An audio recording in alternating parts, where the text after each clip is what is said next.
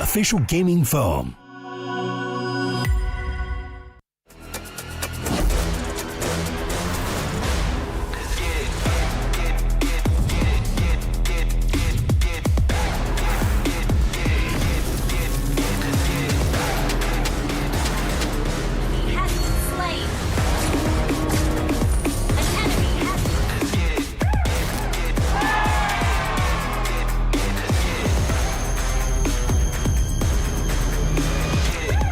Realme 15 Pro M7 official gaming foam.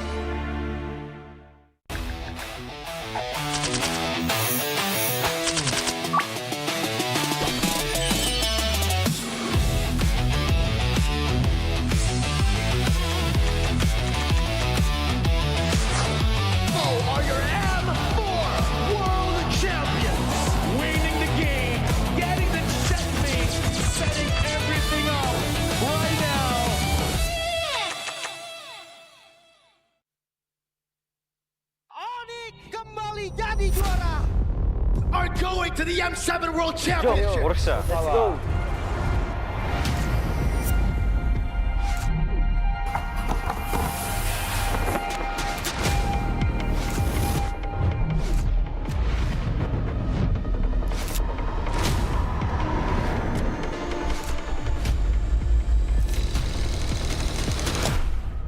Futbol uğraşıyordum, futbolcu olmak istiyordum.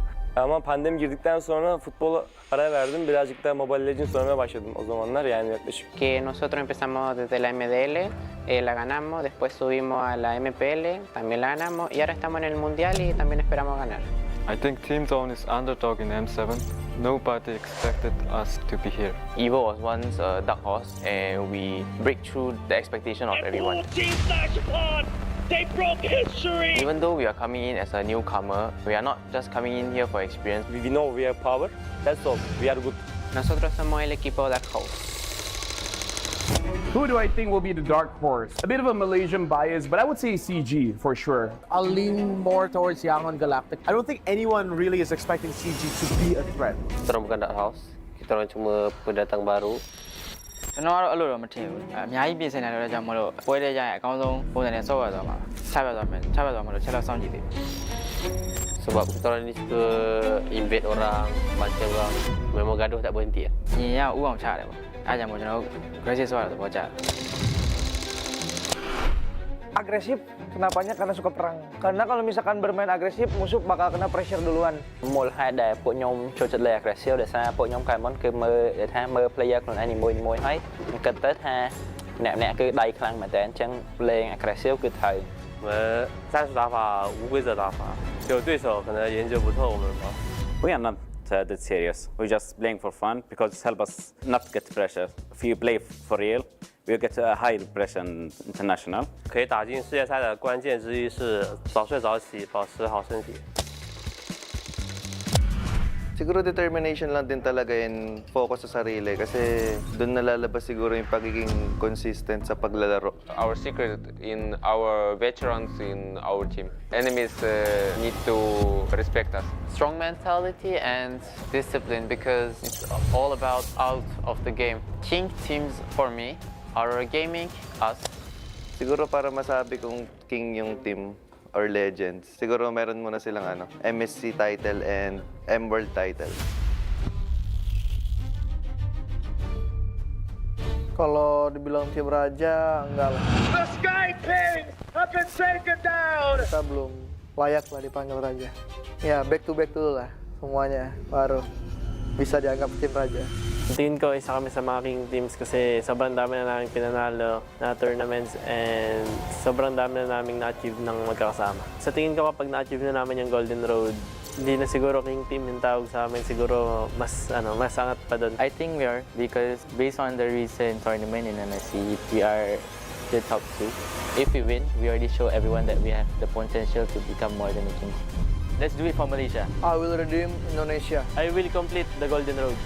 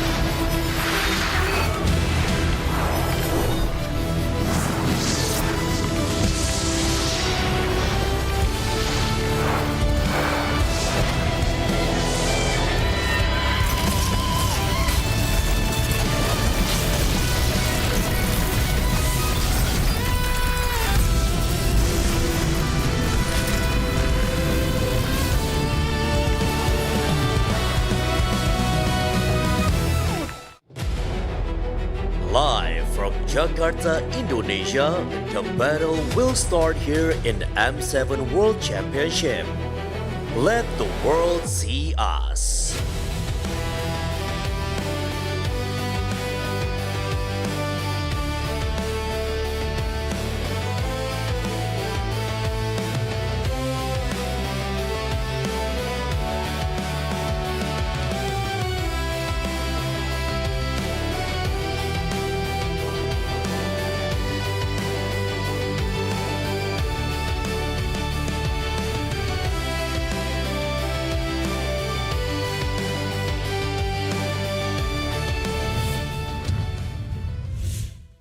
Can't wait to go to Bali after all this, man. Do they have any Japanese onsen since Bali? Oh, they might actually. I know it's going to be really comfortable in Bali overall. It's going to be a good time, especially since M7 has been this exciting. It's like so. Yo, OG, bro, come on. Yeah, join us. Come. Yeah, dude, that's the guy. He's got the voice line in the game. Benchana, that's him. That's the guy. What? So, yo, man. I'm sleeping now. What? Yeah, sorry to disturb you, but like, how do you feel about like Alter Ego finally gonna be the first team to make it to the knockouts? But it's not enough for me because I need only go to knockout, please. Two teams, Indonesia and knockout. So we can beat you guys. What do you think about Indonesia can beat Philippines now?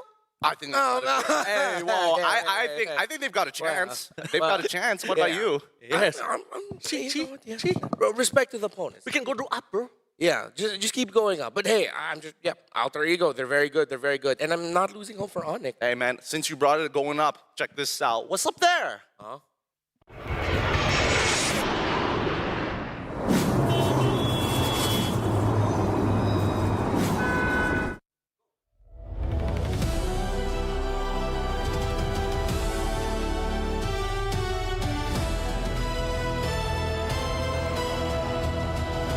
What's up there, our legends? And down here is Rose, your host for today. And with that, I welcome you to the M7 World Championship. Yesterday, we witnessed Alter Ego as the first team to qualify for the knockout stages. And unfortunately, we had to say our goodbyes to Dianfeng Yao Kuai. And of course, today, as we all await another qualification match in the evening between Selangor Red Giants and Team Liquid, let us first witness the match between Boost Gates Esports and CFU Gaming. This match will be a do or die. This is the second half of the Swiss stage round 3.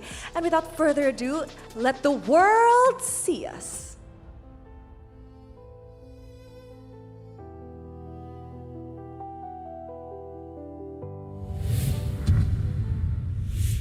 Everyone is usually asking for a little bit more color with their technology, so we're going to give you a little bit of RGB. It's Renmar, Gideon, and Brigida to cover for this day of the Swiss stages.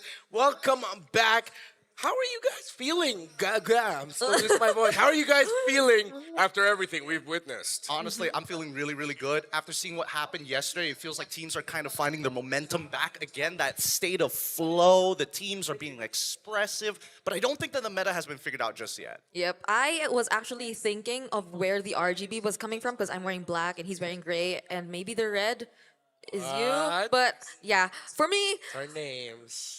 I am feeling so tense about my first cast today because we are immediately jumping into an elimination match. So it's very sad that we get to see one team say goodbye again, but that's just how it is. And I just hope that they get to unleash their full potential in this series. Yeah, again, just in case you missed it yesterday, we bid goodbye to DFYG and celebrate Alter Ego as the first team to advance to the knockout stage. Today, we're about to witness another elimination and qualification match. That's going to be at the top of the day with our first match, and then later on with our final match in that Selangor Red Giants versus Team Liquid meetup. So make sure that you're updated because there's going to be a lot of action. We know it's a weekday. We know you're probably busy. So from time to time, check it out. But in just a bit, we're going to be showing you the brackets of the Swiss stage so far so that we could just follow you up with what you have potentially missed. Remember, 5 rounds of Swiss. We're on the 3rd round now, and 8 teams will qualify for knockouts, while 8 teams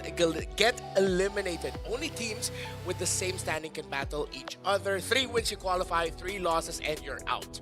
It's time for the conclusion of this very 3rd round. We need to conclude all the matchups still left. We have one potential elimination and 1 potential qualification for anyone in the uppers and as well as the lowers. The middle of the pack have almost been finished off, but there's still some questions that need to be asked. Question is, who else is going to be joining potentially DFYG or have to face a qualification match just to stay alive? Yep, and I think one of those biggest questions too is what the matchups are going to be. So eventually later on we will be having another draw to determine what these matchups are for the 2-1 and the 1-2 pool, which is kind of like the second to the last round of the entire Swiss stage that we have. Yeah, exactly. So as we mentioned, we have the 2 BO3s to open up our day and close it out, while in the little BO3 sandwich, it's Evil versus Aurora Turkey for the 2nd match, and the 3rd match is Team Spirit versus Onyx.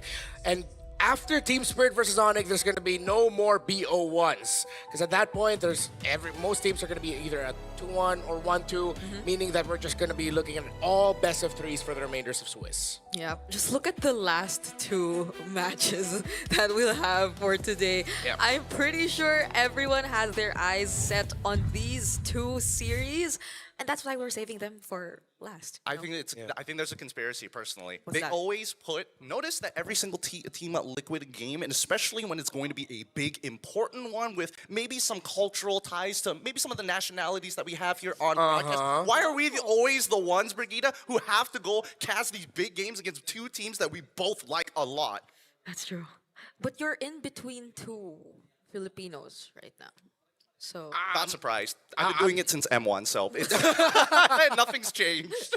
So we have to look at this one first, though, as Boostgate and CFU fight for their lives. CFU, they continue to search for the fire that once fueled their MPL Cambodia Season 9 reverse sweep, while Boostgate, of course, who came from Wildcard, continue adjusting to the BO1 format.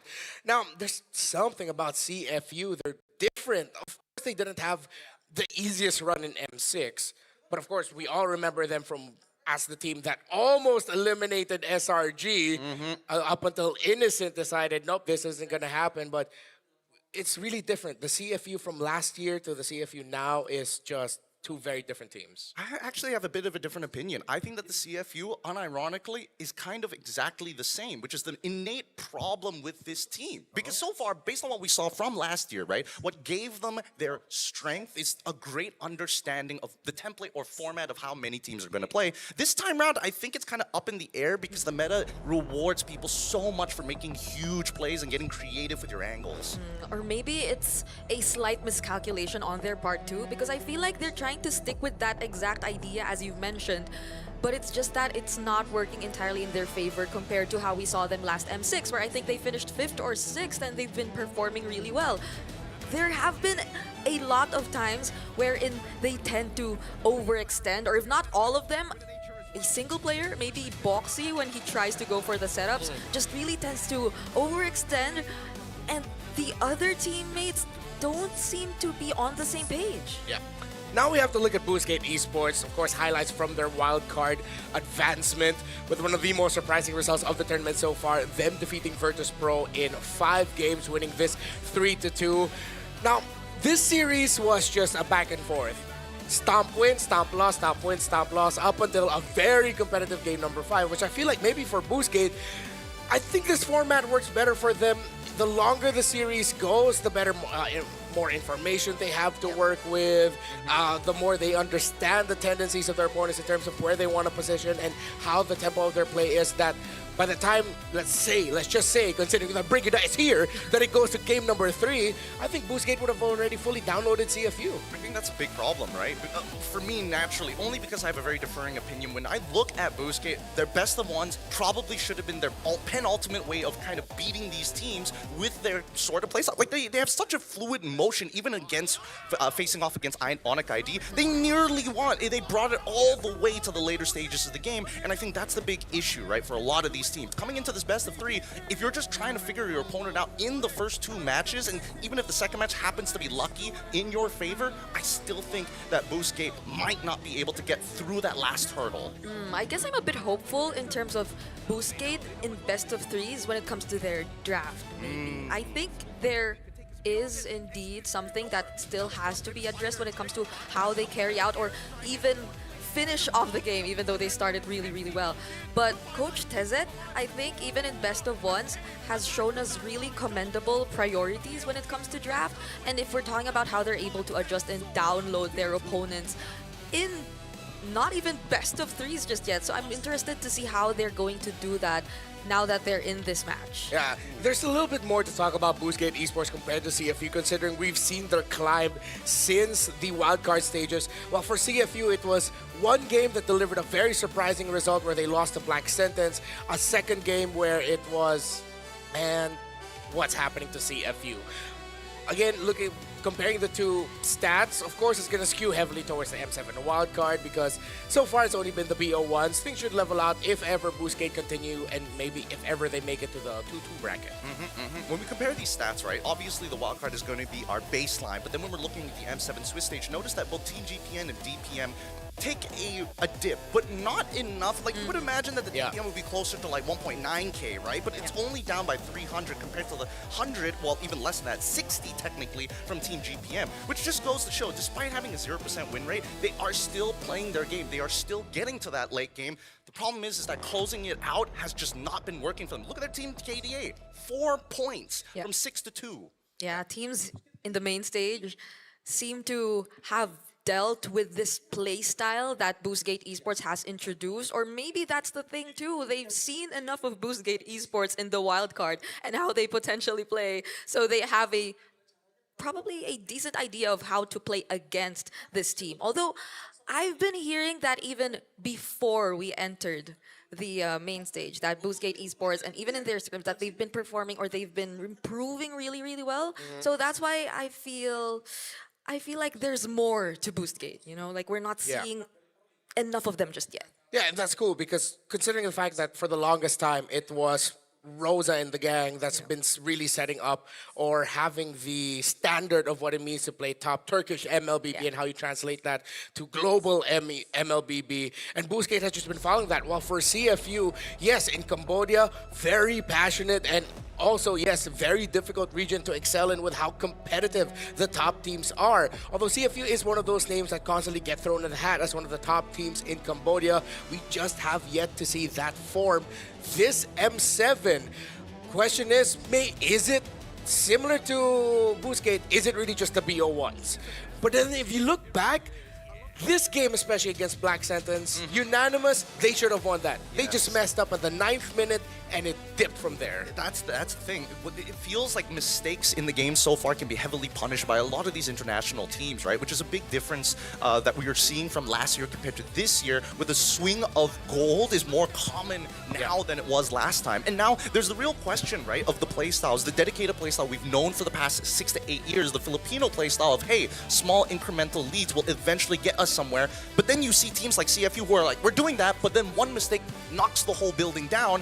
While at the same time, when you're looking at how explosive people like Kazue is going to be, for all intents and purposes, we could have a 30-minute game and one play could make the difference. Yeah, that's why I think it's so important that CFU really remain mindful all throughout. Because personally, I think that there needs to be a bit more work in terms of Sing and the positionings that we see from him.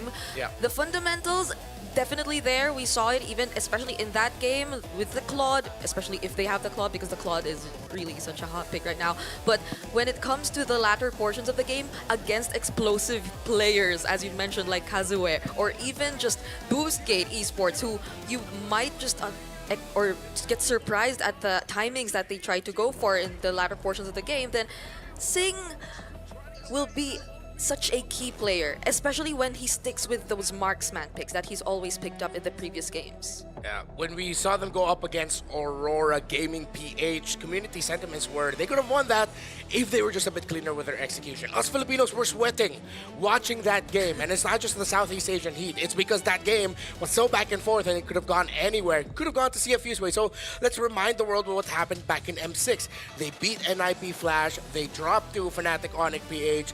Then they would take down Vamos, eventually even taking Team Spirit back in M6 to 3 games, taking SRG to the limit in 3 games. The dip in the quality compared to M6 CFU to M7 CFU, we have to address it. Yeah, it's really significant, right? We were hoping that CFU would at least stand out from amongst the middle of the pack. We obviously have our favorites in terms of our top 3 teams, and I think it goes to show that the rest of the world also probably has a pretty solid idea of who those 3 are going to be.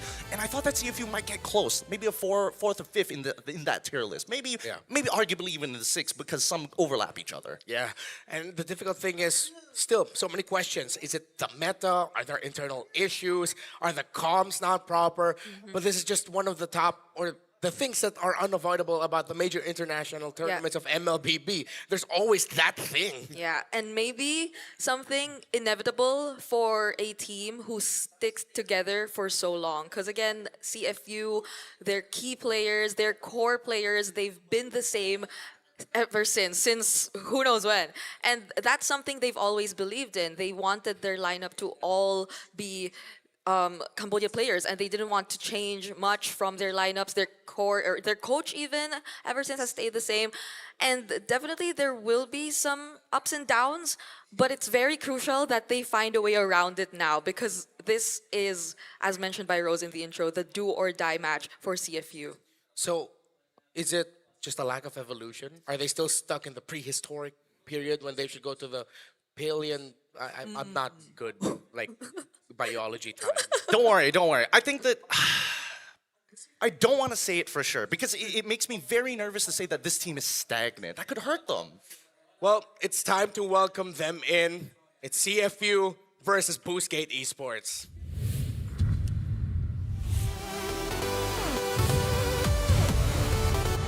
The aggressive Sharks that the world stage once knew have been dormant for a while. Can they regain the killer instinct now that they're smelling the blood they're spilling? In the EXP, it's Wadu, Jungle, Detective, OP in mid, Boxy and Roman, Sing and Gold. Cambodia, give your energy for CFU Gaming!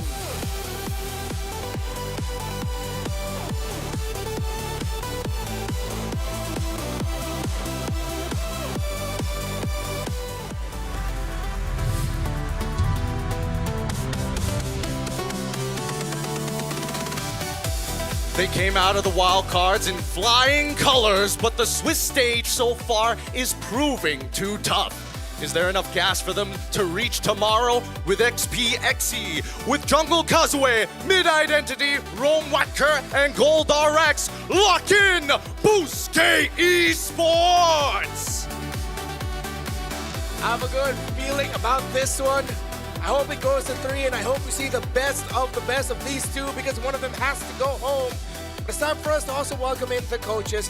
For Boostgate, it's Coach Tezet and Coach Nova. While for CFU Gaming, Coach Timego and Coach Bob. I feel jitters from them. I feel the tension on the stage. Is it just me, or do you feel the same, Brigida? If I were in their position, I couldn't help but feel the same. Knowing the expectations that people have for CFU after their previous runs in international tournaments, and even more so for Boostgate, who have been on such great momentum after exiting the wild cards. Now they're faced with a problem, and this is something that they have to overcome right now. Minimal eye contact throughout those fist bumps. You can tell how nerve-wracking it is for each one of these sides representing their own individual regions. With Boostgate Esports, obviously I'm going to get excited about Kazue and XE, but there's also Identity Whacker and RX, specifically Identity. When he goes down, the rest of the team's foundation starts to fall apart. Yeah, it seems like they really are one of those teams that the mid laner is really the anchor, not just in terms of the shot calling, positioning, but in terms of the overall execution. But hey, Brigida, you were talking about Sing earlier. Are there other players of CFU we have to watch out for? I would probably have my eyes on Boxy and OP and the connection that they are going to have, because I feel like if it's just about the two and their chemistry, it's definitely there, but it's also them having to make sure that the plays that they commit are somewhat a bit more calculated, because I feel like OP, if it's just about the follow-ups, you could rest assured that he is going to provide that to Boxy. But the problem is gonna lie in whether or not they're gonna be successful enough in those, let's say, pick-off attempts, or if it's something that's gonna be punishable for the opponents, as we've seen previously when they were up against the Grok. Okay, as we head into the battle between the Sharks and the Gates. Yeah, let's go with the Gates. So vote, are you a Gate or are you a Shark? Type it out in whatever chat you're watching from. CFU Gaming or Boostgate, who's going to be winning this one? Now, as we wait for the votes to come out, actually, no, we should talk about a prediction. Yeah, That's the thing, because I know what I predicted. We all threw it out in the group chat, so we kind of know where each other are feeling. But guys, this is live, by the way. You can actually affect these standings right now if you get involved in the chat. But personally, for me, I think that today, CFU might figure out, hey, we just need to fight the way we do. We don't need to play as standard as everybody else. Let's break out of the mold a little bit. CFU guy today, what about you, Liquid Girly? Oh, well, that was for last match, but the stats we're seeing right now are actually similar to what I think is going to happen. What a sudden swing. It's a sudden jump, yeah. Yo, Latam just woke up. They're like, no, we ain't losing to a voting battle of all things. I was supposed to say... Me Turkey. The fan... Okay, I'm so sorry. Yeah, Turkey, not Latam. No, yeah, I was supposed to say the... Yeah, who knows? Maybe there are Latin Americans who just love Boostgate for some reason. They're like, we love Turkish coffee and we love Boostgate esports. No, it's something you could easily confuse, but this is surprising. So I think Boostgate gained a lot of fans throughout their run here in M7. It's because prior M7, I think CFU definitely had a lot more. Yeah. So you are a Boosty girly now. Yes, I'm a Boosty girl. I'm a Boosty boy. And Gideon is a CFU man. He's a Gate? I'm Oh no, he's not. We are the Gates. It's fine. It's fine. I'll talk to them. I'll talk to them and see what they call their fan base before I make some assumptions. They're not good for broadcasting. CFU on blue, BGT on red side. Oh, Sora getting taken away right away by Coach Time Ego. While I like this, when you're going up against a team like CFU, the Cambodian play style, it's best if you're on the red side to take away the Grok and the Juicin. Although you could be setting up for surprising Yuzin for Yuzhong, excuse me, first pick. Yeah. I almost just call Yuzhong Eugene. No, because maybe you saw the juice in. Oh yes, right. Yeah, let's go with that. Use in. Thanks for saving Then you mix it together or something like that. Don't worry, it's banned out. I mean, Yuzhong is completely out of the question. You don't have nothing to worry about it now. What's your command? Fanny as well. Now, I don't know. I don't know about you, Brigitte, but I am interested in what your thoughts about the openers for these drafts usually is, because we've seen a couple of iterations. So far, I don't think anybody's really broken the mold. Yeah, maybe it's the Claude for Sing. I'm hoping it's the Claude for Sing, since you'd want to put him in a comfortable pick, a power pick that will not require so much attention in the laning.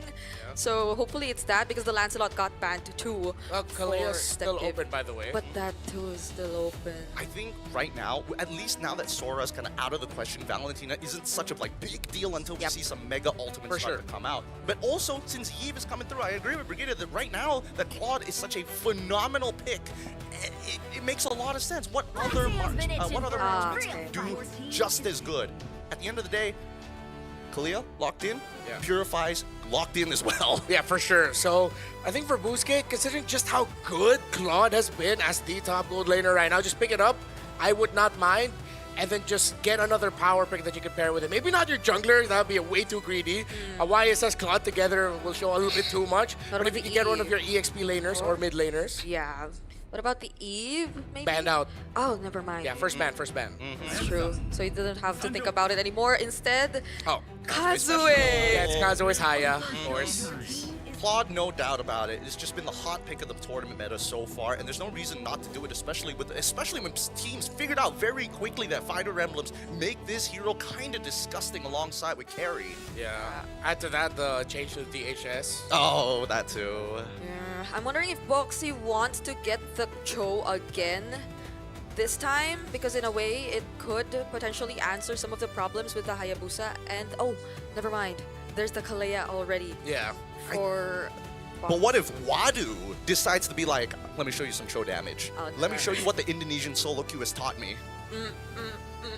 Then that would Damn, be. Joe. Instead, they get the Fredrin. At least they have ways to answer back against the potential dives that'll come in. Because I think Boostgate so far is really going for a dive comp. So you'd want to be very cautious of the picks from CFU. Are we in like March of 2025? This is one of those openings I'm pretty sure all of us during our regular season, that was the go-to. Yeah. You know, if Boostgate wants a crazy, unique pick here, I wouldn't mind if they open it up for a Lilia later on. They're up against Fredrin in terms of the mid lane, because I don't think Burst is going to do them any good. I want like constant, sustained damage and that you just continuously pop off. But who the heck am I, right? Don't listen to me. I think there was arguments for both Farsa as well as Lilia. I think the Farsa is more of a comfort pick coming in from Identity. We've seen him perform decently well when he has access to Feathered Airstrike, but more importantly so, when I look at BGT's composition, it's very like, I come in, I use my abilities. If nobody dies on your side, you can do whatever you want. You can park your car in my garage. Yeah, so maybe they have to be considering those picks that could disrupt whatever they want to do. And that could stop the momentum coming in for the fight. So the Yuzhong is still open for Wadu. Yep. So is the Lapu Lapu that you might want to consider that now that you have the Farsa in your lineup. But they take out heroes for Sing instead. I like it. At least for Tizet, he's one of the few coaches who are like, I've seen this meta before. Wait a second. So they get rid of the Granger, right? Which is usually a natural comparison when you have Fredrins on your side, because you want to kind of snowball out of control with slow incremental leads that you get from lane, and then coming into the mid game, that's when you can start to pop off. With the Gatot ban from the side of CFU, which is honestly kind of interesting, but at the same time they already showed their roam. This way, they know for a fact that BGT must take the question is, how do you set it without the Fredrin? My mission is to They seem to know who to target. It's really Sing.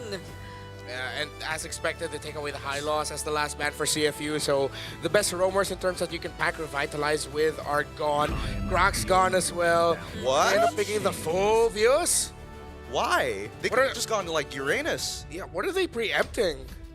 They already took away the carry. They're denying Arlet for Arlet, EXP. yeah. The Yuzhong, honestly, Yuzhong does pretty okay in this matchup as long as you don't mess up level 2. Or what are the other marksmen that are still available? Or is Sing gonna be forced to use a fighter? Because like, if it's fighter gold laners we're talking about, Yeah, if they're but that's gonna lack damage for. Yeah, maybe. At least with a very strong spell vamp. That kind of kit for the two side lanes, both EXP and gold, so that you funnel everything into the Kimi as your main and only carry. But up against a Hayabusa and Farsa, that's going to be way too risky. You're going to need another carry to go along with this. The Moskov makes the most sense to me. There you go. As you mentioned, yeah. And the Lapu Lapu called it as well. I don't know. I think they really kind of locked themselves in when they've already showed their mid trio. Not a lot of wiggle room to kind of adjust on the fly at this point. But at the very least, they didn't say, you know what? We want our EXP laner to be shafted. We want to play towards the goal. No, they said, with Lapu, we could contest. We could maybe disrupt that Feathered Airstrike, and this could create space for Sing to actually get to that Trinity fast. Okay, so we're waiting for Wactor. Wactor's hero. So not in a lot of revitalized heroes, as you've previously mentioned. If they're looking for pick-off heroes. I know one. Oh, Minotaur. There's still a healer. But you were saying about pick-off. Yeah, the Cho is still there. If they want to match, they have decent burst. The Khalid! I was thinking of this earlier, but then I wasn't sure if it was doing too well in the recent matches. Well, I think at least for BGT's side, looking at their lineup, I think their biggest problem is like, if we don't move out of the lane first, we're going to have a little bit of a problem as much as we want a roamer who can actually pick off and set. So at least with Khalid, we have some form of counter engage just in case things go bad to set up for Farsa. Yeah, and there's not a lot of burst damage to expect just yet. So the early game might not pose that much of a threat, and he could just keep on checking the bushes for his team. So I think map control is going to be very crucial, considering that there are a lot of heroes from CFU who could just dive or jump in and look for the setups as well. Early to late game potential, leaning heavily towards Boostgate. The other departments in terms of survivability, controllability, that's where it evens out. But interesting take for these two. In this elimination match, remember you need to survive the series if you want to keep tournament hopes alive. Let's see where this momentum is going to lean into. Who's going to tip the metronome first? CFU on the blue side facing up against Boost Gate Esports on the red. In terms of jungle starts, it's going to be Detective on his purple buff, but we're looking at Exy. Where is Haya on his purple as well as Lactor already getting chunked down pretty low, and that's the power of Kimmy in the earlier stages. Yeah, just when I said there won't be as much burst damage, he just stood there in the mid lane, probably tanking a lot of the basic attacks from OP, so that's quite unfortunate if we were to look at Boost Gate Esports. But this is looking like a Lethal Wanderer immediately going to CFU's side. And they're just going to maintain this disciplined start as we're used to seeing so far. Moxie? I mean, the knockup is good. Wacker, he doesn't have his flicker, but he should be able to out-sustain it for now. His identity, having to use his Purify and Wings by Wings. All defensive spells have been taken out of the hands of CFU. Very expensive Sing. He's okay. Luckily that Quad Shadow didn't connect. It was like a pixel off. Honestly, because of that early game CFU had, I don't think there's any reason for them to hold back as much anymore. So they could just play it out as aggressively as they want, but still with a bit more caution because Boost Gate can turn things around. Yeah, lots of thrills for both sides. They know how important the aggression is, while there are Master Assassins for both gold laners. And of course, as expected, it's going to be the fighter emblem set for the Claude. Yeah, no, it just goes to show how mana-hungry Sing needs to be on this Moskov to actually get good trades against the Claude. But now, going for the first contestant here on a very small objective. It looks like CFU have got the information that they need as they start moving down to hopefully unlock one. They get Exy, they punched him. Boxy underneath the Tarn, tanking too many shots. Force the flicker out as Detective slows the back line of Wacker and Kazue. Yeah, the enhanced basic attack latched onto the Phobius. That's why he got dragged under tower. Okay, OP's already level 4 now, so they might want to go for this. They've caught Identity, forcing him to flicker away. His Purify's not back up as Wadu flickers forward and Detective secures the first turtle of this game. Exy, don't go back in. They're just gonna walk. They just need to walk away. Oh, he dodges back in, hoping that Wacker is gonna get back into the fight. He gets on top of OP, but doesn't hit anything. Even with the Spear of Destruction, this could be an opportunity as he gets back in. Zing! Getting a free assist. First blood going over to CFU. Yep, there probably was a call right there. Oh, but they're still going for it. Does Exy survive this though? He's all alone. He shouldn't survive it, but he's gonna try anyway. Detective locks him down just in time. 2-0. First 2 minutes and 50 seconds into the game. I think that's a little bit over-eager by Boost Gate to take fights like that, but well, in the end, their Claude got some gold up top, but I don't think that's worth it. Yeah, there was probably some communication between them. That Identity was there, Kazue was there, every single or almost all of their other members were there, but what they failed to take into account was the fact that they are against the Moskov, and Sing just waited for the perfect timing to go in and join that team fight which took place in the Turtle. Yeah, I think the biggest problem is the fact that Exy, he's going for that full tank build, right? He's not looking to eventually build into that War Axe. He needs to just peel for his team, and that's great for Detective specifically, because as soon as he got that Dreadnought armor, he was taking no damage. Thinking that maybe that also could have been the bait. Could that have been part of the plan? Identity? Oh. He's gone. Yikes. Can't do anything. No Purify, but Retribution was used by Detective, though. Yeah, but that's not gonna stop them from just constant invading. RX there. Okay, they might not go for this yet, but they're already looking to set up. And it's something that you would expect from CFU, considering this lead that they already have. I mean, we talked about it. This is the playstyle of CFU Gaming. They like to go fast. They like priority in the mid, set things up for Detective. And, of course, even back then in M6, it was Detective's Fredrin. Wait!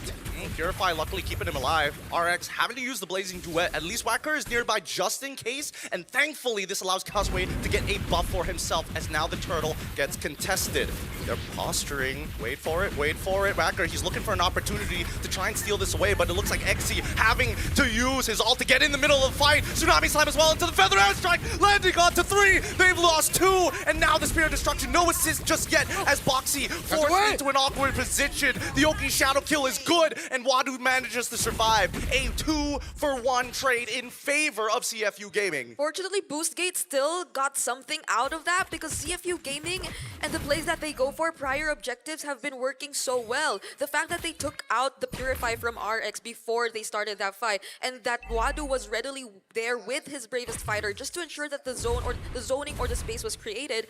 seemed or almost felt like Boostgate Esports would have had a hard time trying to contest. But fortunately, Kazue also found an opening, so it's not like they didn't entirely get nothing out of it. But this is still a gold lead that's continuously increasing in the hands of CFU. I'm also starting to see here the potential of Boostgate Esports finding a big turnaround at around minute 8, minute 9. Oh, okay. The Raging Sandstorm was committed. Now the Tsunami Slams, the Feather Airstrike does get cancelled out. They can fully turn their attentions here. The taunt onto RX, but XT able to peel just in time. The Blazing Duet was good, and Moxie ends up dying as the Oki Shadow kills next to fall. Sing alongside with Detective must peel. Abraser's Wrath doesn't connect in time. Opie finds XT as RX takes out Detective. It is an even trade, 6-3, but CFU still hold on to that lead. Renmar was just talking about it. Yeah. That turnaround play came a bit too early for Boostgate Esports here. Hold on, Sing. Oh, whoa! No! He knew he messed up. Yeah. He knew he messed up, and that Spirit of Destruction, really, all of it, just for hopefully connecting and making an outplay. I have to say though, props to RX. He went in at the perfect timing. He knew that there was no knock up to come from Boxy just yet because he just used it, and he took that opportunity, and everyone else from Boostgate Esports followed. Now, we sit on this turtle once again. Xe has been great, but Wadu jumping early with Bravest Spider, allowing Xe to get into the middle of the fight. Now with the Numenon Blood already out of the way, and the Feather Airstrike Detective takes the turtle. Purify already coming through. Boxy forced to run, flickers off. All ults being utilized, and you can see that Detective wasn't able to get in close for the Appraiser's Wrath. Yeah, this might be a problem if you're now forced to use your skills as a Kalea to just cancel the entries of Boostgate rather than you looking for the setups yourselves. Yeah, and I appreciate how both gold leaders have been very active in the map, of course, with RX rushing the DHS. It's very quick for Detective Wadu and Boxy to feel the pain that the Claude can dish out on them. Now Boostgate is eyeing the tower up top. Boxy, he needs to cancel this. Oh, he doesn't have enough time. It's too late. Identity takes him out with a Feather Airstrike, as we already see the Pulse pulling him back. Is he gonna take it? Is he gonna take it? We're thinking about it. He does! And now XC in the middle of the fight getting reset after reset, as Identity is thinking he wants to get these contacts, but it's too late. It's already one down, and Identity soon to fall after. Can RX get his BMI back up? No! Flicker into the Land Shatterer. Nicely played by Wadu. Wadu coming in just in time. Yeah, they held, Wadu and Detective held the BMI too well. There was no way RX could have walked back to or could have went back to that BMI. So he had no other choice but to walk. But Wadu, with the flicker still available, was able to catch him. And luckily, Identity didn't go down too. Oh wait. I'm gonna try for another dive, and it's gonna be very successful, knowing that Wacker has nothing left. And they break open a tier 1. How far? Make a prediction here, Renmar. How much of a lead are they gonna get off of this? Oh, I think they could eventually swing this into a 4-5, closer to 5 later on, if they can keep expanding the presence that they have in the map, considering the mid tower as well. Just, you know, they're quite even. Looking back at it, it's still very close in terms of the mid towers. I think they're gonna have to eye out getting a little bit more river control. But I like how Wadu, hopefully CFU Gaming are talking about the Lapu Lapu as, hey, we're gonna blow everything early, but can you save your bravest fighter for last? Because that's gonna be the finisher to cap all fights. Because they have a different approach to team fights. Luckily, they have a lot of range. They have OP with the traction pulse. They have Boxy to potentially scout things out first, if ever it's not entirely gonna work for them. But now that you've mentioned it, Wadu is something Boostgate, or is someone Boostgate Esports has to pay attention to. I know XC's doing at least or somewhat the same job, but the thing is, he's going in first, and that CFU Gaming constantly has been able to find ways around to punish. Yeah, I mean, look at the way that they're playing, right? CFU, in every single one of these neutral fights, they take the fight first and then the neutral after. They want to turn this into a no contest. Right now, they're not in position to do so. They've already cracked a top tier 1, and Detective is going to start off the taunt onto XC's side, and now they instantly cancel out the Feather Airstrike as they jump back into the fight, moving away to try and make sure that the mud in the water is cleared up. Raging Sandstorm on the 3, followed by the Blazing Duet on the 2. Boxy is dead, and now Detective must hold. Opie and Sing move back. A no contest, turning a 3 into 1. The Sharks get whacked by Wachter. And what did Wactor do? Wait a minute, that was close. I've seen way too many instances of that actually happening. Okay. An odd occurrence. Okay. But now, we can take a little bit of a breath, right? What we thought initially was going to turn into a 3, maybe even 4.5k lead, now being swung over entirely. Yeah, and Wactor, I think he did it twice. Him just using the quick sand guard in front of 3 members of CFU Gaming, and they're not bothered at all. They can just tank it as much as they want. He has enough ways to deal with it, not even having a Radiant Armor. So even without that, they don't seem to feel the threat of OP just yet. Yeah.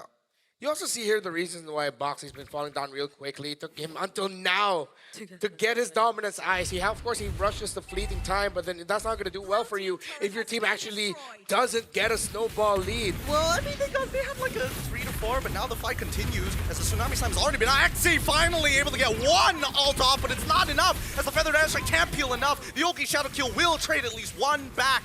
Wadu goes down for Exie. Yeah, and I guess that's what works for them. If they find the targets first, and that's not going to be a problem even if it's XC. We talked about this earlier. If they have enough damage to deal with it, or if they have enough ways to hold him down before he gets to jump again, then that's an immediate -1 for CFU Gaming. Now it doesn't seem like they'll have much of a problem dealing with this Lord. Yeah, I hope we get to see Identity though. Save that Feathered Airstrike. Just as you Just as I say it. Or maybe he was just trying to poke back OP, but decided, you know what, not worth it. Detective might be a little bit too close. We might just get chained up here, then we'll have to force our ability. So we just back off.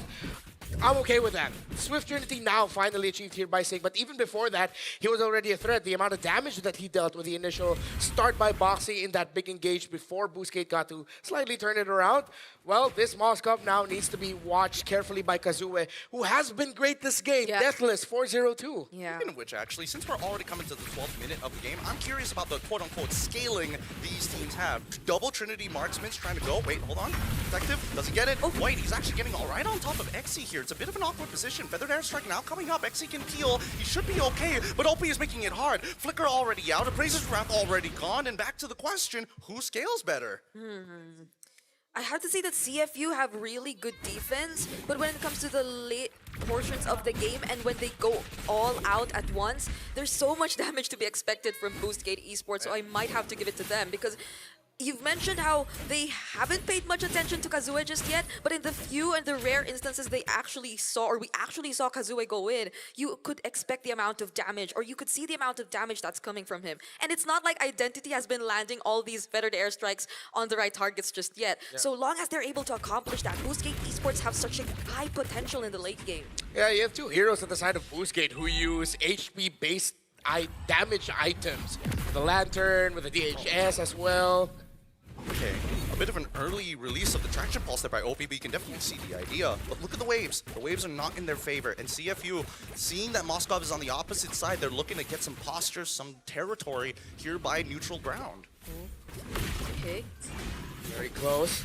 I was hoping Wadu would hold the bush a little bit more. No one's resetting this? I think it's going to reset we no go. matter what, because Xe's in, Raging Sandstorm. Oh, Flicker as well, with the help of RX in the backline with a Feathered Airstrike as well, as Wadu is able to take out 2 with RX in between. And now Sing, 1v3, already taking out Traction Pulse off the one's Kazue. He goes down, and Sing has done more than enough to close out this fight. Sting fortunately had the flicker when Wactor and RX decided to go for him. There was the Raging Sandstorm, there was the Blazing Duet, but he was able to flicker behind the wall. And now he's able to re-engage and turn things around. And now they're trying to close out this game. Tsunami Slam already being used onto Wactor, who can't touch the wave! Not even close! Wipeout City, and CFU will take game 1! That's how you want to start things off in an Elimination BO3 match. Last year, it was the heartbreak from Moskov. This year, maybe it's the savior of CFU's M7 run. Still, Boostgate could force game number 3, but that is a massive heartbreaking loss. Wadu found the entry in the back to take 2 down quickly and for Sing to finish it up. I like how I gave my shout-outs to Sing before we entered this match. and he surprised us with that Game 1 performance. It took some time. It definitely did take some time because of, again, a better laning that we saw perhaps from RX, although in the first few minutes of the game, definitely would have to give it to Sing. But it's not like it was an instant guaranteed advantage that we saw in the hands of CFU. They had to wait for this moment. They had to work for this moment, and they did not let us down. I literally think it came down to one mistake because they were on the up and rise. They took the momentum back. They got caught with their pants down, and unfortunately, Identity was just sitting on top of the battle mirror image, which allowed the EXP laner to just cut both of them. So it's just one of those unfortunate events. Yeah. I think unfortunate is the best way to describe this game because it was going so good for Boostgate. CFU also very competitive. I feel like Wadu found some key moments as well to ensure that CFU Gaming would be able to get a little bit of more control in the game. They're not resting on their laurels. They know that the job isn't finished just yet, but that should feel really good for CFU. Oh, I bet it does, especially considering, looking at the players' faces, they all looked at each other and they're like, that wasn't our cleanest game. Yeah. We can do a lot better. Let's just not put ourselves in that position anymore. We can't let them just swing us 4,000 gold. Yeah, because honestly, that last play that Boostgate went for was something they already did before. It was something they did earlier in that game. So it was in the exact same spot.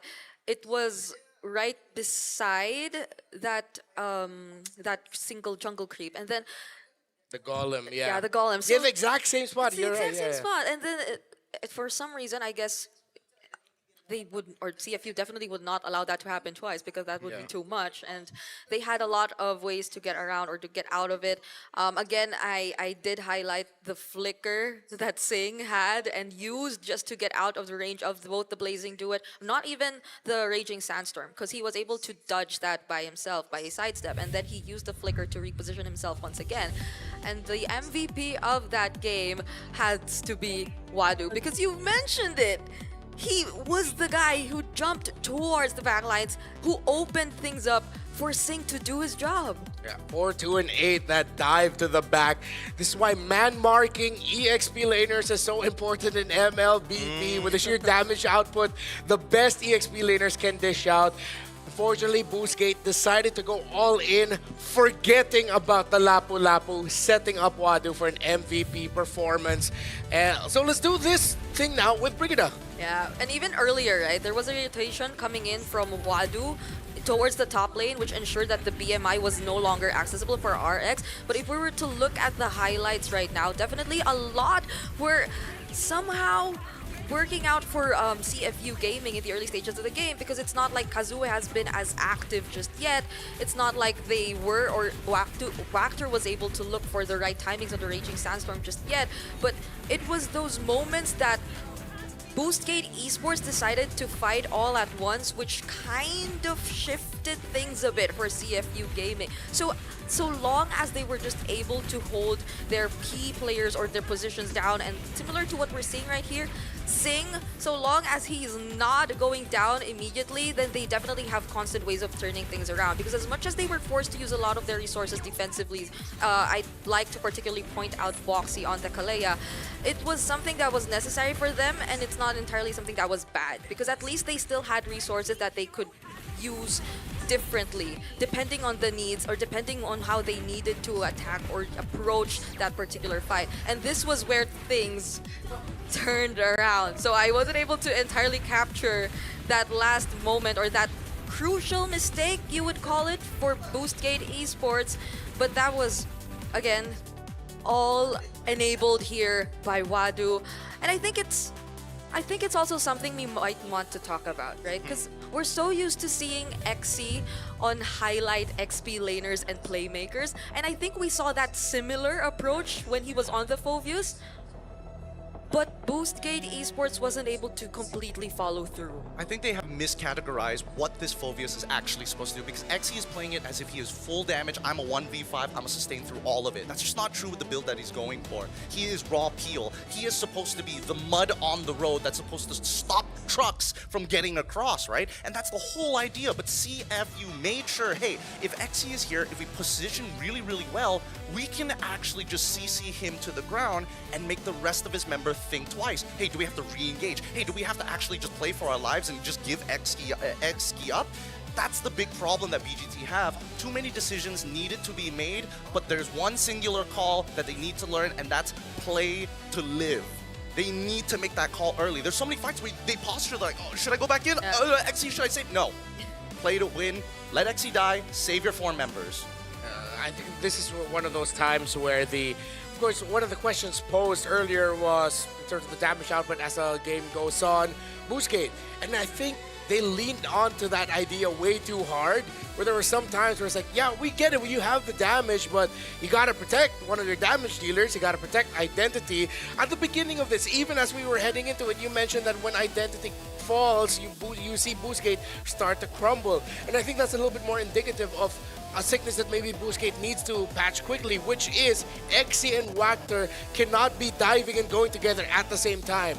There needs to be one of them peeling for Identity so that you have a tighter formation with better protection for your back. They probably wanted to do that a bit more. I think I saw the Winter Crown pickup from XE. Yeah. But it wasn't enough. Like, they probably weren't able to find the right timings anymore, so... Maybe we'll find out a little bit more info because we actually have an interview with some key figures. So let's listen in on this. Hey guys, welcome back to the Side Report with Rose. And with Rose, we have with me Z and of course Poji as our translator and our fellow Cambodian friend today. How are you guys doing? We doing well now. After we lost 2 games. And we have 1 meeting. Oh, 1 meeting. Now, speaking of losing your first 2 games in the Swiss stage, you guys are now in a do-or-die match, or as we call it, an elimination match. How has the mentality of the players been so far? We improve a lot after we losing 2 games. We have 1 meeting, and today game, we just all in to play. All in to play. I definitely can see the improvements from compared to the previous 2 games that you guys played in the Swiss stage. Now, Z, maybe you can share with us a little bit. What happened in the meeting? This a lot to talk because we lost 2 games. Yes, we all feel sad, and I feel sad for Cambodia fan too that we cannot do well in this past 2 games. And today we just all in and don't let Cambodia fans feel sad too. Yeah, I think what Z is trying to say is that internally they probably had a heart-to-heart talk with all the players to let them know the worries and the problems internally. Now, Z, you mentioned that you don't want to upset the Cambodian fans. Yeah. Now, Z, we know that Cambodia fan base, the region itself, is very passionate in supporting MLBB. How has the fans been treating you guys lately? Just some Cambodia fans, he upset for us because we not doing well in this 2 games. But have a lot of Cambodia fans, he's cheering us and supporting us. Write a letter to our page. Cheer up us a lot, and I thank you so much. Very supportive Cambodian fans. Do you agree, Poji? They're very supportive? Seriously, for me, I've been inside the Facebook group page for CFU Gaming. Most of the fans is really supportive. Plus, they also say, best of luck, never give up, and make Cambodian proud. Oh. That's what happened inside the group right now. I really love the positive energy that we are receiving from the Cambodian fans. Now, Z, before I let you go off and play game number 2, you guys are 1 win away from avoiding elimination up against Boostgate Esports. Is there anything you want to say to your teammates or to the Cambodian fans watching at home? For Cambodian fans, today we will do our best and try our best go to playoff. All right, thank you very much, Z. I wish you the very, very best in this game. You may now go join your team in preparation for game number 2. And with me right now, we have Poji. Now, Hello, Bong. Hello, Poji. Now that Z is gone, I want to know a little bit more about CFU. Now, last month, there was a tournament in Malaysia in which Poji was also there at the venue and was consistently hanging out with the Cambodian team. In your perspective, as an outsider, right? What is the biggest difference with CFU just last month and this month, and why such a shaky start? ខែមុននេះពិបាកតិចស្រួលនៅម៉ាឡេដកស្រួលតិចជាមួយមានច្រើនទីមមកពីស្រកផ្សេងឥឡូវនេះនៅ M7 នេះវាពិបាកតិចទាំងអស់ទីមមកពីខ្លាំងស្រកក្រៅនៅមកពិបាក maybe ពិបាកចិត្តទាំងអស់ខ្លាំងហួរ I think I can understand what you said. Oh, is it? I'm sorry. So he said that previously, just last month, in the tournament that CFU participated in Malaysia, the teams were not really as big as M7. True. Oh my God, guys. I'm learning a new language. And now that they're here in M7 with so much bigger teams participating, bigger regions, of course, the players feel a tad bit pressured. Yes. A tad bit stressed. Was that correct? True. Wow. Okay, guys, we added another language into my resume. And of course, you've covered CFU and the Cambodia region as a reporter before. In your opinion, and right now, how has the fans been like? Like, honestly, are they really as nice as what Z said? មែនទេនៅទាំងអស់យ៉ាង group នោះទាំងអស់ supportive ទាំងអស់ពួកម៉ាក់បងប្អូនម៉ែឪមកទាំងអស់ចាំកុំ give up អីមិនយើងនេះកូនខ្មែរយើងឲ្យឈ្នះឲ្យជាមួយយើងនេះទាំងអស់ពួកស្រកនេះសប្បាយចិត្តយើងចង់ឈ្នះចង់ចាញ់ទេ So Z was right. They're still very much supportive in the Facebook community group. They are definitely supporting their representative, sending them positive words of affirmation and all that kind of stuff, right? Thank you very much, Poji, and thank you for helping me add another language into my resume. And with that, let us go back into the game to find out if CFU Gaming can avoid this elimination match.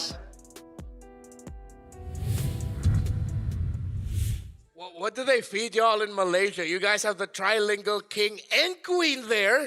Thought it was just Rose, but then Poji also knows Khmer, English, and Bahasa? Yeah, he does. And does he know a fourth language? That's what I'm trying to figure out, because Rose is learning a new one, so that would make her a quadrilingual? Is that how is that? I don't know how that one works, but let's go four-lingual, so it's easier for us. Oh, four linguals for sure, but that's definitely a Homoy Mao moment for sure. Yeah, Homoy Mao. Man, Poji knowing Khmer was not on my book. Of course. Oh, by the way, I forgot to pass you this earlier. I borrowed it all of yesterday for it. Why is it? What's with this weird texture? It's a different case. It's a different case, man. It's the real me. It's what I look like on the inside. What did you do with this phone? What does it feel like? Whoa! What like... have you been using the AI for? Hey, don't show that on camera. Okay. Personally, I use it to, find the win weight predictions. I can analyze gold items and everything in real time, all thanks to the AI without having to think much about it. It's like having a strategic coach in your pocket, and that's the AI gaming coach for you. But it doesn't stop just there, Renmar, because let me tell you, when the fight breaks out, its consecutive skill features let you unleash a perfect preset combo with just one tap. It guides your strategy and elevates your execution. That's a full AI-powered edge. Whoa. All right, I know some people got sick of seeing me on camera for a while, so Brigitte, can you hold this real quick? Wait, what? Hold that. Stare into that single cam. Look at that camera right over there. All right, from prediction to performance, it's the complete package. You play, we carry Realme 15 Pro, the M7 official gaming phone. Did I act that out?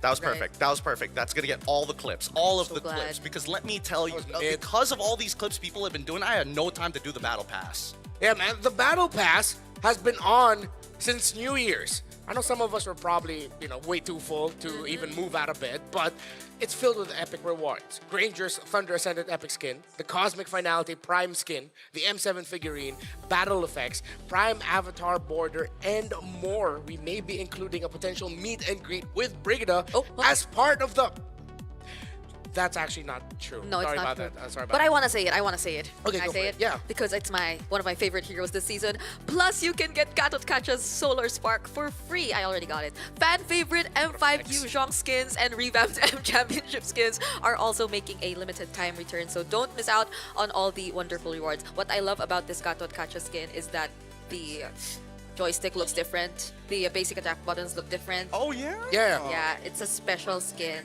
Yeah. Is it just locked to the skin? But I think they're including more of that in different packages in game where you can change like how some of the UI color looks. Yeah, the presets, really cool. And if you want a free skin, just log in for 13 days between January 9th and 31st server time to unlock Edith's Verdant Night completely free. It's that easy. Just log in. Don't miss out. I still keep missing out on it. I keep missing out on the button I actually need to press to claim it. We just used Edith earlier today. Yeah, we played games earlier today and I still missed out on it somehow. Yeah, not to mention that there's a big red dot where the event button actually is. It's like, please click me. It's that easy. I don't know why I'm not doing it, but hey, let's look at the draft. Boostgate and CFU game number 2. I think CFU, it works out well for them if they play towards a more, how do I call this?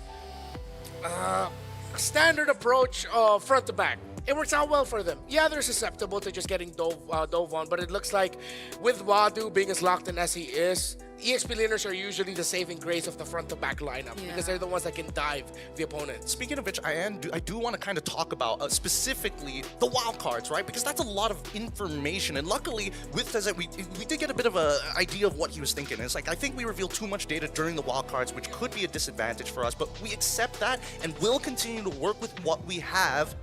We're confident. Yeah, because I think it was something we kind of mentioned earlier too before heading into this match, and I think he confirms that that might have been the case for a lot of teams that they previously went up against, and it would be sad if that's gonna be the same outcome in this series and they're not able to completely adapt. But this is Coach Tezet, and what we saw from Boostgate's draft really wasn't bad. So I think it's again an in-game error that we were able to highlight in game number 1. But this is a complete reset for both of them, and we could start anew. It really was. And especially in game 1 when we saw the counter index, it was literally 0.4, negative 0.4 and positive 0.4. Really not much of a difference. So, CFU, if you can, just tighten up your formations and team fightings and your man marking. Already heavily well into the draft. We're straight up in the first pick for CFU. I wouldn't mind if they just get the Kalea again, honestly. It worked out well for them, and they look comfortable with it. Oh! But this time they're going to be going for the Cloud Rush instead. I actually like this a lot, considering that Wactor was, again, trying to control the earlier stages of the game by actually looking to clear out a majority of these waves and still looking to harass. Obviously, can't do much specifically against Detective, but people like Sing, for an example, people like Boxy definitely felt that pressure. Yeah. Wait, is CFU trying to bait Boostgate into picking up a Fanny? Cause that's the thing. Because Fanny's open, they first pick Claude. Because if they really want to play Fanny, then it's just going to be Kalia Fanny here, right? Fanny, so that's gonna limit them a bit. And there's still a Yisun Shin Fredrin if they wanted to consider those other junglers. But yeah, Kazuha is known for the assassins. Let's see what this is going to be. It's going to be the Farsa again, all right. Rather bold to show Farsa. They also get rid of the Gatot, which I think at least from the POV of Wadu, he's like, give it to me again. Give me a Yuzong, give me a Arlic, give me a Lapu. I'll do it. Yeah, or maybe they could potentially consider it in Red 3 once they see a bit more of what CFU wants to pick up. Yeah. Now they have the Claude here. We'll see if you end up picking up a lineup that leans heavily towards the mid to the late game. Although now with Claudes, they are much more active faster. I think that's one of the best things about the DHS changes. Instead of just being lane locked to waiting for the Trinity, as long as you got the DHS, you can get out of the lane. You can start joining, do double lane, and then you can even join the Turtle fights by Turtle 2, Turtle 3.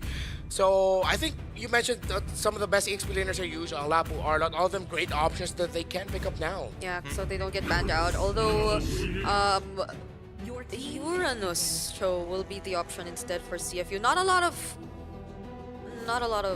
I have a sneaking suspicion. Oh, I don't know if that sneaking suspicion is going to be correct now that the instant carry lock-in is going to come in from the side of BGT. I'm thinking whether or not Detective is like, let's do a bit of a throwback instead of 2 seasons, one season ago. So this is Detective's hero? It could be. I don't know, because I don't see the way that it synergizes with the rest of the comp. Usually the big indicators would be like having a Farsa, having a Eve, somebody that has magic, has burst, or some form of peel, and you just slow them down and strip away their MR. Oh, so this is like Boostgate having to think about whether or not they still want to target heroes for Wadu, because this might not actually be Wadu's hero, and if they don't consider that, then he'll just have access to more. And then you have a shafted EXP, right? It's a rock and a hard place. That's how what they want to set up. Is Lunox is the next ban coming in for BGT. If ever CFU want to lean toward the possibility of this Uranus going into the jungle, I'd want to see them pair it up with a Valentina, because they need that extra bit of control that she can dish out with the Terrifies. Yeah, you're not going to have a great time in the range department, but then you'll have a lot of control. Just put the concussive blast there onto the Cho, then that'll help balance you out in terms of you getting prio in the mid. I'd want to see them also take out the Kimmy here. Oh wait, no, they don't need to because there's already Farsa on the other side. So yeah, they're fine. Oh, now there you go. Taking out the Fanny. This is really good. If Tamago really like thought about this from beginning to the end, he's probably a genius, because I think he's figured out that there is a bit of a pattern with, hey, we show really tanky boy, you're gonna, and now that we've taken Claude, you have to go carry. There's just no other options, right? And then now they're forced to take Purify alongside with it because the Cho has already been locked in, and this could have been a Kalia. So the real question is, why was the Cho over the Kalia in the first place unless we are looking to flex? Yeah. I mean, they saw they got the catch already. You'd want to be able to match the healing and the Purify. Maybe they are going to be flexing this Cho. So many questions for CFU. Now they take out the Kimmy as well. So maybe now we might get to see a more unique or uncommon mid lane pick come into play for CFU. Novaria, There's Lilia. because the Jushin, Eve, Farsa's The classics are all gone. Yeah. Look at that pure target. Even with the Uranus on their side, they didn't need to ban out the YSS anymore, but they just decided, nope, Kazuya, you're going to have to show something else, man. You're playing a completely different hero. And if he ends up going with something unique, play him more. No, I think this is a mistake. I think this is not, as much as we've seen a decent overall performance from Leomords, I think right now the most useful that he could have gone for was probably the Fredrin in this case, right? So far there's not a lot of big damage dealers other than this Claude so far, but then CFU, the mid laner pool has been limited down to things like Lilia, things like Novaria. It's either she's going to be completely outside of the fight, away from your range, or there's a potential punish that's waiting to happen, but we'll just wait and see. Yeah. You mentioned it, the Lilia, the Navarias, those are the other options still available. They're... Oh, what if they go Kadita? Kadita. For the Farsa, I think, yeah, that works. Not bad. I don't hate the plan. There's a Kagura too, if they want it. Oh, there you go. Really good call. Really good call. When you see Uranus, you're thinking magic, magic, magic, whatever you can really double down on. Yeah. With Joy and Kadita, I'm liking CFU's composition, but it's all based on that momentum, right? Yeah. And it's a Cho Kadita, so no one's safe if you're Boostgate Esports here, if they get to find the right targets. It's an EXP laner we're looking at. Yeah, only the Filipinos are going to get the reference that I'm about to say, but see if you are about to take Boostgate to a Filipino vacation to Splash Island. Shout out to the Filipinos on the broadcast. I know you guys are there. Yeah, you could search it if you're not Filipino. Yeah. XP lane options are still so open. Everything we mentioned are there. They just go for the safest one. Like a Phobius? Yeah. Well, it makes sense. You see the Joy, you pick up the Phobius, you have the dashes activated through.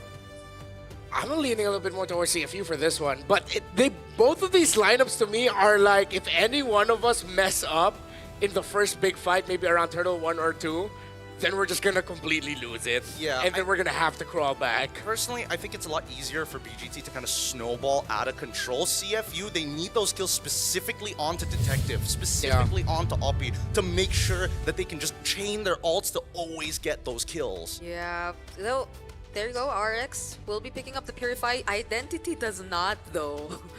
So I think it's gonna be quite tough for him to make sure that he doesn't get caught by either the Way of the Dragon, the knockups of the Jeet Kune Do, or the Breath of the Ocean. Boostgate are on the brink of elimination while CFU holding on to match point. This could be their best shot, their best chance to end it here now and avoid a game number 3. Boostgate needs to protect their identity if they want to stand strong. Very early on, we see that at least both junglers are going to be starting on the same side of the map as the side laners now taking early engagements, which is exactly what you want to see. Boxy already putting down low as Opie hits level 2. Oh, that's a fast clear. Rotation probably coming in for CFU Gaming, but if it's just fast rotations we're talking about, then that's a farce that you're up against. So at this point in the game, Boostgate Esports can definitely be the more aggressive team, especially if they're constantly able to scout where Boxy and OP are like this, forcing them to recall even. So this is something they probably want to take advantage of, but wait. I think this is exactly what they want, right? BGT understand that, hey, actually we have better wave clear because it's a 2v2 lane. Double, concussive blast on both of these supports as well. Not to mention that generally Gatot is going to clear slightly faster than Cho, who hasn't put himself in danger. Yeah, because the way that CFU Gaming were able to fast clear that mid wave was a bit forced if you were to look at it. I'm so surprised that Wacker was not able to connect with the taunt. That should have been a kill. Luckily, I mean, or at least minimum a flicker. That's totally true as well. And XC was able to get the EXP from the crab, and now CFU, Boxy has to watch out for his timing when he's gonna use the dashes, because X is gonna have a field day in the big team fights with the Joy and the Cho around. And I think right now the poke is so important from Opie. Oh wait, full commitment actually. Summoning Barbiel to get right on top of Opie. Breath of the Ocean into Petrify as well. Doesn't connect just yet. But with Barbiel, the extra stats is useful. Wacker about to go down. Revitalize keeps him alive and puts Detective down to 1/4 of his HP. A statement said, expectations not met just yet. Could have been so much better for Boostgate. I think they clearly wanted to get OP without this level 4 yet. Oh! Feathered Airstrike already out as well as the rough waves. It's going to be a little bit of a dance as Identity tries and holds on to his last 2 shots of Feathered Airstrike. Wadu still existing, being frustrating as Identity stuns him and moves away. It's going to be an early Purify here from Wadu on top of the concentration, but still, Boostgate Esports takes the very first turtle. Yeah, Detective just decides to trade and take some enemy jungle camps from that. Not too much of a significant lead just yet. But this is where I feel like Boostgate might want to be a bit more cautious. At least they have the advantage now, but then CFU Gaming, they're really being keen on looking and holding these bushes where they could pass through. So fortunately, the rotations have been working out for them so far. Oh, wow. I like the aggression. Yep. I like he's not allowing Wachter to get into any good, comfortable position, and now the pressure is onto RX. I think most people, especially for those casuals who are looking to get into professional MLBB, 80% of the game is really just posturing for better positions than your opponent. And I think that's something that most people need to get behind. There you go. Good position, good kick, but instantly canceled out the second half. Thank God for Wachter. Identity saved. Fortunately. I think that little snapshot gives me an idea as to why Identity chose not to go for the Purify, because he knows that the clock can easily come in. He'd rather reposition. Breath of the Ocean straight away, full combination with the rough waves. Opie finds another kill, and this Feathered Airstrike is looking less and less impactful for the first 4 minutes of this game. There's so much control between the Cho and the Kadita together. Identity gets away. I'm surprised the Detective actually didn't want to go further to trade out against Identity, but I think he saw Kazaway just at the edge of his screen. Yeah. He's like, it's not worth the trade. Yeah, Boxy was there to scout him out too. They're holding the brushes really, really well. So whatever we mentioned about Boostgate and their rotations earlier on seems to hold true. Blazing Do It already used by Sing. Yeah, alt for alt. I think at this point I really don't want to see the carry Claude matchup anymore, because it's just very clear all the Claudes just win against that carry. Yeah, there's just nothing you can really do about it, especially now that it gets the hybrid lifesteal. So it's like trading is even crazier. Oh, okay. Boxy still has the flicker, by the way. So if he did want to go for a target, then he might actually be able to reach for whoever that is. I think Boxy was called off, but now this next upcoming fight is about to occur. Concentration has already been gone through as Wadu is trying to peel them off the Ionic Edge. Detective instantly takes out Lee's identity, gets Wactor as well, making it look easy as the entire front line ditches their mid laners. And as you can see, CFU gonna do whatever they want as they chain CC, XC to the ground. Boxy ends up getting disrespected, and finally Detective getting a killing spree. 3 kills for him in the first 5 minutes of the game. Yeah, but Boxy standing there in front of Boostgate Esports was so deceptive because it wasn't actually him who was planning to start things off. It was Detective who just went in straight for the kill onto Identity, and everything else followed after that. So Boostgate Esports, they have more than 1 or 2 problems to think about. I appreciate Wactor for trying to protect Identity. Yeah. At the end, the CFU, just with their toolkit, a little bit more mobility, a little bit more annoying to catch out. It's the Kadita and the Joy. One taunt is going to be so difficult to land, so I really can't blame Wactor for not landing it. Yep, that's why you got to deny space, and why Boostgate needed an early lead to be able to dictate the game. Because CFU Gaming, they're setting up tolls at every single intersection of this map, and Boostgate can't walk away without at least paying the price. Yeah, so far it's only been Boxy that's been the sacrifice for CFU Gaming, and that's okay. That's all good. Oh, that's another. Yeah, I could feel the nerf, you know. Those are the 2 overly aggressive guys at the club who are just like, what? Who's gonna flinch first? Unfortunately, there it was actually Wactor, and Boxy was just like, all right, cool story, bro. I mean, both of them refuse to give up the space. Feathered Airstrike getting called early on. I mean, yes, he'll come back up. Wait, hold on. They're going even further, forcing the rough waves early from OP. Okay, wait, hold on, because now 40 seconds till the next turtle actually spawns an XC. Force the flicker out as Detective wants to dive him. They could still dive him if they wanted to, running out of that passive, but Kazue is nearby. Wadu forced the ult, and now Detective must commit an all-in. Doesn't connect on his last dash, though. Boostgate Esports, it seems like they really are trying to target OP down, but that highlight or that exchange we saw in the bottom lane really was something. Okay. Yeah, lots of deterrence being thrown at that Kadita. The moment you see it, Feathered Airstrike, I don't care. They just want to take out the ultimate as soon as possible. Yeah, and the wings by wings towards the Kadita after. Oh, speaking of the Kadita. One shot! All right, item list. We need to see the item list. What's going on here? Bro, that's busted. That was so much more damage than I thought it was going to be. It's Genius Wand Rush, and then he also had Rupture with him. Oh my goodness, and now we get into the next fight as Wactor. Again, he's already revealed all 4 members. Phantom Steed already coming out. Feathered Airstrike as well. As Zing gets right on top of Identity, forces the flicker away into 3 as Kazue gets kicked right into the middle of the fight. RX takes out Boxy at the very least, and that's gonna be it. Kazue does he manage to survive? RX takes out Zing as well, and mega kill for Detective Wactor, the final man to fall down as Wadu picks up the skull. 2 for 2 trade. That shouldn't have been a 2 for 2, but RX stood strong in that bush and got Boxy and Sing. Yeah, you know what they say about the carry and the claw when it's just a basic attack matchup that we're seeing, and without the Blazing Duet, RX definitely could have dealt with him. Oh, but hold on, here in the top lane. The dive, and he's gone. Electrifying beats just to show who's the boss. I feel so bad for Identity this series. CFU Gaming have not been letting him play. Yeah, we did kind of float around the idea of why he chose the Flicker over the Purify. But if they're not able to play as aggressively or anticipate what CFU Gaming is planning to do, then it's gonna be all the more difficult that he finds the purpose in this Flicker choice. Oh, another Flicker.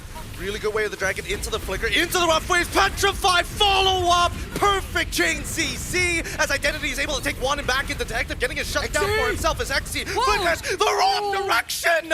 No, out of range, unable to pick up the most important kill.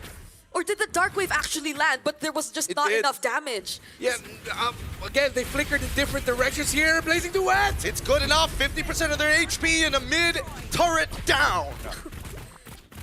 Identity and RX couldn't do anything, not even with the amount of range that they had, as they stood under that tier 1 turret in an attempt to defend it from CFU Gaming. This is a 3k gold lead that we're just talking about.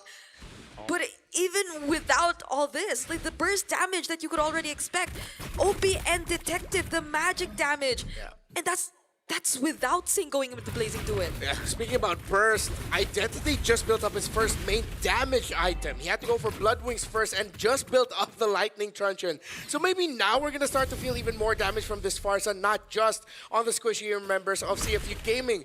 But the problem is he cannot get into position. Detective has been stellar with his entry timings. Yeah, I mean, look at the items so far. I mean, double Genius Wands, right? One from OP, one from Detective. Even the MR doesn't feel that great. As Wadu, once again, he's back on the peel. He doesn't mind going toe-to-toe against Xe here, especially when Sing is right behind him. Look at that! Xe getting put down at 10% of his HP as the Feathered Airstrike is forced out just to save his life. This is going to be a no contest very soon, but look at the position of OP. No, it's about to happen. And now RX trying to live. Electrifying Beats was more than enough. And Kadena is out of there. OP, oh my god, he tried to outplay it, but the animation was too long. Yeah, the passive was there to make sure that OP went down before he could have even casted the Rough Waves. So now Identity actually picks up the kill, but that's the Lord in the hands of CFU Gaming. Brother OP, you did not need to enter anymore.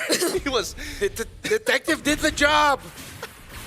He was aight, bro. Okay, fight for the purple buff. Kazooie gets his own. Oh, they should be able to walk out of here, but now the Feathered Airstrike is being committed as well. The Purify nicely used by Wadu, and he survives the damage despite the empowered autos as he chases them back. Oh no, the mouse turns into the cat.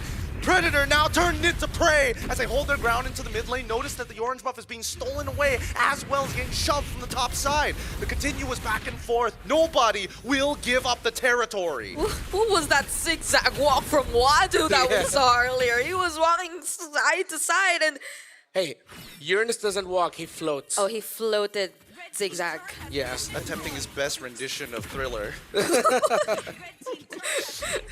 Kazooie couldn't even catch him, not even with Barbiel. Yeah, they really need to give him a little more like movement speed when he's on Barbiel. I'm gonna be perfectly honest here. It does feel kind of slow sometimes without the Hunter Strike, but now that he's got the BRB as well as the Hunter Strike, things should even up, especially if they're low. Oh no, that's a Wind of Nature pickup for Sing as well. I take it back. So he might be a bit more confident going in. I get it because the Leomord, but I wish he packed Winter Crown instead. And even so, Boxy is still trying to look for angles. Really good defense coming in from Boostgate Esports. They're really taking advantage of their wave clear due to Identity and even Wacker making sure that the space is going to be uncontested. Yeah, my guess is because RX, like we saw the mini 1v1s that he's been having with RX, and when it's you're against the carry when it comes to the basic attacks, it's just so hard to win against that. So maybe he's banking on that idea if it ever comes down to that, but does that... Ouch. Ooh, He's gone. Goes forward with BMI right into the Blazing Duet and in straight to the Electrifying Beats. Every ult under the sun, 4 members dead. Didn't even need to do much of my job to make that one happen. Yeah. That's the CFU. What a decisive fight. Boxy making sure that Detective was able to walk out safely too by tanking the turret shots. It might just be it. There it is. Right at the very end. Unbelievable. CFU, for what looked to be a stalemate, turned it to an overwhelming victory. CFU survives. And unfortunately, Boostgate from the wild card will now have to say goodbye. The Sharks dormant no more. In a plot twist that even Agatha Christie herself couldn't write, it was Detective who did it. It was him all along. Detective who we thought would be on the Uranus, but no. Oh. It was Wadu using it.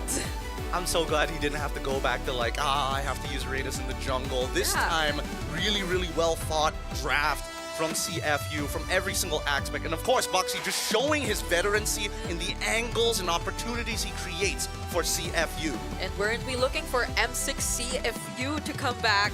Because this did feel very much like it. I'm not just talking about the Joy, because the Joy definitely was a pick during the M6, but the way and the manner that they just executed this game, even though there were some small plays which were a bit questionable, but it looked rather funny because they were way too ahead to make such crucial mistakes like the one that OP did. But That's definitely one of those moments where it's just like, come on, detective. Couldn't you have told me a little bit sooner? I want. It's. Oh, why is it the first highlight? Oh no!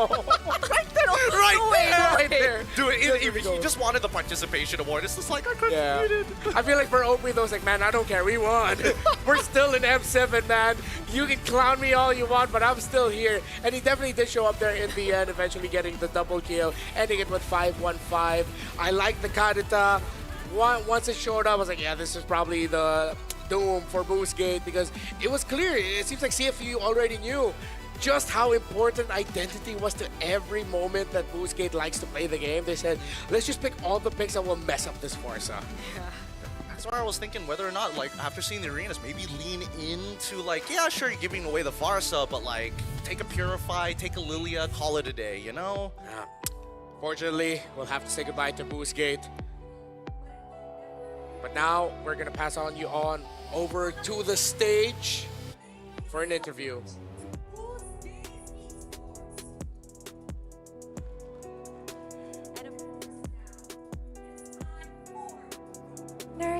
Interview.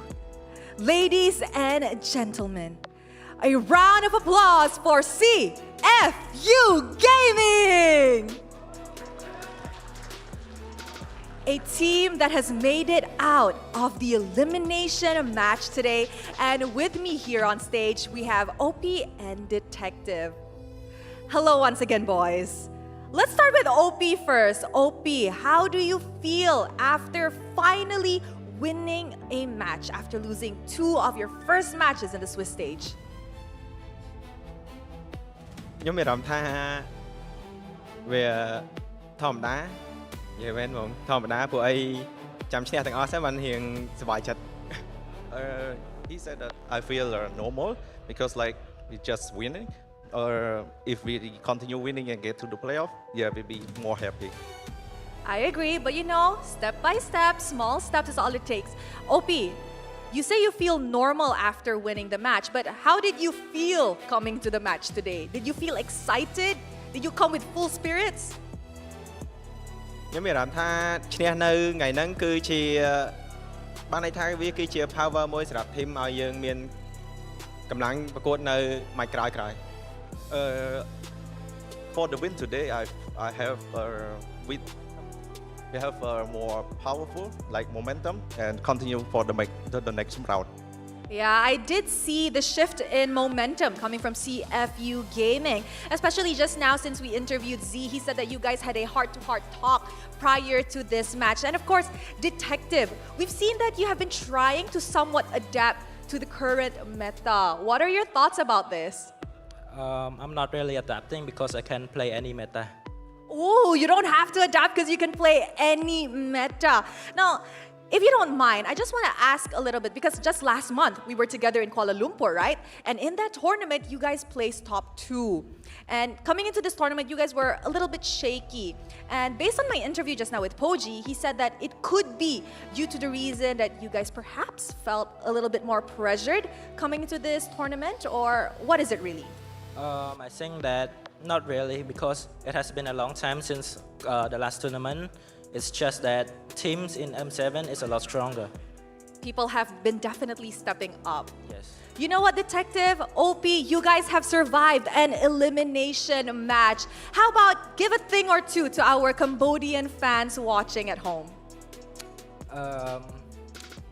ទៅកាន់អ្នកទាំងអស់គ្នាដំបងឡើយសូមទោសដែលមួយថ្ងៃមុនធ្វើអត់បានល្អតែក៏ថ្ងៃនេះគឺប្រសើរឡើងហើយខ្ញុំសង្ឃឹមថាស្អែកទៅវានឹងល្អជាងនេះទៀតតែខ្ញុំសូមអរគុណទៅដល់អ្នកទាំងអស់គ្នាដែលនៅតែមានទំនុកចិត្តលើពួកខ្ញុំសង្ឃឹមថាពួកខ្ញុំនឹងមិនធ្វើឲ្យអ្នកទាំងអស់គ្នាខកចិត្តឡើយ Okay, so we are sorry for the previous match that we did not do very well, and we hope that you are for the fan back home you are forgiving us, and we hope to do better in the next round. Thank you very much to CFU. Once again, congratulations to Detective and OP. And without further ado, let us throw it back to the panel to break down what happened in this clean sweep series.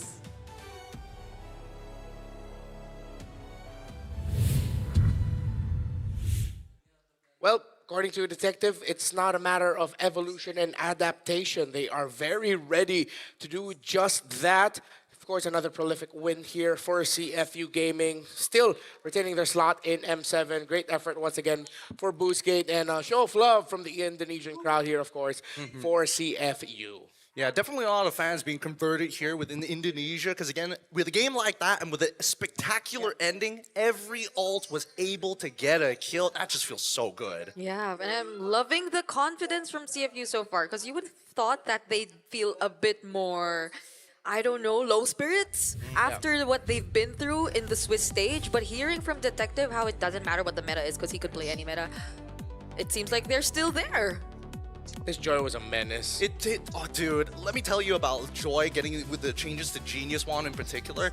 It feels so good when you get that first kill. It snowballs so quickly out of control. He got a Holy Crystal like nearing to like 6 to 7 minutes. That's how quick he was getting these items. Yep, and that highlight play he did towards the end where he just went in, you would have thought it's too deep in, but he had the Winter Crown. Yeah. And that's where everyone just helped him get out of the turret. Boxy standing, taking third shots, and then he just walked out of it safely after getting, what, 2 or 3 kills off of Boostgate Esports. So this Joy had damage that Boostgate could not handle at all. That's not even including the Karita that, you know, missed. Yeah, it went by way too fast. I like how CFU just leaned in on the idea of like, let's end this quick. They were confident. They knew that they could just jump on Boostgate. You had 3 major damage dealers in terms of magic. Yes, I count the Uranus there. So, Brigida, is there something that you'd like to share with us? I'm trying to look at... Oh, this was that one play we saw earlier where it was just as if that Boxy was looking for a target, but he actually was not. He was just probably getting the information necessary for Detective and OP to go in at the perfect and the exact same time. And that's where CFU Gaming clearly started snowballing and getting the advantage again and again. And in this particular moment, I feel like we started to feel how Identity couldn't really activate himself, because there was just too much reach from CFU again, and this is saying joining in early on. That was a mini 1v1 that we would call it that they had earlier, but it's still converted into a kill for RX, so it doesn't matter either way. And it's just constant reassurance, I guess, that you get from your teammates that Boxy, hey, you're doing great. All of those, right? That's right. I wish I could hear them say that. It's all these. I called them overextensions earlier when they weren't able to really pull it off, but now it doesn't seem to be that way. It seems like every single play that Boxy does is actually rewarded. And this is the CFU that we've all been waiting for. I couldn't press because like it is what is it, as LaFell would say. Yep, it is what is it. It is what is it. But it is what is it for Boostgate Esports. And CFU, I'm excited to see how they're going to carry this momentum from this point onwards. I think again, very fair points all across the board. I think the biggest thing for me looking at a game like that, considering how much BGT actually had a pretty decent chance in the early games, and we're responding accordingly to the mid-trio pressure. It's just that at the end of it, right, you're hoping for too much. Oh, I'm taking Flicker so that Wactor is able to protect me. Yeah. Your composition is compromised. There's no going around that. Yeah. Yeah, that's why I said heading into the game, Boostgate needed to protect their identity. That was a double meaning, but really, you can take it as literal as possible. Just protect the Farsa, please. Yeah. But they couldn't. It's with what they drafted into, or more specifically, let's look at how CFU drafted it. They just overloaded all of the options that BG, I almost said Ticketron, Boostgate had to look at and go, how do we stop this? Who do we peel? No, because Exy, I don't think you could give him the job of protecting, so definitely that's out. Wactor, you can, but the unbreakable nerf again. I think we felt it in this game, because the main, or one of the main jobs that he had to do was protect. So whenever there were surprise dives, or let's say flickers coming in from either Boxy or even OP, there wasn't enough reaction time, I feel, that you could charge the distance of the unbreakable far enough so you could actually catch these targets or at least deny them. There were moments where we did see it, but that was just like one or two out of the many engages that CFU went for. I mean, if we're looking about participation, right, team fight participations, we can see that, again, most of these fights are actually above the 50%, with the only exception being XE, because Wadu just completely shut him down. He didn't let him leave the lane. He didn't let him leave the lane without punishment. He made him lose a significant amount of minions, especially during neutral objective fights. And worst yet, he was basically unkillable in the lane, so XE just could not do much. Yeah. Great shutdown of a boost gate by CFU. Across the board, it seems like they went into this with a very intentional draft. They knew we're picking these heroes because these are the very specific things we need from them. How to shut down boost gate, from the laning to the rotations, everything. So this really would have just been a massive climb for boost gate. So let's say thank you to some friends. Yeah, dude. You know, I've been thinking a lot, right? Especially about diamonds, because my card doesn't work these days to like upload my diamonds. Yeah. So please, can we get a... You know the drill. This is what I usually like to do when it's me running the show here. Hey, what do you like about Visa the most, Brigida? What I like about Visa the most, especially when I travel, Yeah. When you go around Europe, is that I just get to do this.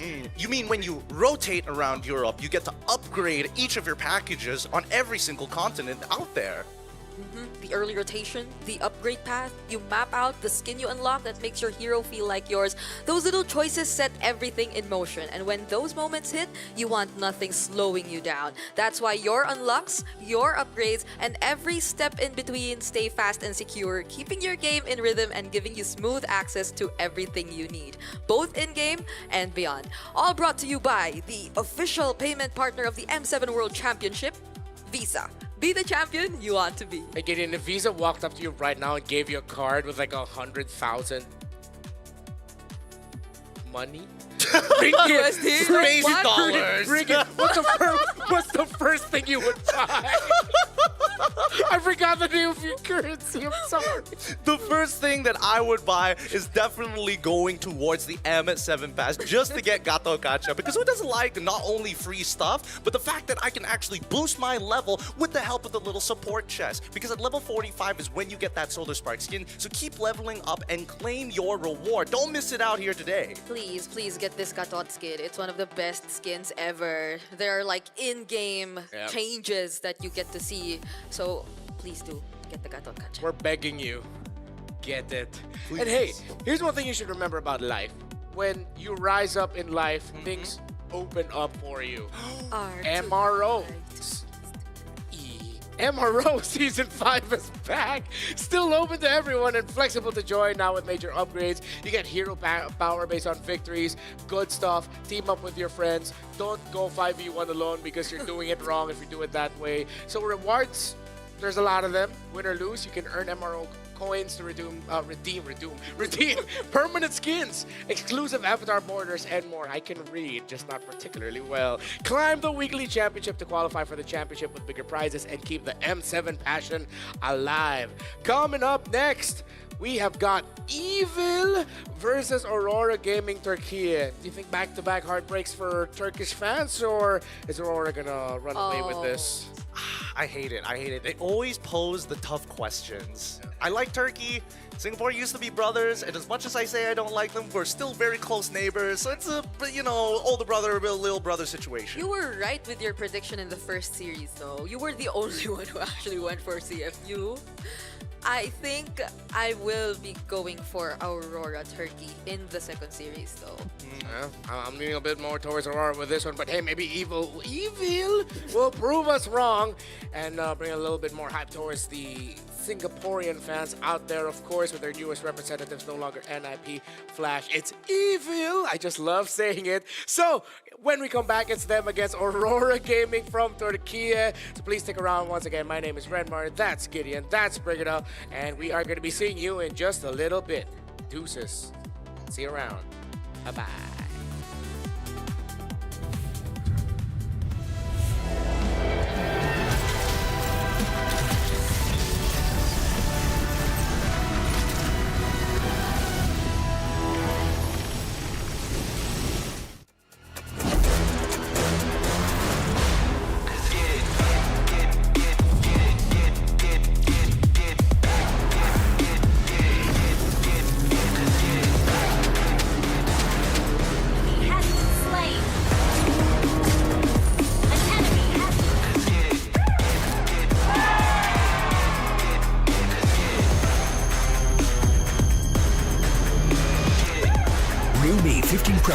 M7 official gaming foam.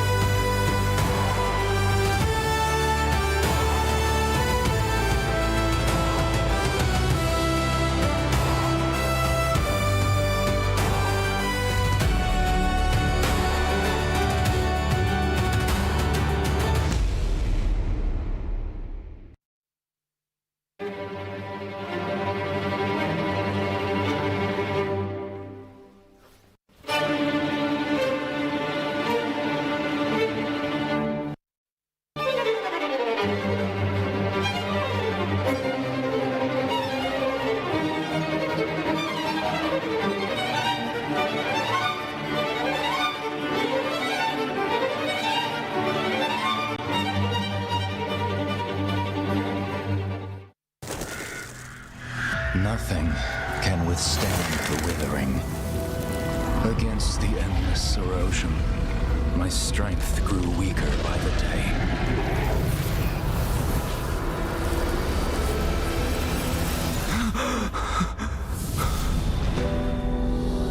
True power dwells within the spirit. Try to embrace all that you are.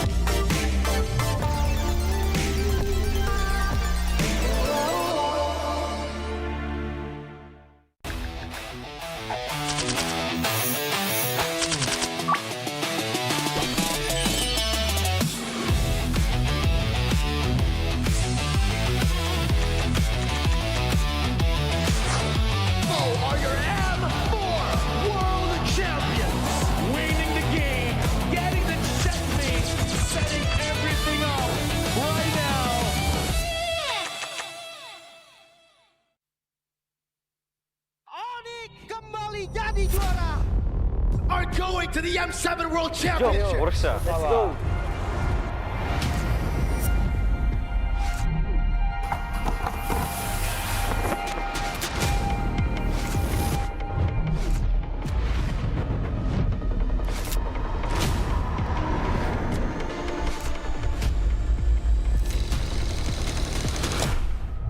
Futbol uğraşıyordum, futbolcu olmak istiyordum. Ama pandemi girdikten sonra futbola ara verdim. Birazcık da Mobile Legends oynamaya başladım o zamanlar yani yaklaşık. Que nosotros empezamos desde la MDL, la ganamos, después subimos a la MPL, también la ganamos y ahora estamos en el Mundial y también esperamos ganar. I think Team Zone is underdog in M7. Nobody expected us to be here. Evo was once a dark horse and we break through the expectation of everyone. Team flash upon! They broke history! Even though we are coming in as a newcomer, we are not just coming in here for experience. We know we have power. That's all. We are good. Nosotros somos el equipo Dark Horse. Who do I think will be the dark horse? A bit of a Malaysian bias, but I would say CG for sure. I'll lean more towards Yangon Galactic. I don't think anyone really is expecting CG to be a threat. Kita orang bukan dark horse. Kita orang cuma pendatang baru. ကျွန်တော်ကတော့အဲ့လိုတော့မထင်ဘူးအများကြီးပြင်ဆင်နေတယ်ကြောင့်မလို့ပွဲတဲ့ကြရင်အကောင်းဆုံးပုံစံနဲ့ဆော့ရသွားမှာချပြသွားမှာလို့ချက်တော့စောင့်ကြည့်သေးတယ် Sebab kita orang ni suka invade orang, baca orang, memang gaduh tak berhenti. ညီရဥအောင်ချရတယ်ပေါ့အဲ့ဒါကြောင့်မို့ကျွန်တော် gracious ဆိုတာတော့ကြတယ် Agresif, kenapanya? Karena suka perang. Karena kalau misalkan bermain agresif, musuh bakal kena pressure duluan.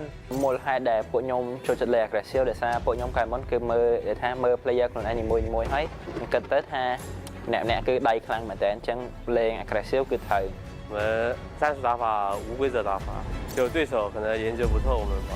We are not that serious. We're just playing for fun because it helps us not to get pressure. If you play for real, we get a high pressure international. 可以打进世界赛的关键之一是早睡早起，保持好身体。 Siguro determination lang din talaga and focus sa sarili kasi doon nalalabas siguro yung pagiging consistent sa paglalaro. Our secret in our veterans in our team. Enemies need to respect us. Strong mentality and discipline because it's all about out of the game. King teams for me are gaming us. Siguro para masabi kong king yung team or legends, siguro meron muna silang MSC title and M-World title. Kalau dibilang tim raja, enggak lah. The Sky Kings have been taken down! Kita belum layak lah dipanggil raja. Ya, back to back dulu lah semuanya, baru bisa dianggap tim raja. Tingin ko isa kami sa mga king teams kasi sobrang dami na namin pinanalo na tournaments and sobrang dami na namin na-achieve ng magkakasama. Sa tingin ko kapag na-achieve na namin yung Golden Road, hindi na siguro king team yung tawag sa amin, siguro mas angat pa doon. I think we are because based on the recent tournament in NSC, we are the top 2.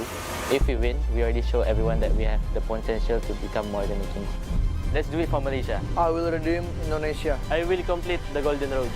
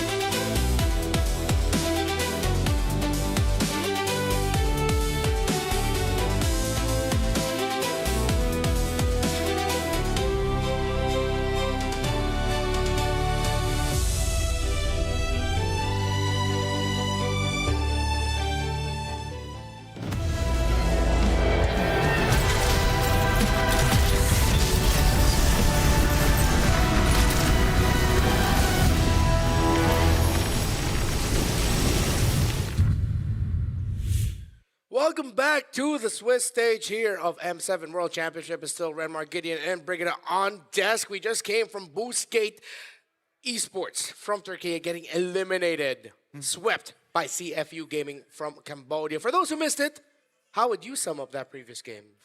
Oh man.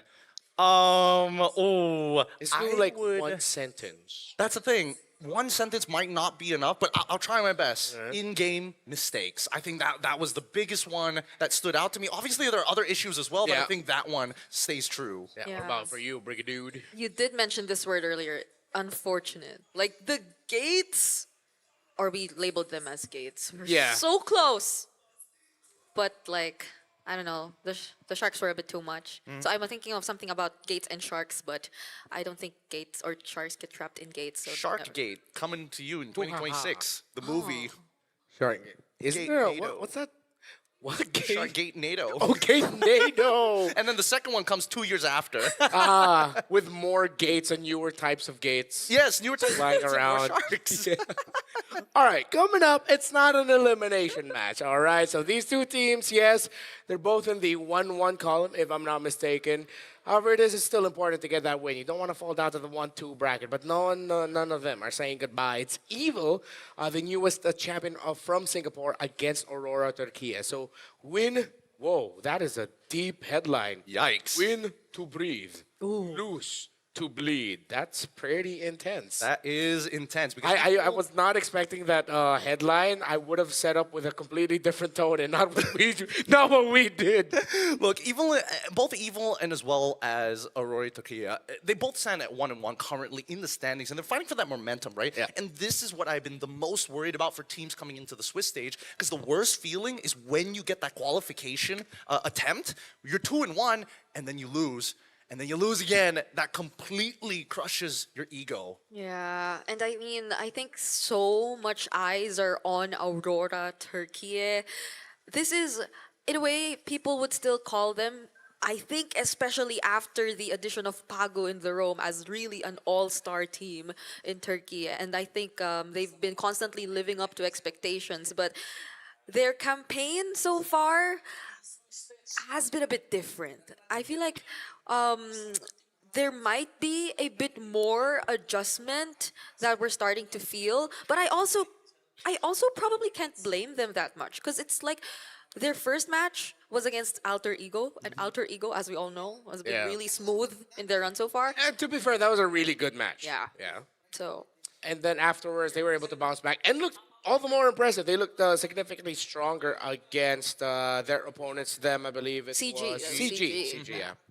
Yeah, I think it's very understandable. But I think the real question here is, what exactly is Pago bringing? Because we don't get to hear the in-game comps compared to Apex 47. Yeah, so maybe we can actually watch this so we can get a little bit more information. Again, Apex 47 no longer playing, and it's Pago who's going to be there. So that's just going to be in a bit. Hey, man, Apex 47, even though he may not be here with us today, well, I mean, technically he's on the back, but not as a starting roster. He's in the back, guys. He's in the back. He's still participating. He's there. But a different role. However, his little brother is really interesting. Sigaboom, in the gold lane, has been, quote-unquote, a standout within the Turkey online scene and even competitive scene. And now that he's come to this point, I feel that he is becoming a more solid role for an anchor for the team, which makes you question, what does Sigaboom bring to the table that also might include some of his brother's imparted knowledge? Yeah, you have to answer that, because now we're looking at Evil. And what is one of the more impressive things about them is that they are actually unafraid of playing their own style. The Faramis first phase pick did very well for them. I think they're unafraid. They have nothing to lose, but everything to prove. Both Ceylan as well as Gear are international veterans. And when they are coming into this, there's high expectations from the Singaporean community that they should be the ones who lead the team, but the level of competition is just too tight. Yeah, I mean, it's Singapore, so I think you would already expect that there would be a more unique flavor that they bring. Okay, that's what she's trying to say. Hey, With how you said it's Singapore, me and Gideon were just, I was looking at you.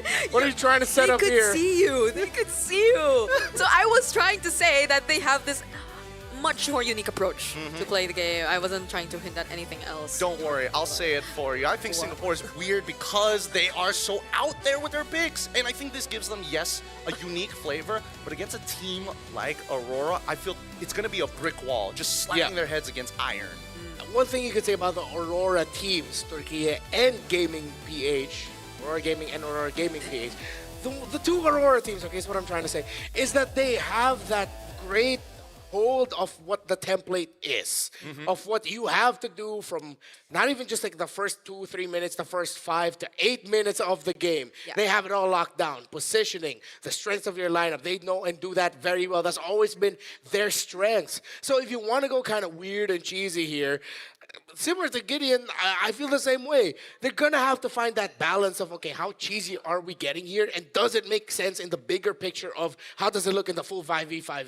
I think they should take the approach that Alter Ego actually did. Even though it feels like a little weird to be like, oh, you know, I'm going to show this as my opener, and then as soon as game 2 starts and we're on the same side, we switch it up again. Yeah, because I'm thinking if like this approach would really work against such a fundamental team. Because again, you mentioned Aurora Gaming PH or Aurora Turkey. They also have been through both MTV and Dexstar, Master the Basics and Dexstar, so they've handled them. And I think there are so much similarities between the two, but if there's anything you could say to describe it, it's that they're really textbook. So maybe there are some arguments out there saying that once they lose hold of whatever they're used to doing or the template, if they get a bit lost with the template that they're so used to doing, then that's where everything falls. But does these cheese strats or surprise picks, would they really be enough to shake them off that template that they're so used to doing? Because I mean, let's look at Yangon Galacticos, right? The fact that they got away with Hellcurt was already pretty crazy. Alter Ego, very good example as well as having a really wild draft. But if you got a certain level of macro and a high level of execution, you can do a lot of things. I feel like the meta has shifted away from like, we got to play these specific 5 heroes to now, hey, let's open it up through execution. Well, it's time to hear from the members of Aurora so that I think we can get a little bit more understanding with their changes for Rome. Hi, Sayla. Hi, Rose. Now, I heard that you are actually doing culinary. Maybe you could give us a quick insight on your culinary journey so far. So actually, in school I was studying culinary for 3 years in like fine dining, all this. Whoa. But what actually like inspired me to be a chef is like my family is all in F&B business. So I'm just like learning to expand my culinary skill lah. So like in the future maybe I'll open a restaurant or something. Okay, at the top of your head, what's the favorite thing that you like to cook? Pasta. Pasta, what type of pasta? All kinds, aglio olio, the tomato one, carbonara, all this, yeah. And since you like to cook, do you think you could possibly cook this match up against Aurora Turkey? Yeah, hopefully. Do you expect it to be good? Yeah. As a chef yourself, you think it's gonna turn out amazing? Yeah, amazing dish. An amazing dish, huh? Yeah. You know what, thank you so much, Sayla, and I wish you the best in your culinary journey. Thank you. You know, I like it when I order something from a restaurant and then they give me something different. I thought we were getting Rora, but we got a slice of evil from, should we call him Chef Sayla now? Chef Sayla. I don't know. I don't want to give him a moniker and then it goes badly. But then again, but he's a literal chef. He is a literal chef, and I got to know what he's cooking because he's not only just again very diverse in the skills that he knows, not only in MLBB but outside in the kitchen. But at the same time, he is the leader of this squad. He is the ones making the call and kind of controlling the macro and the flow of the game. So now let's talk a little bit more about Evil. Yes, Sayla can be highlighted looking at the cheese picks that he has up against Rosa. But let's look at Powerful from the rookie in SG Season 3, Rookie of the Season, to now, after so many seasons in Singapore, finally on the world stage. Was it 7 seasons that he's been through so far just to make it here?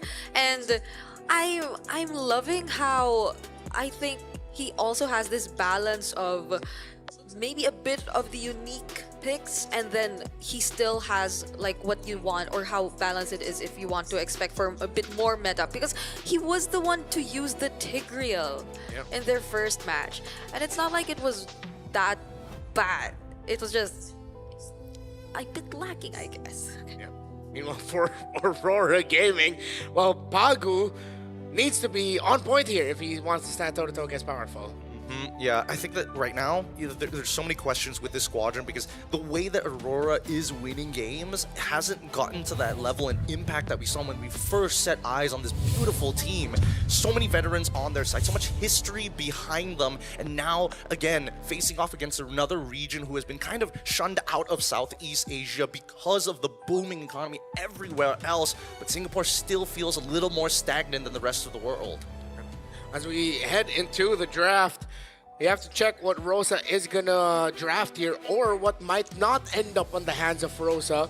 Eva might just lean heavily towards messing up Rosa and Aurora's gameplay through banning out all of their picks. But then if you try to focus on Rosa way too much, I feel like there's always just gonna be one or two that's gonna find its way through. So let's look at Powerful again. He's winning Best Rookie in MPLC SG Season 3. It is just confirming what we mentioned. He's been with Evil for 7 seasons, and he's been the backbone of the lineup as it evolved into the form it is today, a World Championship contender. It's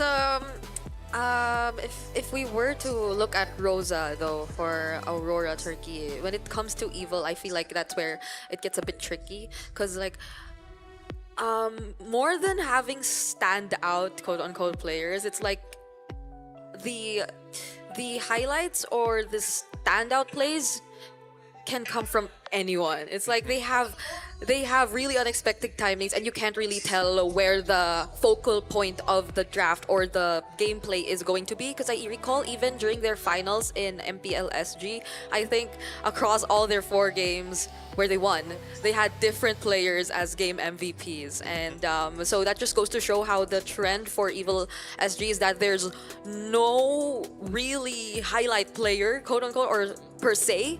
So that might be one of the tricky parts going up against Evil SG. Well, I think, you know, one of the biggest strengths and the biggest weaknesses of Evil specifically, and this has been very notorious amongst Singaporean teams throughout history, they always come in, well, I say throughout history, but the only exception being NIP Flash, but then there's another reason why they're an outlier. But Evil specifically in Singapore likes to have very rigid lines of play.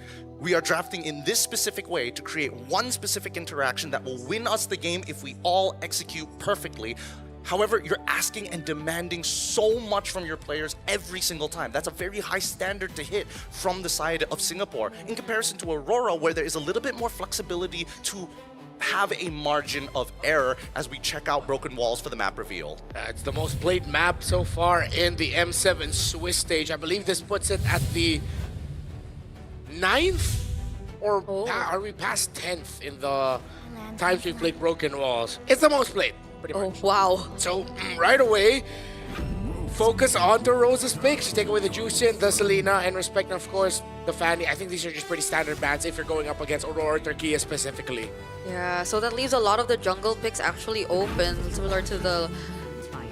Never mind the jungle picks, let's go. Yep, instantly. They know that Sora is up, so that Valentina has to be locked in sooner rather than later. She's going to have a lot of different ultimates to work with. The question is, like we saw before, every time the Sora Valentina question comes up, do you overload her, or is she just going to commit every single time to picking up Sora's ult? I'm so surprised that the carry was already picked up here more than the Claude, that was open. I guess it's also probably to counter out the Grok that was shown first pick by Aurora. Don't know if it's just a bit too reactive because there are so many other power picks out there. Well, I think mainly because Grok with the Tectonic Charge can cancel out, and the Mighty Swing can cancel out the Blazing Druid duet. So I think it's kind of understandable to a degree. So Claude, Farsa, no surprises here. It feels like Aurora are getting whatever they want. There's something that Evil can surprise us with here. And if ever they're going to be putting this Valentina in the mid lane, let's say the Sora doesn't show up and you don't need to put in the EXP lane, I'd want to see it take the similar approach of a Valentina EXP that we saw earlier in Swiss, where instead of building magic, it built defense full tank. So what if they can find a way to pick up the Joy earlier, as we saw. But that in the jungle, your Valentina acts as sort of like another Grok on your side. Because you'll have damage coming through the Sora that just comes in. So you don't really need the Valentina to dish out damage. You want it for its utility. So you get the utility of the Grok and damage through, if ever, a Joy in the jungle. Joy in the jungle. Could go Yishinshin if they want to really scale. Are any assassins viable right now? Maybe Hayabusa. There's an argument for Lance, but Grok makes it really difficult no matter what. Like, that's a guarantee. Yeah, it's gonna be a bit tricky for him to pull that off. If ever Aurora doesn't ban it out, probably Hayabusa will really be the best option. There's just too much dive going on for, or at least range that you could expect from Aurora, at least now. So maybe they'd want to match that with an assassin. They ban out the Kalea first for Evil. That still leaves Powerful with a lot of other options if ever they wanted to. I think of the roamers that he can match. Joe is there in terms of matching the rotational speed and aggression. Hill has been sort of dipped out. I think Gata is Gata not bad? He hasn't been touched. Yeah, he hasn't been touched the entire way. I think that Aurora more likely is going to ban it out, but then they have to worry about Cho too. So again, it's kind of pick your poison. The high loss is there too. If we're just talking about at least anticipating whatever Tianzi might pick up as well. Hylos got banned. Oh, yeah. It's gone. There's so many options that have been eliminated out. And I think that personally for me, the fact that Evil was like, again, both Evil and Aurora were very targeted towards each other in terms of their target bans rather than just say, generally, these are good in the meta. Yeah. I'm surprised that they were even considering that Evil would go with the Hilda. I mean, considering there's a Claude in the Farsa, but I feel like... I mean, Freya's up in those bans, so anything's possible. That's true. That's the realm we find ourselves in now. Yeah. I hate how scary it is just randomly. Oh yeah, I picked Claude. I picked Freya. Yeah. Maybe not now though, because there's a carry though. Yeah. I think we should say a little thank you to the Chinese server. They're the ones who started playing Freya, started introducing it to the rest of the world. That made us think about it. That's facts. And then now when they revamp Freya, I was like, all right, here goes Freya. Agata Gacha, as expected, comes in here for Evil. No surprises there. No surprises there. I want to see what Aurora actually want to bring for the EXP lane because it feels like as of right now, Arlet doesn't sound like a bad idea, but it needs to be paired up with a little bit more CC. I'm thinking Fredrin if it gets to it. But then you're gonna clump up, and that's gonna be a free engage for Sora, so they go Lance. Yeah, the Phoebus is there too. If they just wanted to match the aggression, although, what other options are there? Honestly, how do you feel about the glue? Glue though. You know what? Maybe not. I am off of the glue only because it's really difficult to get the carry in the first place. And I think that Uranus makes a little bit more sense because then you can go in and out a lot more consistently without having to depend so heavily on your cooldowns. You know, I said Joy earlier. I still think it looks perfect for Evil to pick it up. Kinda. There is nothing stopping you other than the Grok and a really well-timed stun from the Curse of the Crow from Farsa. Evil gonna go that route? I mean, with the Valentina in their hands, I don't think it sounds as much of a bad idea. So they have a bit more magic damage to expect. It's really, really tough to say because there's so many arguments that can be made here. But it looks like they can go for the Joy at the very end of it. So in terms of magic damage profile, they got true damage with a heavy focus on magic. So that's something that Aurora needs to keep in mind coming into this game for item build progressions. Yeah, item building, I feel like it's going to be something very important for these two. Oh, yeah. Their routes, how this Valentina is going to be played. It was already shown to us before that you can play it full tank EXP against a Sora. What more now with a Sora? And there's a great ultimate that you can steal the scales well through your max HP and the Grok ability kit. So, interesting choices for Evil as they go up against Aurora. But I think because of it being a little bit more standard than what we're used to, I'm leaning a little bit more towards Aurora here. Yeah. I have nothing against those who draft uniquely, and I've said it earlier, but I feel like it's a much more comfortable draft that we're seeing right now from Aurora to pull off. Man, Brigadier, you are a lot more forgiving than I am because I am critical of these weird drafts. And I want to see whether or not it's going to work because we're testing some limits here to show what the meta is all about. And I think right now, Aurora's draft is looking pretty decent. Right now, it's that tech charge, like Renmar mentioned. It's such an important spell, and if it can get at least more than 2 members, it's more than worth it. Ooh. So they got to delay the minion waves again, but Evil, that will not stop them from actually clearing the waves first. They dive, or they actually... What? Yep, they're trying to just open up the map, right? Getting some early trades, forcing Sayla to flicker because he knows he doesn't have this dash and he sees TNZ coming by. This is exactly what they want to do. Aurora planned for the Little Wanderer. Yeah. Look at all that control and Prio, Pagu, and Rosa are getting powerful, and Sailor are getting bullied in the center of the map right now. Oh. What? That's dangerous. What? Yeah. What? As much as they wanted to try, you know, but why? Oh no. No, don't tell me. I mean, Rosa is already out of there. Revitalize is already through. What is happening? What? Stop it! pretty shaky duels. And Ziggy Boom now, even he wants a part of Wait, it. no one's recalling it. No one's recalling. No, you can't. The wave is already here. Yeah. Nobody wants to my back God. down. And now Sayla, does he lose any EXP? 0 EXP lost. Okay. Good composure that he was able to stick around and not lose any of the minion waves. That was wild, bro. That was really wild. Why did Powerful wanna try and go for the taunt in that particular way, right? Some HP back. Like, I don't know. I feel like he could have just like walked up, and if he happens to be like point blank range, then you do it, you know? It was okay. Now we're talking. They're putting Powerful in his place. They're like, no, you don't get to walk up to us just like that. Lunar still hasn't hit level 4 as the very first turtle has already spawned, and Aurora, first team to get on top of it. Did Powerful ever recall yet? Nope. Still walking around. Never left.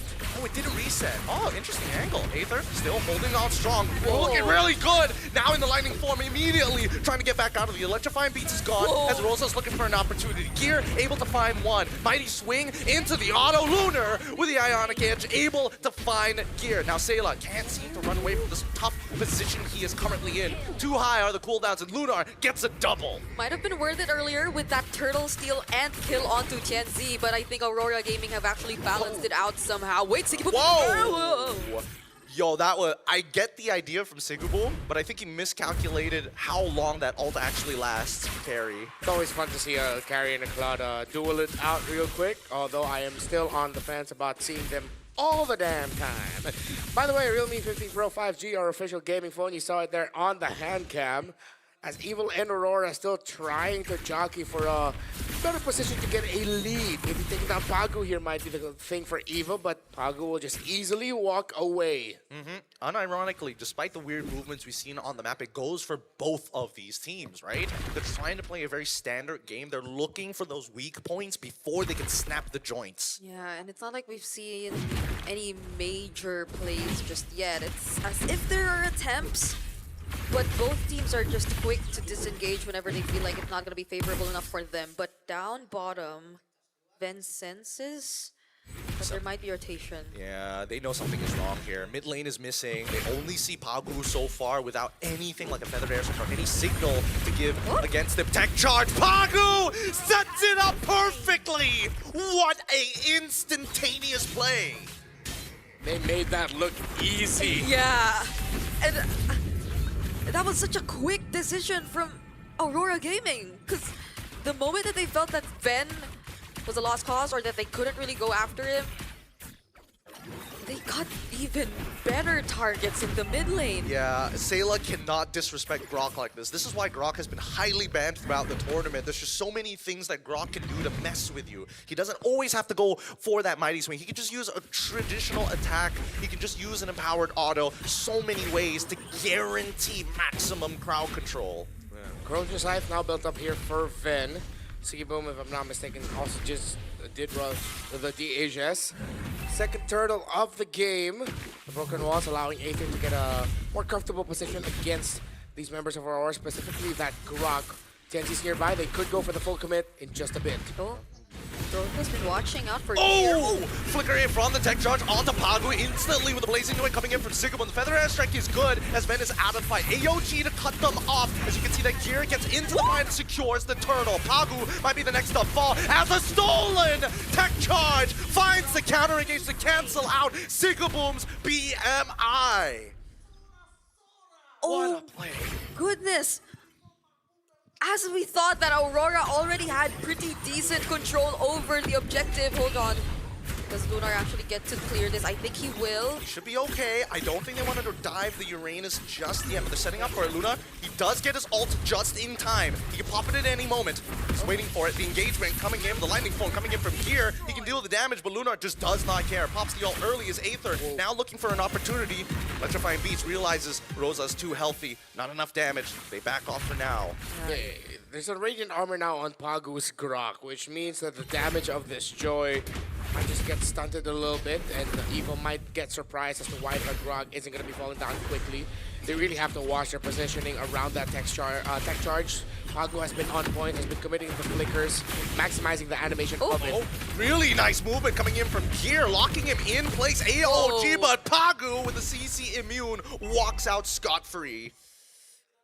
Great movements we're seeing from Aurora. Even though Evil were really decisive on trying to get that kill, they weren't able to get anything out of it. I'm liking the aggression that we're seeing from them.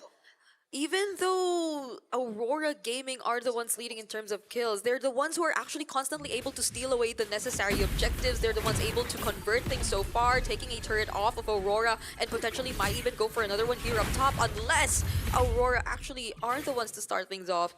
But they will play it safe. What a position that they were in. They could have easily just jumped on to Powerful, but they don't want the counter engage coming in from Evil just yet, right?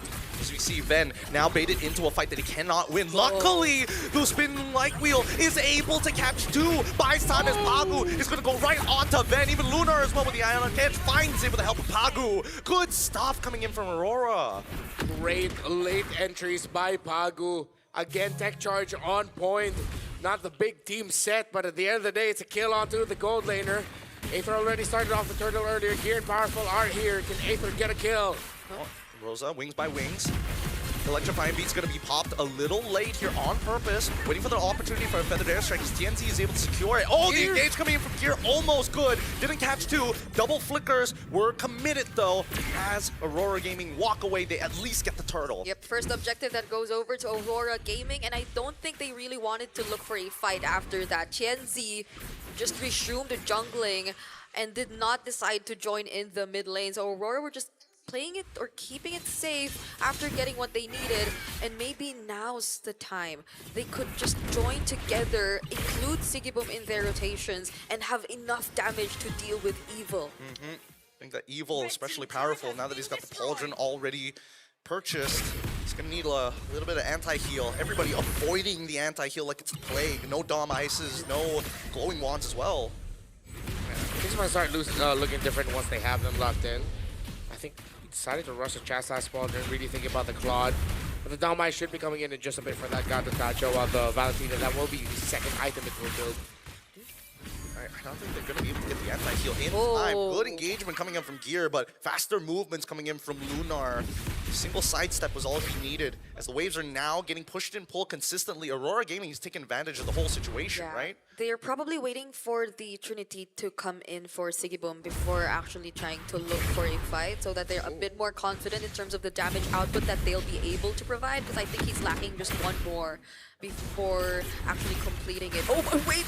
Oh! Blazing Duet already coming out towards Aether's side. Electrifying Beast by 5. Sigiboom flickers forward! With the help of Rosa, they secure it! That's Aether down! What a catch! Pretty interesting. I like the way that Sigiboom plays, but now Lunar has opened up the entire map, knowing the Gear is alone. Sigiboom gets free auto attacks, but he backs off. There's no reason to fight. 10 seconds until Lord. It looked like Aether was baited into that, not realizing the state of the map, and in the end, it would be him falling down. 1,500 gold lead here for Aurora Gaming, and this is just as Aurora as he could get with this performance. Great condition. All the conditions checked. Oh my goodness! How much damage is he doing to Ven? And now Ven popping the ult as well. Wants to take Lunar out, but doesn't have enough damage. Holy Crystal already purchased by Aether as they fight for position over this Lord. That looked like such a perfect time to use the tech charge, but no one from Aurora was ready to fight just yet. But now Evil are forced under their turrets. They don't have they do have an idea that Powerful's here. Oh no! And they catch him. Powerful uses tries to use the AOG, can't get it! He gets CC time and time again as Gears look for a counter engagement of his own. Maybe anti-CC, but still, they're just waiting it out. They're bleeding them dry, and Aurora wait out the abilities, wait out the timers for a no contest on the Lord. Here comes Aether onto Rosa, electrifying beats as well, cancel out, can't get over the wall! How could you dash freely in this kind of lineup? There's just so much that's stopping you, that's stopping Aether, and now they're trying to go for the invades and even a kill down bottom on Ben. Oh, Ben, he was playing it perfectly. Perfect movement. Jumps out Pagu. AOG forces out a flicker of his own as Gear was only able to engage on the front line. Wait, hold on. Powerful. Still catching TNC. Not bad, but for now, what a dangerous game. 3.9K turning into a 4K as mid-tier 1 cracks open. Yeah, this Grok has been a nuisance. It's so good. Oh, now you're talking about the Grok. Yep, and now the tech charge easily set for them. They clear the wave. Tier 2 already put down at 50% as the feathered airstrike just for the siege. This is Aurora Gaming. They really got some tracks under them. It's only been 11 minutes, but you could feel the struggle, the difference Oh in the my Joy God. gameplay that we saw in game number, or the first series compared to now. It's a 0-3 for Aether. Oh, Powerful, does he get out of this? He might not be able to force use the Revitalize early on as the Holy Shielding down by the mid lane already cracks. This is why Grok is so good. Pagu, he clearly knows his Grok tech with the walls. Honestly, I think this is one of the best explanations as to why the win rates for Sora and Grok are like this. Like, Grok has had such a high win rate so far in M7, but Sora, I don't think he's able to snatch a win just yet. It's just all highlights that we're seeing from Sora so far. I think there's a bit of a relationship between Grok and as well as Sora, right? Every time you do see Sora inevitably get let through, Grok usually is one of that pairings that just happens to be left as well. The trades teams are willing to make here. And Aurora Gaming has been trading well around the map this entire game. 6,000 and climbing. Rosa! The feathered airstrike looking for that back line. Sayla losing 50% of his AG. AOG coming in from the help of Powerful. Electrifying beats on only the front line as Yenzi is about to go back into the fight with the Phantom Execution. Takes out Powerful, and the engagement from Gear is good, but Sigaboom is able to get out of the way. With the Trinity, he melts like butter, and now Tenzi gets to play the game for free. It's fortunate timing there for Evil. I know they decided to want to take the fight because they saw that the tech charge was already committed, but still they could not get the right start to it. Oh no. The final push. They're looking for the opportunity as Aether trying to focus on these waves. Same goes for Sayla. That wall is going to push them back, and they manage to get the Crystal still relatively healthy, but the Lord, it's back up in 13. It's going to be one hell of a fight here. Yeah, and that's such a huge objective taken by Aurora Gaming before the Lord. That's the mid-base turret of Evil. Not even Lunar seems the least bit bothered by the damage that Evil are able to throw out at this point. An 8K gold lead for this lineup. Dude, I mean, Lunar is having the time of his life. He is literally a walking ward and who's unkillable. He's 3-0-6. He's devastated Gear, and every engagement that Gear has quote-unquote successfully gotten hasn't done much. Look at that. He flickers out of the way and tech charge, everything thrown at the wall to take Lunar down. The Eclipse is here, and now the sun looks to shine. Feathered airstrike as well as the tech charge gets Pagu out of there. Tienzi, plenty of damage. He's looking for a little bit more, but he has to wait for the waves. Gear for Lunar, both EXP laners. But do you really want to hand over more gold to Aurora Gaming at this point? They also get gold for getting killed there onto Lunar, so something is better than nothing, even though you have to give up something for that. I think it's one of those quotes that sound deep but actually don't mean anything. But you guys know what I mean, right? We get what you mean. We totally get it. Because look, everybody's got like a 1K lead on their side, besides the jungler who's about to turn it into a 3K. And oh my god. Aether, if he can just catch Rosa, there might be some hope. Here comes the Electrifying beats. No problem, loses 50% and gets stunned and dies! What the flicker? Just like that! And up here, now switching into all attack mode, hoping that maybe he can find a trade back as the Lord gets soloed down by Ven single-handedly. 2 missing inhibitors and another attempt coming in from Aurora. Todd's good, AOG even better, and Sayla might have just done it to save this game for Evil. Ven now taking the space forward, looking for as many tags as possible. Ran out of the ult and must go back to defend the base. Thanks to the DHS, at least Sigibum is now able to regain everything back. But I think that was a really commendable call from Evil. Them deciding to actually pursue Rosa, it may have been a bit unsuccessful in the beginning, but they were able to finish it off, and that already meant so much for them, because then Ven was able to focus down on at least just clearing the Lord for now, and it's not like they were completely unprepared if ever Aurora wanted to still proceed with the fight. You saw that IMU wild charge or tech charge from Sayla, and that forced out so much from Aurora Gaming, even the flicker from Sigibum, which I think he barely touched this entire game. Yeah, Evil are definitely within earshot of being able to turn this around. Yes, you're looking at an 8,000 gold lead for Aurora Gaming, but it's within the thresholds of like 50,000. Evil is just about to cross 45, which means they definitely have enough in the tank to turn things around. Although executing that team fight is going to be harder for them. One of the biggest things they need to deal with again is that Farsa. They take that Farsa out, and that's just one step. You have to wait for Bagu's tech charge. You have to wait for Sigiboom and have an answer ready for you. The good thing is there is already a blade armor on that Gatot Kacha, and there are items set for that Joy. We have felt the damage and seen it. Divine Glaive on this Valentina as well. It's going to be one of the main ways they come back into it. Now, even more so, an additional item for Ven, he gets the Malefic Gun. I think right now it's a pivotal point for Evil, right? Every little bit of gold is actually super valuable to get important items, situational items, like maybe even a Winter Crown. Ideally a Wind of Nature at some point just for Claude. If I'm looking at Ven's item build, I think he's very close to it. No, actually, he decides to go for the Malefic Gun alongside his Rose Gold Meteor. Interesting. He's more worried about Rosa. Yeah, and where is Rosa right now?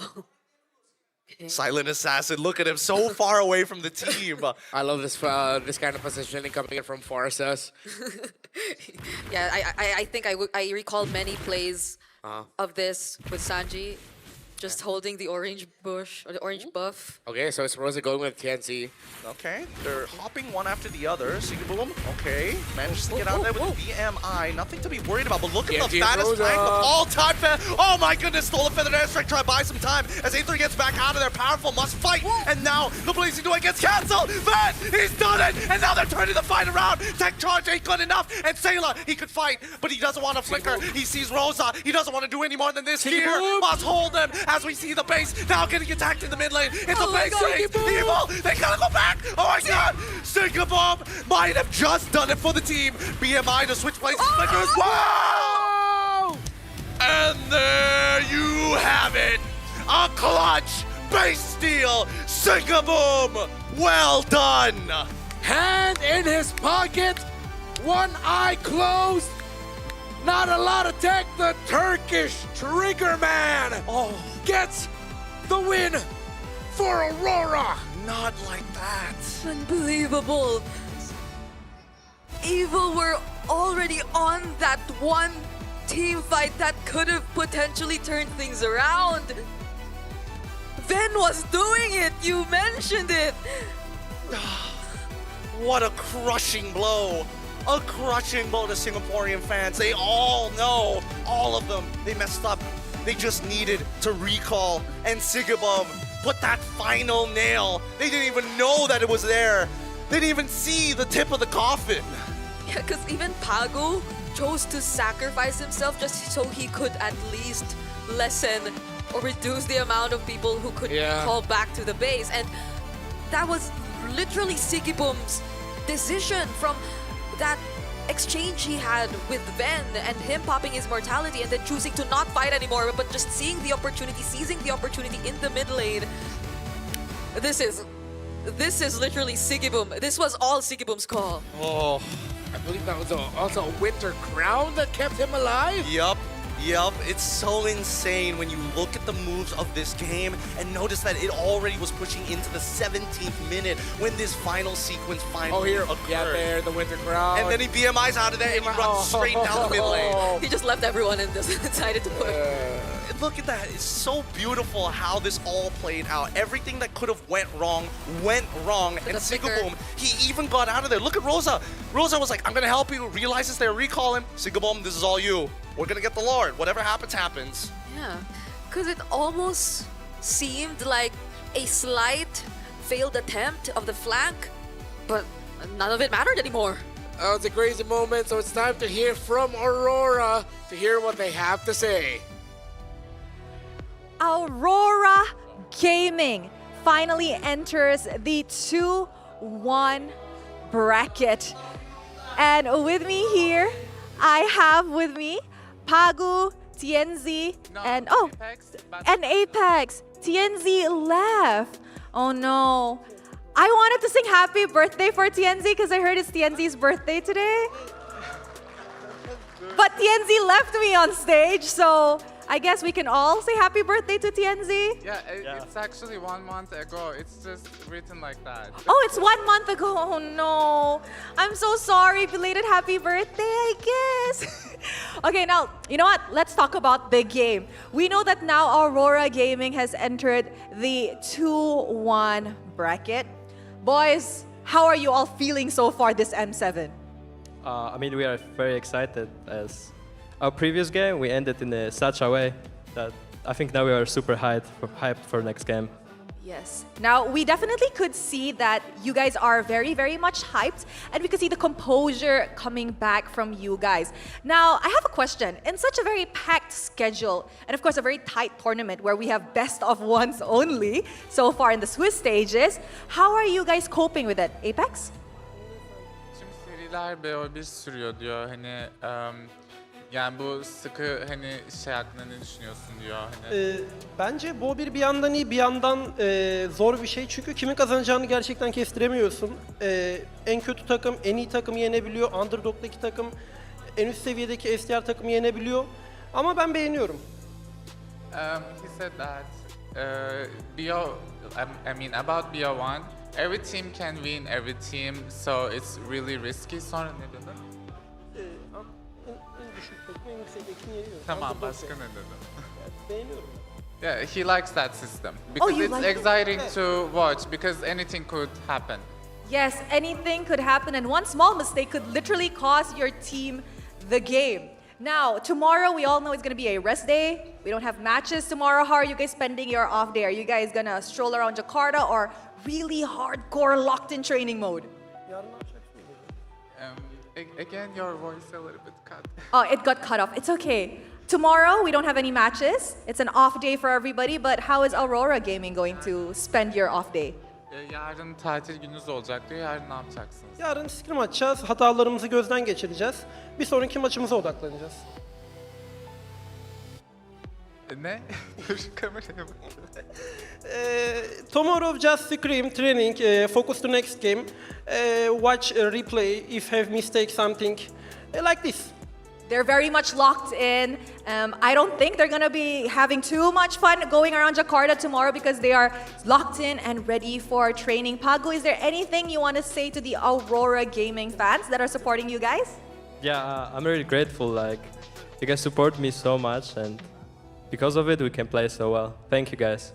There we go, Aurora Gaming's buff. Thank you very much, boys, and congratulations on your win. And with that, to break down what happened in this best of one series, let us show it back to the panel to give us an insight. Thank you. Thank you.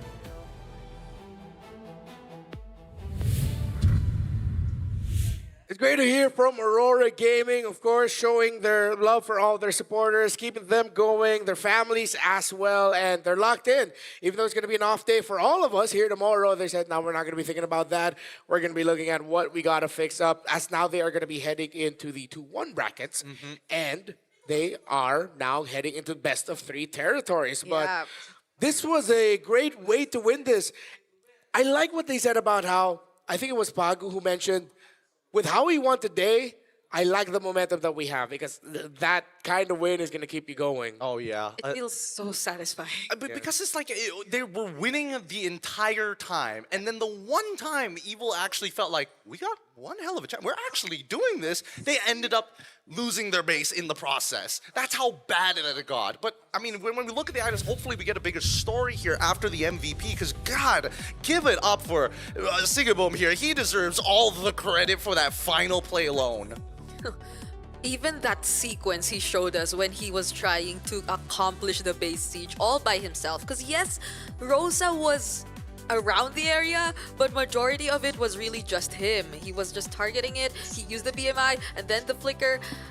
All those decisions that came into play moments before that and even during that were really just so commendable. And this is why we also talked about Sigeboom being such a star player, being such a highlight. And after and despite everything that he's been through, so it's not moving, so never mind. So here we go again, looking at the highlights of this entire game. I think you would agree that it has been majority Aurora controlling the game. There were moments, especially in the beginning, wherein we thought that there could have been a lot more punishable plays from Evil, but I think they were able to somehow carry it out nonetheless, much to a point wherein we thought that there could have been an opportunity for them to eventually turn things around.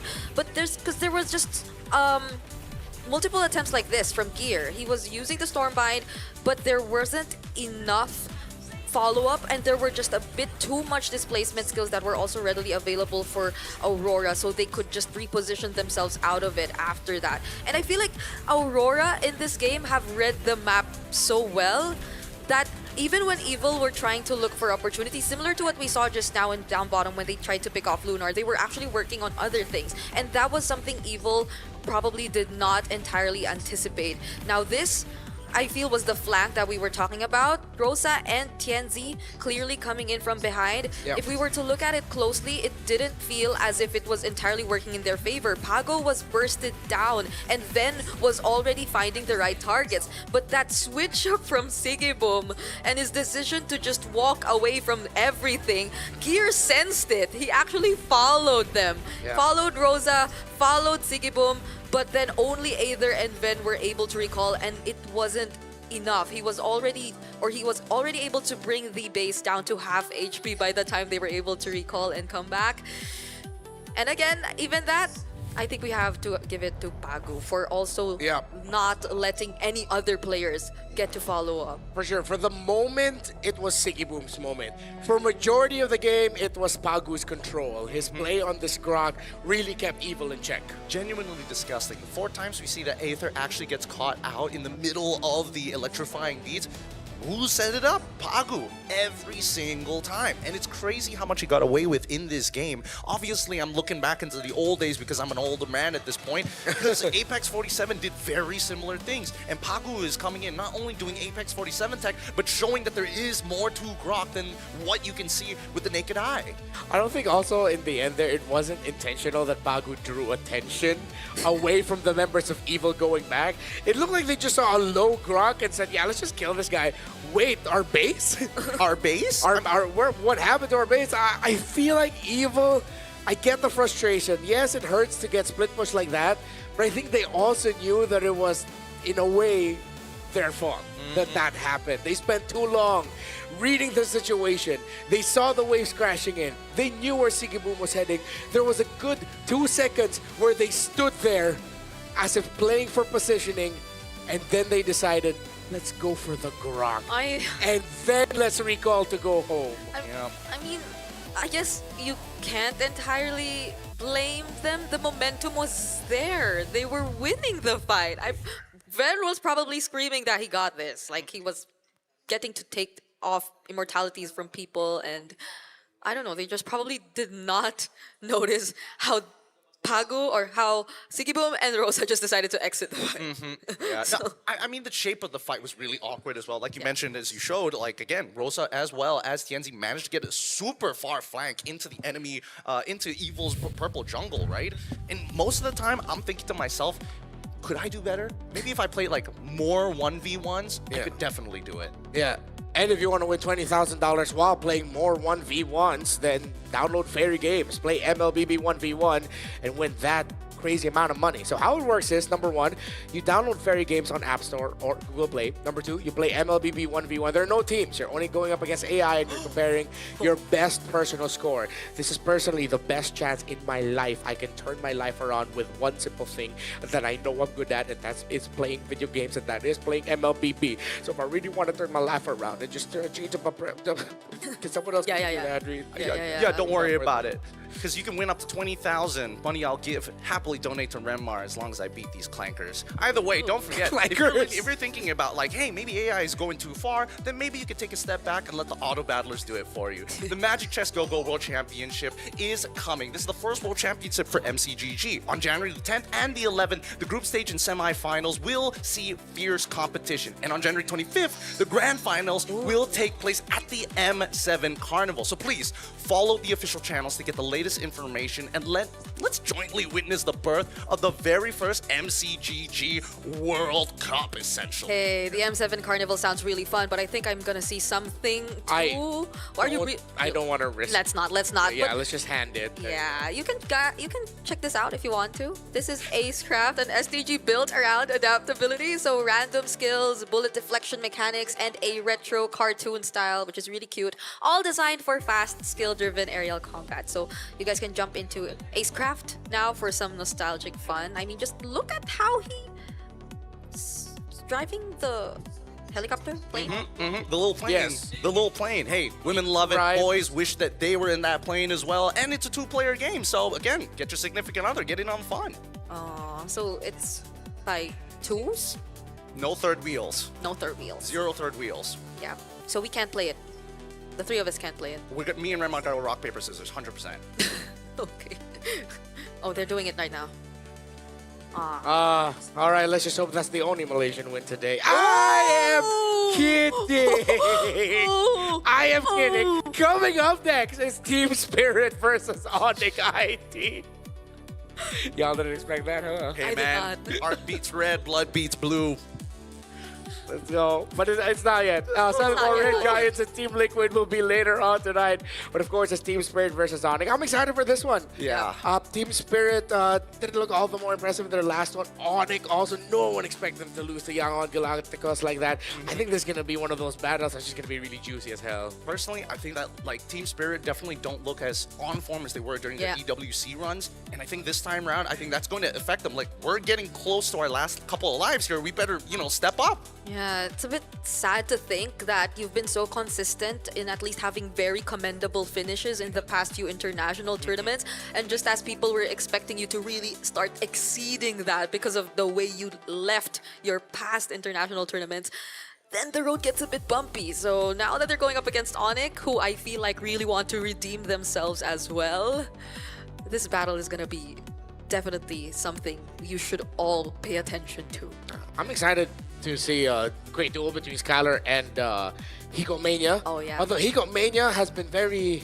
I'm still looking for Hikomania, man. Give it a moment. Give it a moment. Right now, we've only seen 2 options. Yeah, hopefully we get to see it. Team Spirit versus Onyx is coming up next.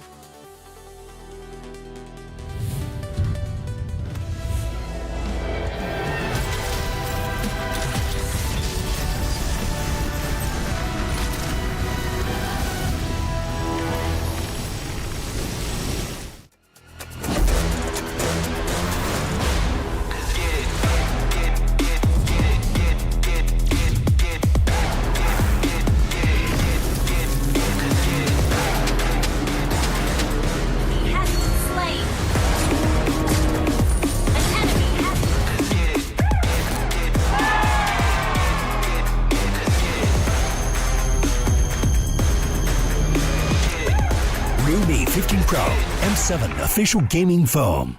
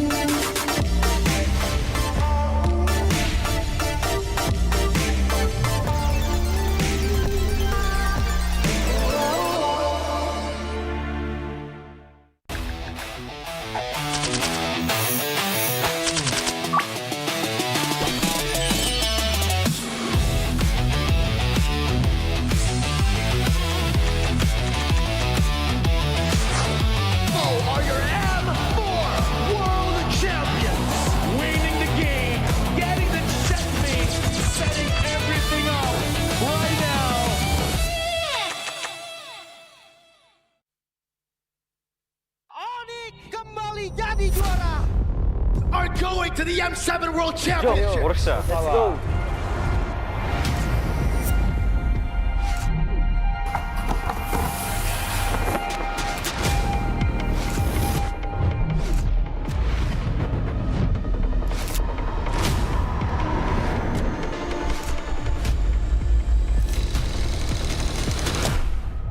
Futbol uğraşıyordum, futbolcu olmak istiyordum.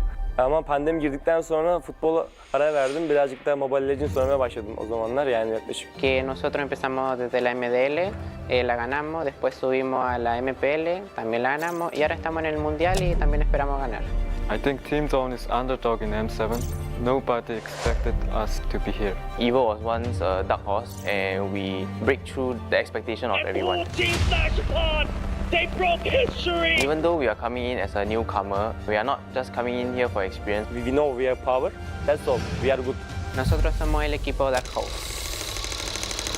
Who do I think will be the dark horse? A bit of a Malaysian bias, but I would say CG for sure. I'll lean more towards Yangon Galactic. I don't think anyone really is expecting CG to be a threat. Kita orang bukan dark house. Kita orang cuma pendatang baru. ကျွန်တော်ကတော့အဲ့လိုတော့မထင်ဘူးအများကြီးပြင်ဆင်နေတယ်ကြောင့်မလို့ပွဲတဲ့ကြရင်အကောင်းဆုံးပုံစံနဲ့ဆော့ရသွားမှာချပြသွားမယ်ချပြသွားမှာလို့ချက်တော့စောင့်ကြည့်သေးတယ် Sebab kita orang ni suka invade orang, bantai orang, memang gaduh tak berhenti. ညီရဥအောင်ချတယ်ပေါ့အားကြောင့်မို့ကျွန်တော် aggressive ဆိုတာတော့ကြာ Agresif, kenapanya? Karena suka perang. Karena kalau misalkan bermain agresif, musuh bakal kena pressure duluan. មូលហេតុដែលពួកខ្ញុំចូលចិត្តលេង aggressive ដោយសារពួកខ្ញុំកាលមុនគឺមើលថាមើល player ខ្លួនឯងនីមួយៗហើយគិតទៅថាអ្នកគឺដៃខ្លាំងមែនតើអញ្ចឹងលេង aggressive គឺត្រូវ 我们战术打法无规则打法，就对手可能研究不透我们吧。 We are not that serious. We just playing for fun because it helps us not get pressure. If you play for real, we get a high pressure international. 可以打进世界赛的关键之一是早睡早起，保持好身体。 Siguro determination lang din talaga and focus sa sarili kasi doon nalalabas siguro yung pagiging consistent sa paglalaro. Our secret in our veterans in our team. Enemies need to respect us. Strong mentality and discipline because it's all about out of the game. King teams for me are gaming us. Siguro para masabi kong king yung team or legends, siguro meron muna silang MSC title and M World title.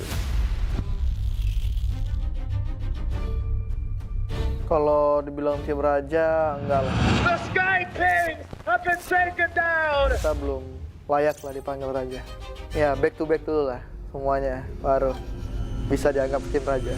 Tingin ko isa kami sa mga king teams kasi sobrang dami na namin pinanalo na tournaments and sobrang dami na namin na-achieve ng magkakasama. Sa tingin ko kapag na-achieve na namin yung Golden Road, hindi na siguro king team yung tawag sa amin, siguro mas angat pa doon. I think we are because based on the recent tournament in MSC, we are the top 2.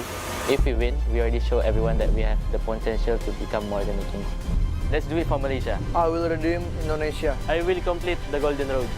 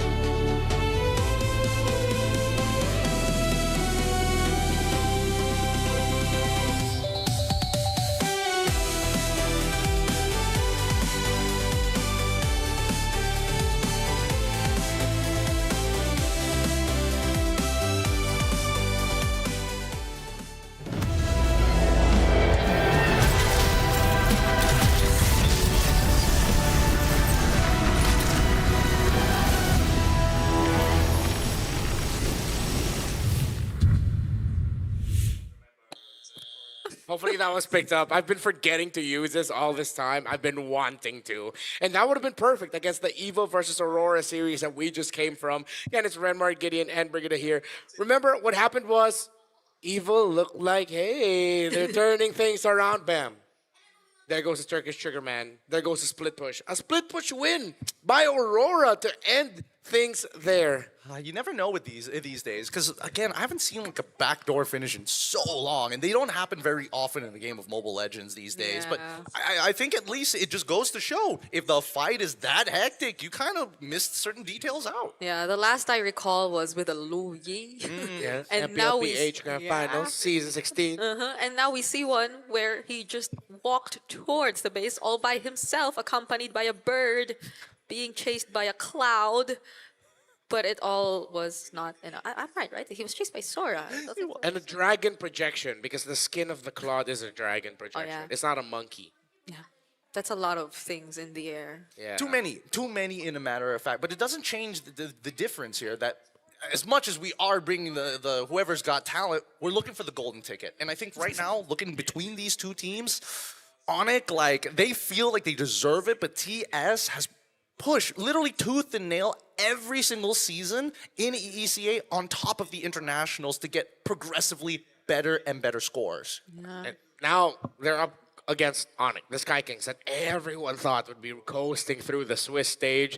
But no, the one who did that was the team that they defeated in the Grand Finals of MBL Indonesia Season 16, Alter Ego. Onyx finds themselves in this bracket because they lost to Yangon Galacticos after getting tested by Boostgate Esports in round 1. An almost 30-minute game in round 2. They just never found any hold in the game whatsoever. That was a Yangon game from minute 1 all the way up until the end. So let's look at the headline in the battle above the clouds. The Spirit Dragons versus the Sky Kings. Oh, I'm actually still not over that loss that Onyx got against Yangon. Because it was just so unexpected. I mean, Yangon themselves felt like they did not feel the same. It felt like they sort of expected it. They do have some respect for Onyx, definitely, mentioning that they put Onyx on top and then them being next after that. But I guess there are also a couple questions in mind as to how Onyx wanted to approach that game, because I think they had a lot of the more uncommon heroes on their side. So they had the Sora together with the Leomord all at once, and probably execution remained a bit of a question, because we saw glimpses of it in their first game where they were using a much more meta draft, but now that they added some layers of unpredictability, then it seemed a bit more confusing. Yeah, I think that in that matchup, at the very least, Onyx is, I wouldn't want to say that they're trying absolutely everything, but they were compromised from the draft. But let's look on the opposite side, right? Team Spirit. I think these guys are exciting, yet they haven't been able to break out of the big three, which so happens that ticket was finally stolen by the Yangon Galacticos. So there's a lot of history between Team Spirit and Onyx. They've messed up as different teams in the past with different names. So let's know more about this specific matchup by watching this.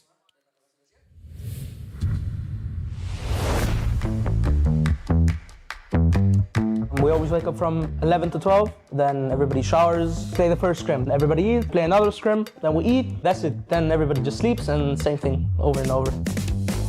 If we don't understand something and we have some conflict, if Kid, for example, saying how enemy jungle or roam or both of them on my lane and you don't doing something on me, that's making me stress, then we just talking about it, that's it. Like only with talk, for me, it's changing my stress. It's not like we're new to each other, we're just ourselves and we fit, we click.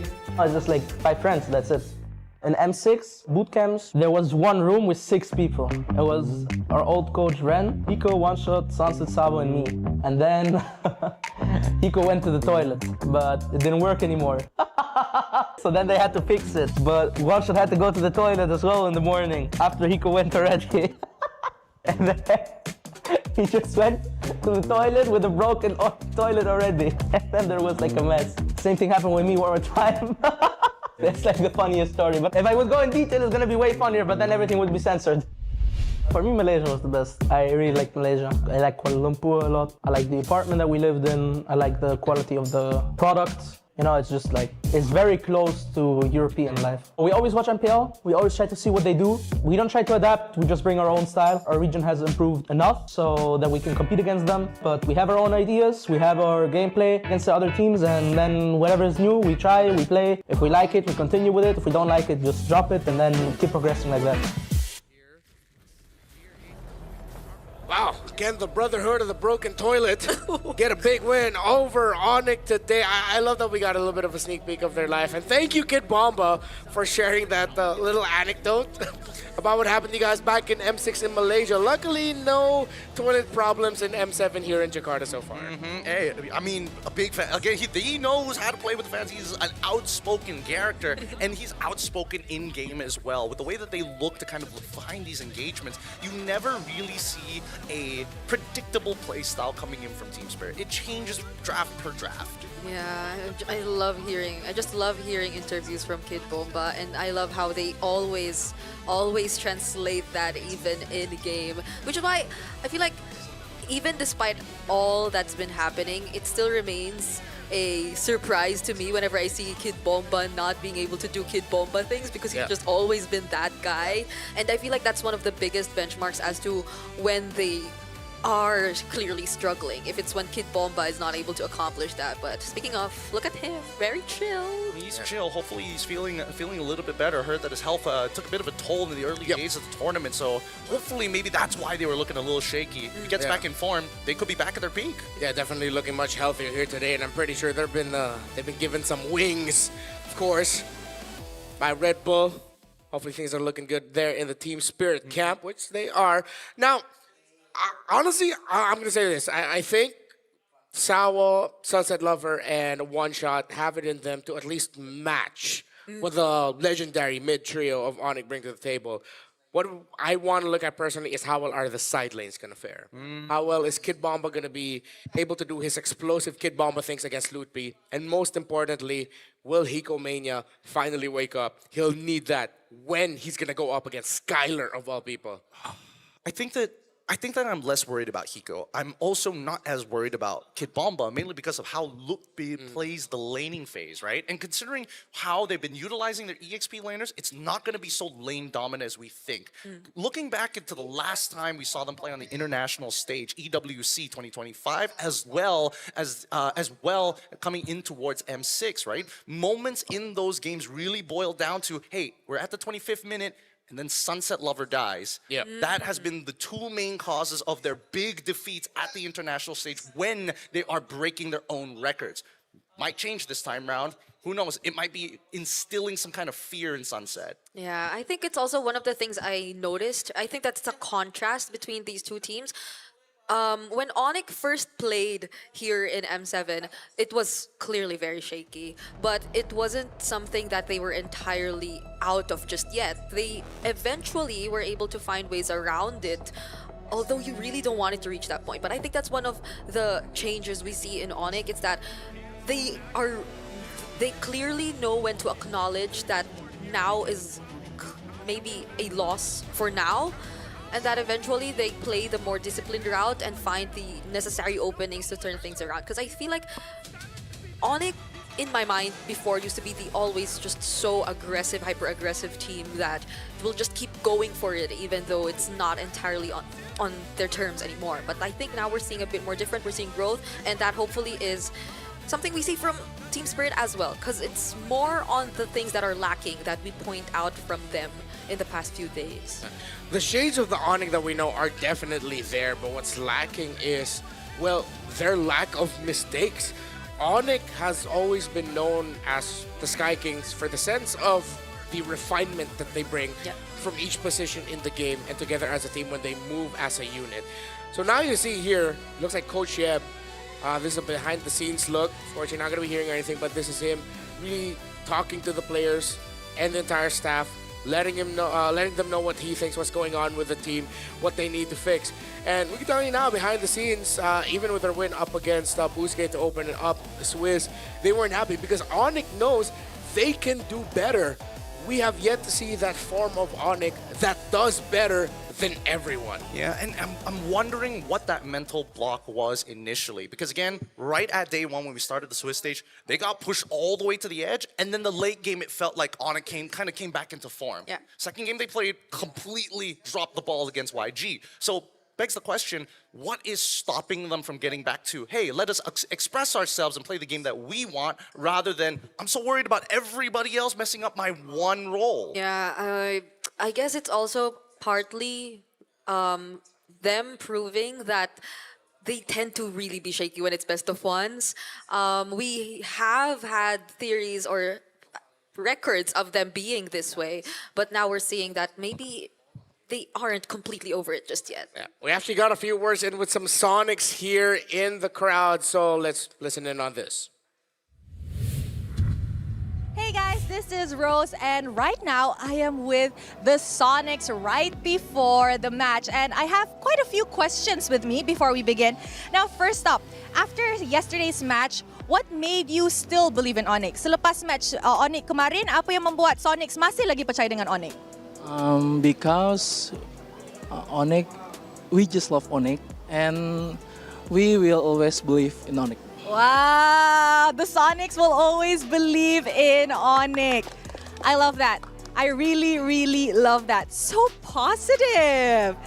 Now, guys, in your opinion, I know every team, there's always room for improvement, right?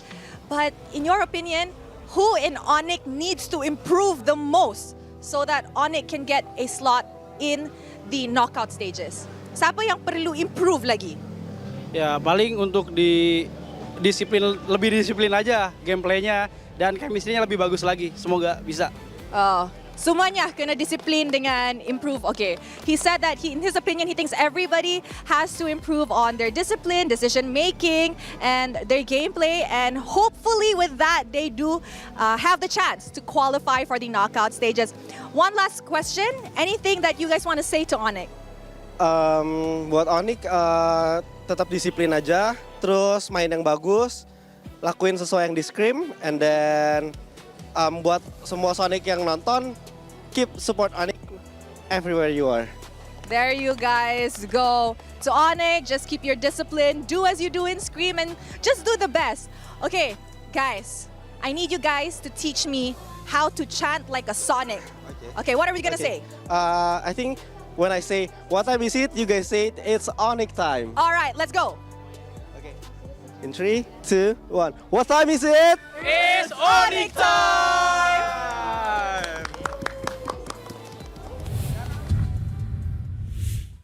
All right, so we got to hear from the Sonics, who said, when asked who needs to improve, they said discipline as a team.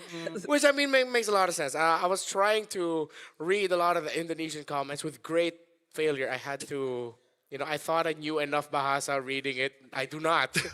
But yeah, a lot of people are saying, yeah, they need to step up in terms of, finding the right positioning and the right timing. Because when you go up against like a team like Team Spirit, when you have to look out for Hiko and Sao, these dudes, if you make a mistake, they will pounce. They will pounce, and I think that, when we're going on a base-to-base role, in terms of the matchup, obviously we're looking at Hiko, we're looking at Sawa, we're looking at Sunset Lover.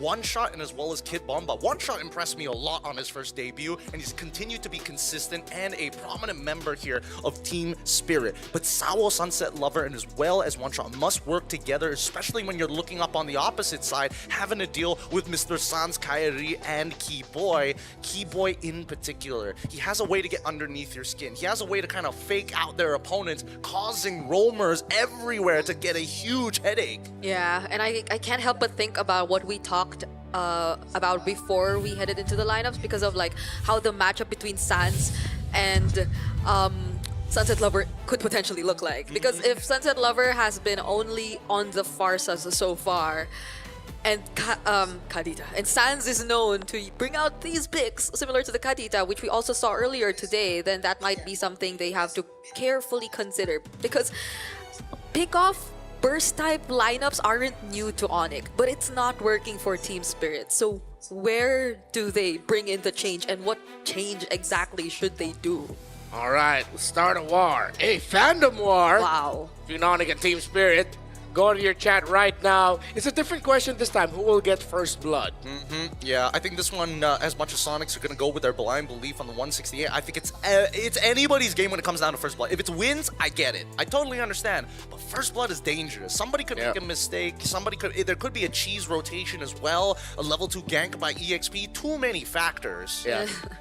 And we've seen a bit too many of those mistakes happen in the mid, less than a minute into the game. That's so true. Oh, wait, Team Spirit fans just woke up. They're catching up. They're catching up to push this to maybe 50-50. It was a time zone difference. That's why I think, okay. So it wasn't all completely Onyx-sided, although it was heavily counted towards Onyx. Remember, every time we have that little poll bar show up in the bottom, that means that is live results. So chat and comment the name that you want to support as we head on to Expanding Rivers. Ooh. Faster rotations, and meaning that we could see a little bit more fighters here, especially in the gold lane, or similar to what Onyx pulled out with the lane mode for Kyrie, heroes such as that. It also really rewards the side laners. Maybe this might not just be about the mid trio as well. Maybe for the first 2 minutes, but then we'll see the side laners afterwards. We go straight into the draft. Onyx is going to be taking blue side, Team Spirit on red. Play the hero. I will be the truth Okay, this world Yuzhong taken desperately out needs. here. Interestingly, no jungle bans just yet from either of these two teams. So I think the likes of the Lancelot Hayabusa trades will be available, and that might be something we expect because both of these junglers are very prominent when it comes to the assassins. But Are Team Spirit willing to open up the Fanny? Onyx are. That's what I'm thinking about, right? Because I feel like both Kyrie and as well as One Shot have very similar assassin-style pulls. They both play Fredrin as well. They both play Boxia. Like, a lot of them match. So maybe that's why they're just opening it up, because they realize sometimes the best way to activate your jungler is not by picking the best jungler, it's by picking the best picks that go along but the with your best Kalea jungler. is still there. And Grok. Yeah. Okay. So I think Spirit are willing to play that trade. It's like, whatever we end up with, we're going to be fine with. Whether it's the Grok, whether it's the Kalea, they're happy. So it's the Kalea for Onyx. Why are you smashing your table? It's because they're on blue side that they have to do this. It's really, there's nothing much Onyx can really do, especially with the corner they kind of put themselves in when it comes down to these opening picks. There's still a lot of mid laners that haven't been touched, Varsa in particular, but I think that's going to be a predeterminer now that we see Yuzong's out of the question, Yee's out of the question. Both sides are egging each other on to say, I dare you, pick up that Varsa while our jungle is still up in the air. I think because you already see the Kalea and the risk of the Kadita, I don't think Sansa Lover should play Farsa in this game. Yeah. Definitely. Up against a team like Onyx, it'll be way too risky. So what? Choke Ranger Prio. The choke could have come in a little bit later. The Granger...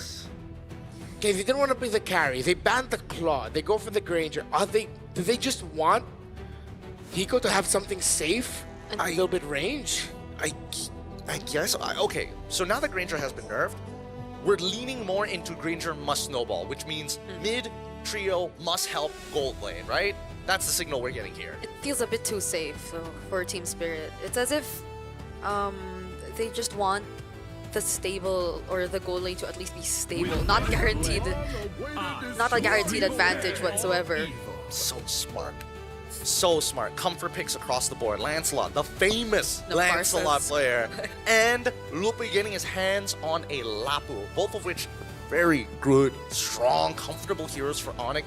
Are they doing a mental reset game? Is that what? Because this is what it looks like for the side of Onyx. Yeah, definitely. With picks like these, you can either have a really great early game where you just end up taking control and you snowball your opponent down, or even if it's a very neck and neck, it's a lineup that transitions well into the latter portions of the game as long as their gold laner is fine. It's versatile, you know how it wants to play, and it's not that difficult to pull off. In terms of the big picture of it all, I'm not saying that Lancelot is easy, guys. It's just, you know what I'm saying. Yeah, we totally get it. Esme gonna be the pick here for the side of Team Spirit. It's this. I'm less critical about the Granger. The Granger could have been switched out for anything else, but a Granger is pretty decent pairing with Cho because at least you can kind of like hand over those assists over to the Granger. But I feel like Claude should have probably been the play. Yeah. It was banned out by them though. Yeah, that's also true. Or I mean, they could have gone. Oh no. Never mind. Moskov is too risky. Carry is just you're forcing yourself in a corner. Then. Yeah. Like, see, none of them want to. I mean, they already showed their Granger, so they can start banning out a lot more damage. They took out the Lunox. What else are they gonna take out? Oh, might they want to? No. Skylar's best pick. Maybe they want to take out the Farsa themselves. Yeah, too. you Farsa, you ban out the Oh wait, no, but both sides play the Kadita, which is really annoying. Either way, like I feel like you might have to devolve down. Oh. I know it takes a lot of time now, but what if Onyx just run it back with an Irithel to face the Granger? Right?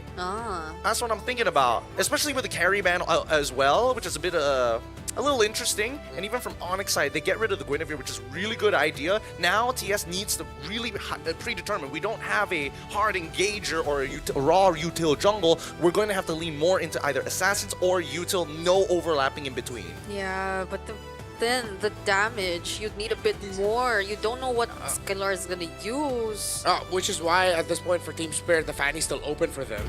But wherever they want to go red for, maybe that's why they picked up the Cho early. I think Onyx are signaling that we're willing to allow you to play the Fanny. I think they're gonna go. They're thinking about Kimmy as an option. I also think that they might actually get Skylar on his signature pick in an Irithel. Irithel, Purify, and you should be good. Now the question is whether it's Novaria, Lilia, or even just doubling down on this Farsa just to have that raw damage. Yeah, between these two, I think the Farsa is definitely more playable beside the Onyx. at least you have like the Esmeralda by your side. Hopefully can deal somehow with the Lapu. Not win, because we've seen how the Lapu is just capable of matching the Esmeralda nowadays. So there they go for the Farsa instead, just to ensure that the damage is there. The Granger Farsa too, tested and proven, will be somewhat a better route to limit the options here for Skylar. But you did mention the Irithel, and I don't see any reason for him to not go for it, unless... I mean, he can also go for, like, the traditional Harith. Harith, yeah. You don't have to worry about the Fulgus anymore. I would be okay, like, Harith should be fine. Guided up with the Harith together, a lot of magic damage. You play for pick off. You play around with the Kalea, you have good healing as well. There's no healing on the opposing team. You have a lot of sustain. Oh, Bruno into the Farce is very brave. Okay. Okay, sure. They're gonna go for something like an Angela in mid? No way. No, I don't think so. It wouldn't make any sense if they did. Because then you're really doubling down and hoping that Kyrie gets to do whatever he wants. There we go, the Kadita as expected. So that's two ways they can stop the Feathered Airstrike. Just Fanny. Let's get the Fanny, bro. I feel like they have so much faith in Skylar. Like an ungodly amount of faith that he'll be completely fine. Like nothing could ever go bad to Skylar. What else if not the Fanny? The Nolan was used previously. The Leomord! Of course. Dang, this is really strange to look at because both compositions have very similar styles on how they want to attack each other with vastly different cooldowns. It should be a very interesting one. Onyx or Team Spirit, bring it home. Which lineup interests you more?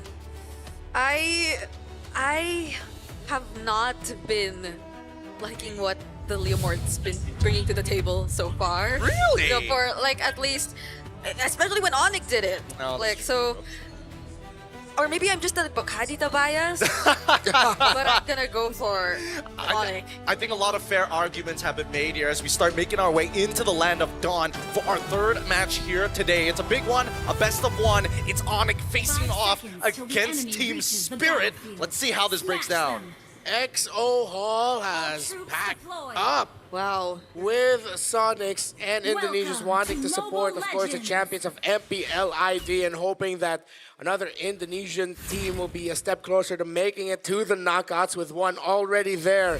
Meanwhile, for Team Spirit, we're waiting to see if Hiko Mania will finally make a triumphant comeback.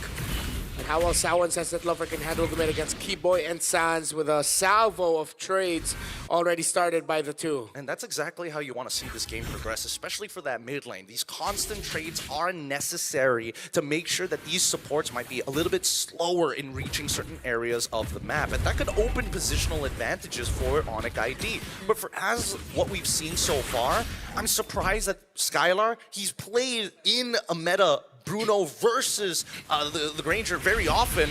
But at the same time, is it something that they needed now? Whose call was this? Yeah, it's interesting. Even using the fighter emblem too, which we do see commonly nowadays, but it's just so weird to see the Bruno back. Here that we're in M7 now, because in M6 it was a thing, but now it's not even paired with a Mathilda or anything like that. So it's literally all by himself. Yeah, up against a Farsa, up against a Leomord, up against a Joe. No Purify. Yeah, this first blood is really going to predetermine how big of a snowball the team who finds it first is going to get. Because Sawon as well, he's looking for opportunities, but he has to be careful as soon as level 4 comes through. But at least for one shot, right? He doesn't mind. We're not the ones who have to continuously engage. Onyx ID are the ones who need to find holes. Wow, this gold lane matchup is really interesting. I know we've talked about the Granger not having such a great time in terms of the laning so far because of the adjustments, but it seems like he's managing it pretty well up against the Bruno so far. Skylar's already half HP, but now we might get to see something break out here down bottom. Trying to check if any of the roamers are going to be able to hit level 4 before the big fight breaks out. Kid Bomba handling Ludwig very well in lane. Sao might want to get that. No level 4s just yet for the roamers. Sao's really close though.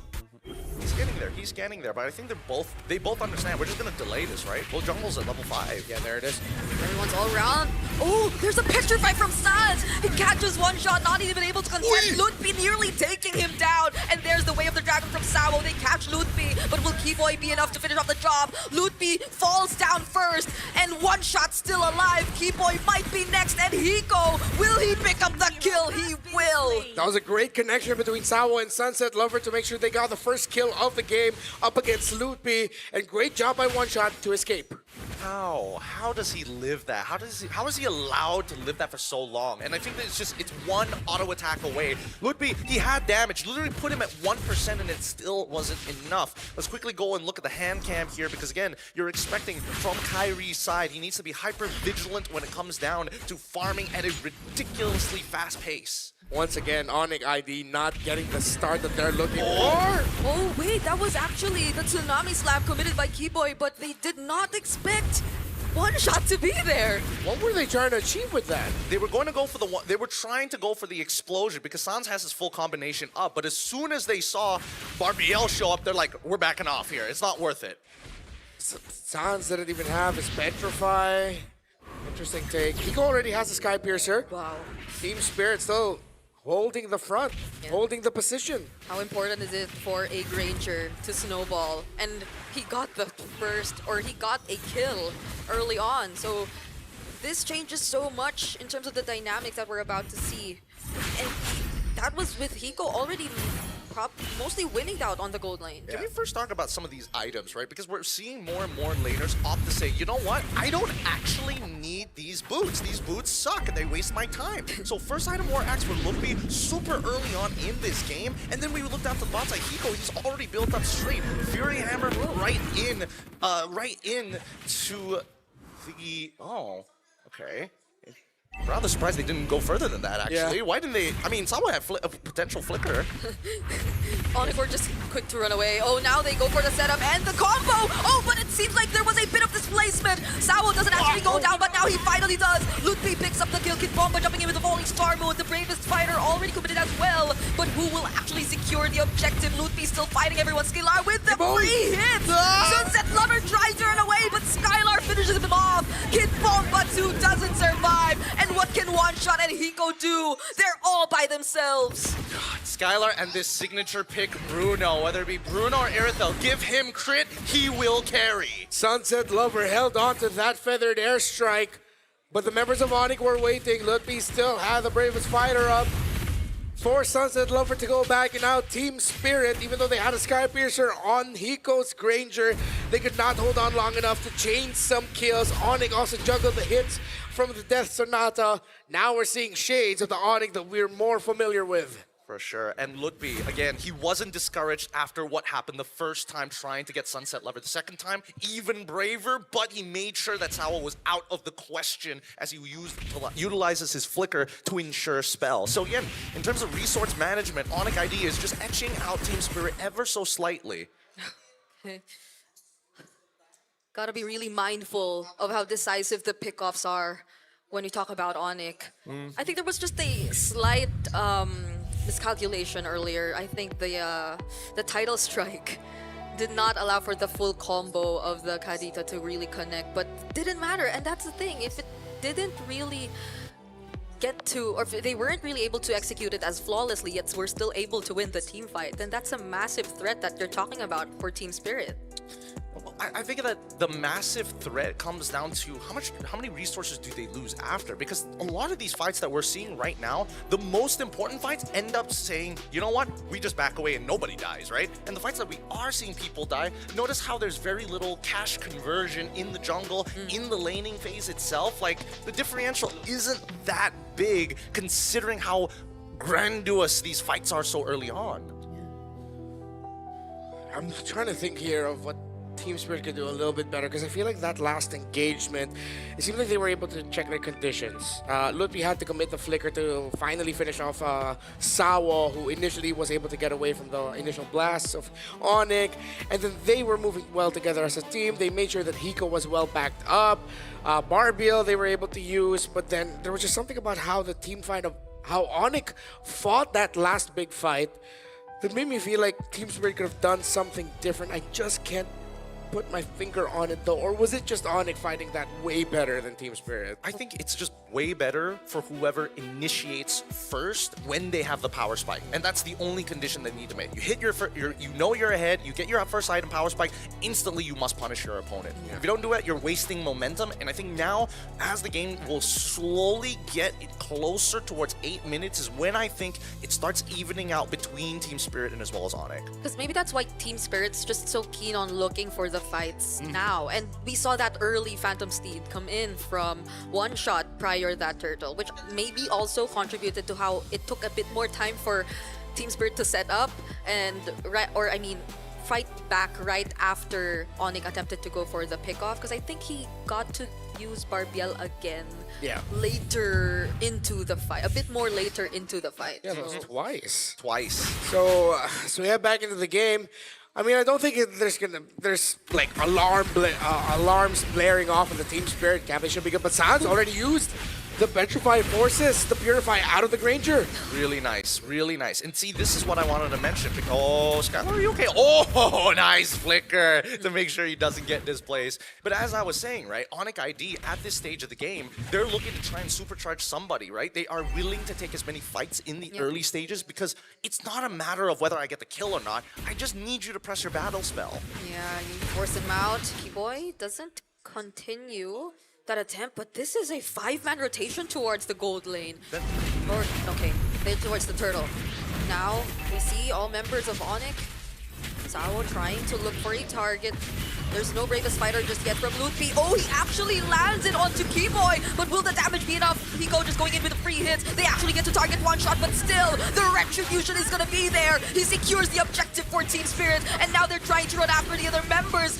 Led by Kid Bomba, they actually get to reach Sans and Skillar, but they return under the turret. Beautifully played by Kid Bomba, eating shot after shot, peeling for his team and making sure that the key initiators are taken away. That's how you deal with a composition that wants to pick you off. Make sure that their pistol either has no bullets or you take away the trigger finger.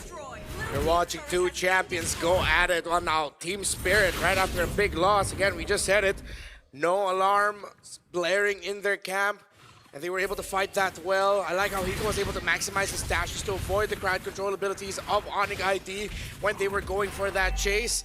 And Team Spirit, 2,000 gold lead. This could climb up even more, considering that no first-tier towers have been broken by Onyx just yet. And One Shot now has a brute force breastplate. As we look at the win rate prediction brought to us by Realme 50 Pro 5G, 64% for Team Spirit. And this is off of a 2K gold lead, or a 2K deficit, some may say, right? Now, Ego already with the Malefic Roar already purchased, and early Feathered Airstrikes being thrown out because this is just posturing, right? Nothing really matters unless Team Spirit can almost guarantee a mid inhibitor, because once that mid inhibitor goes, this game is going to accelerate at a rapid pace. That's why Team Spirit, as you can see, moving down, holding control. They check the jungle, see, hey, there's no creeps there, we need to back off. We can't be wasting time. Yeah, and these are really careful movements we're seeing from Team Spirit. At least they have Sao and Kid Bomba to ensure that all areas are covered and that Hiko and Sunset Lover will remain safe. And that's on top of the fact that they have Purifies by themselves. So it will be a bit more tricky for Keyboy if they really want to land these combos, because they might have to work not at the same time.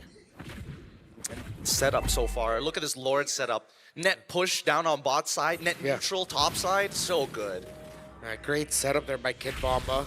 Loopy now with an Oracle. Should make him a little bit more tankier to deal with, but that's even more shield he'll be getting for himself, which means Kid Bomba is happier. Kid Bomba? Speaking of Kid Bomba, oh, now Keyboy actually goes in. He tries to look for a target. That's Sao once again, but he still has the flicker to survive. And now Kid Bomba catching two right from the back lines. Lootby forced to flicker out, but the Feathered Airstrike finishes off the kill. And that's one man down for Onyx. God damn! Kid Bomba is feeling it today. Falling Star Moon, a preemptive Falling Star Moon, might I add, that he was charging to ensure that he was able to collapse upon the backline to buy that precious couple of seconds. They tried to take out the Trigger Man, Sao himself, he manages to survive, and this was Team Spirit's response. Onyx ID, the only thing that they are lacking right now is the fact that Sao just isn't dying enough. He is still maintaining a good amount of income to stay relevant in this game. The tension is razor thin here as the battle above the clouds sees Team Spirit taking the first Lord, and they will be taking the first commanding lead of this game. Team Spirit now, with the lineup that they have, playing around the Granger, the Leomore, the Farsa, Sunset Lover again on point. We put a lot of focus on him heading into this game with good reason, and he has proven why the focus was on him. Despite going up against the Kadeta and everything that could give him a lot of problems, Sao and Kid Bomba have done so much to provide space for their Farsa. And I just gotta say, we were questioning, or we were a bit surprised with the Prio, Cho, and Granger, but they're working together perfectly so far. In this game, you barely see them away from each other. Kid Bomba said earlier they come from a region that has greatly improved with their own ideas, with their own style. If this is the flair that EECA brings to M7, I'm excited to see more of it. But Onyx, they have been in this spot before against Boostgate in day one. That's assuming that Team Spirit is going to let them get to that late game, right? I think that Team Spirit now recognized after that mid inhibitor is gone, well, sorry, mid tier 1 is gone, they take everything else off of the Lord push. A 5.2k lead is not bad for Team Spirit, but it's one team fight away from going back to net neutral. And that's something Team Spirit doesn't want to do. Notice that Sunset Lover earlier purchased Genius Wand on top of the Glowing Wand. Sans decides to go for something else. Goes straight into the wings, Blood Wings. Now, I don't know what that second item is going to be, but it needs to be just more raw burst. It's gonna be tricky for them now. Even when Keyboy finds a target, Onyx ID is not that safe, because now that Team Spirit's grouping up together, you saw the Falling Star Moons come in from Kid Bomba and how unstoppable they are when they try and just run through the members of Onyx ID. So now, what is next? There is the Way of the Dragon once again. They target Keyboy instead, so Keyboy could start things himself, but he still gets to escape, but not for long. Bomba once again jumping into the backline. Sans not even able to commit a combo. He goes down next. Kyrie fortunately dashes away, but now it's Scalar and Lutfi. They're trying to run for their lives. Sans and Keyboy were the pickoffs of Team Spirit. That was clean. The kick from Sao and the follow-up by Bomba. That's exactly what they were looking for. And Bomba, at the very least, if I am not looking to engage in Peel, I will clean up the mess left after. Now that they swept them under the rug, the real question is whether or not Kyrie is able to get in position to try and steal this Lord away while Team Spirit holds down the fort. Could be. Oh, goes in with the bravest fighter. Doesn't commit the Landshaker just yet. Sunset Lover sees where he is. 4 members, there's the Withered Airstrike. Gets to damage Skylar just a bit. Kid Bomba jumping once again. Keyboy already low. Gets bursted down by 1 shot. Bomba! And Kid Bomba is not letting go of these 4 members of Onyx. And now they're completely zoned out. Look at him. He's unstoppable. Falling Star Moon again. He knows he's too big for these boys to handle. This game is something. This man. Earlier, he was talking about how they busted a toilet in Malaysia. Yeah. And now they're doing this to Onyx. Team Spirit and Kid Bomba are doing this to the champions of MPLID. Well, what did we say about Kid Bomba and him doing Kid Bomba things? This is not the Kid Bomba we saw a couple of days ago. Yep, it really isn't. But luckily, Kid Bomba now getting the arm of a piece of equipment, blade armor is so important to keep himself alive here. But Skylar has also finished the Malefic gun. It's a stat check, but let's see as the Lord pushes in. Okay. Another Falling Star Moon, but they just do all of this to Sawo! zone out, but another kick from Sawo! Lutfi's the target! He doesn't have enough sustain! There's the immortality for Sawo, but he will still remain alive! Team Spirits gain access to the base! A flicker out from Keyboy! And now what's left?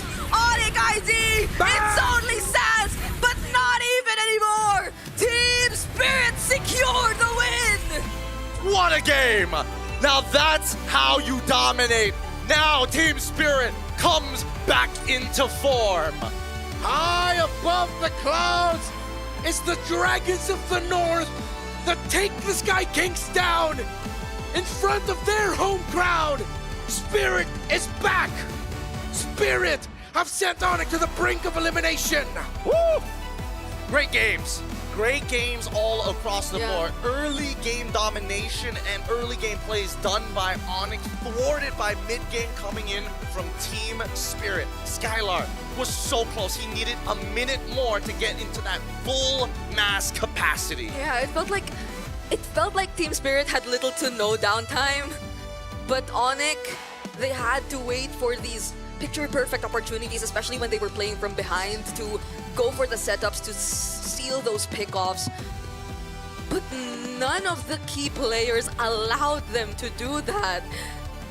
And you can't even go for options like Sawo or whatnot, because they can't finish off the kill. They really can't. I mean, when we look at these highlights, that very final play, you can see that everybody is literally trying to run. They do not want to fight. And even in this last fight, I was hoping that Lutfi would actually try and jump Sunset Lover. Doesn't. He holds on to the ult until he dies. Bit of a mistake there, but I think he already knew there was not much he could do. I just want to say, Sawo, bro. Sawo. You're one of my favorite shows now. Hey, we did talk about, is the pickoff approach not working anymore? Oh, okay. But it worked. We take it back. The connection between Sawo, Sunset Lover, and Kid Bomba was perfect here, setting up Hiko to show a little bit more of the mania. Oh, Kid Bomba! Definitely feeling it. Team Spirit earned that win, and now we're gonna hear from them on stage with Rose at Sawo and Sunset Lover.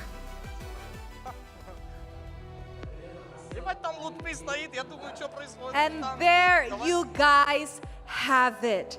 Onyx Indonesia unfortunately heads into the elimination bracket, and in this matchup, Team Spirit comes out on top. And with me here, we have Sawo and Sunset Lover. Boys, congratulations. Thank you. Thank you. I know this is definitely a very amazing win for you guys. Now, let's talk about this match first. Let's go with Sawo. How important is this win for you, knowing that you just beat the fan favorites? Yeah, it was so important match, but doesn't matter which opponent we have. We just need win, and doesn't matter who our opponents. It doesn't matter the opponent as long as you guys come out on top. You know what, Sawo? I really, really like that confidence. And of course, maybe you could tell us a little bit. How did Team Spirit react when you guys actually found out that you guys will be facing Onyx ID in this match? Anybody?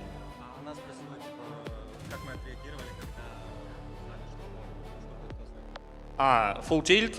Always we have the strongest opponent in Swiss. It doesn't matter M6, M7, M8, M9, M10. We just will have the strongest opponent, and doesn't matter who.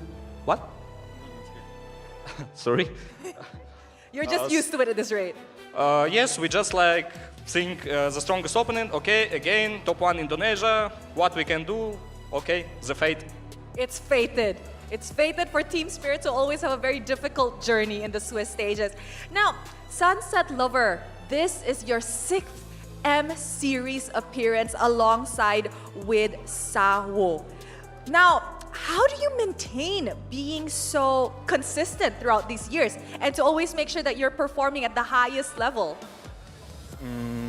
You know, I try hard so much, and I will try hard till I will not win any big tournament, you know?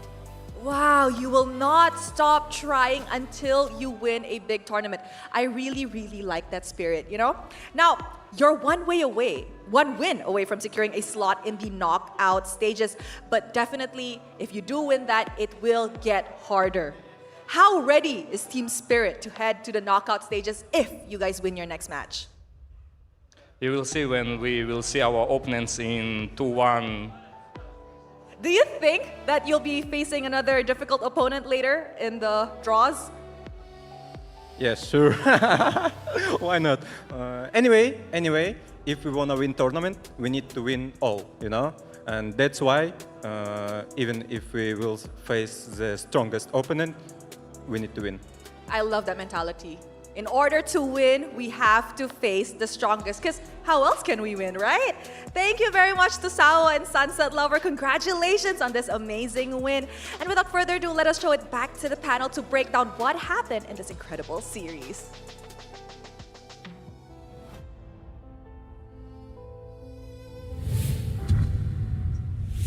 It's always good to see Sawo and Sunset Lover together on stage after a big win in an international tournament. They have been doing this since 2019.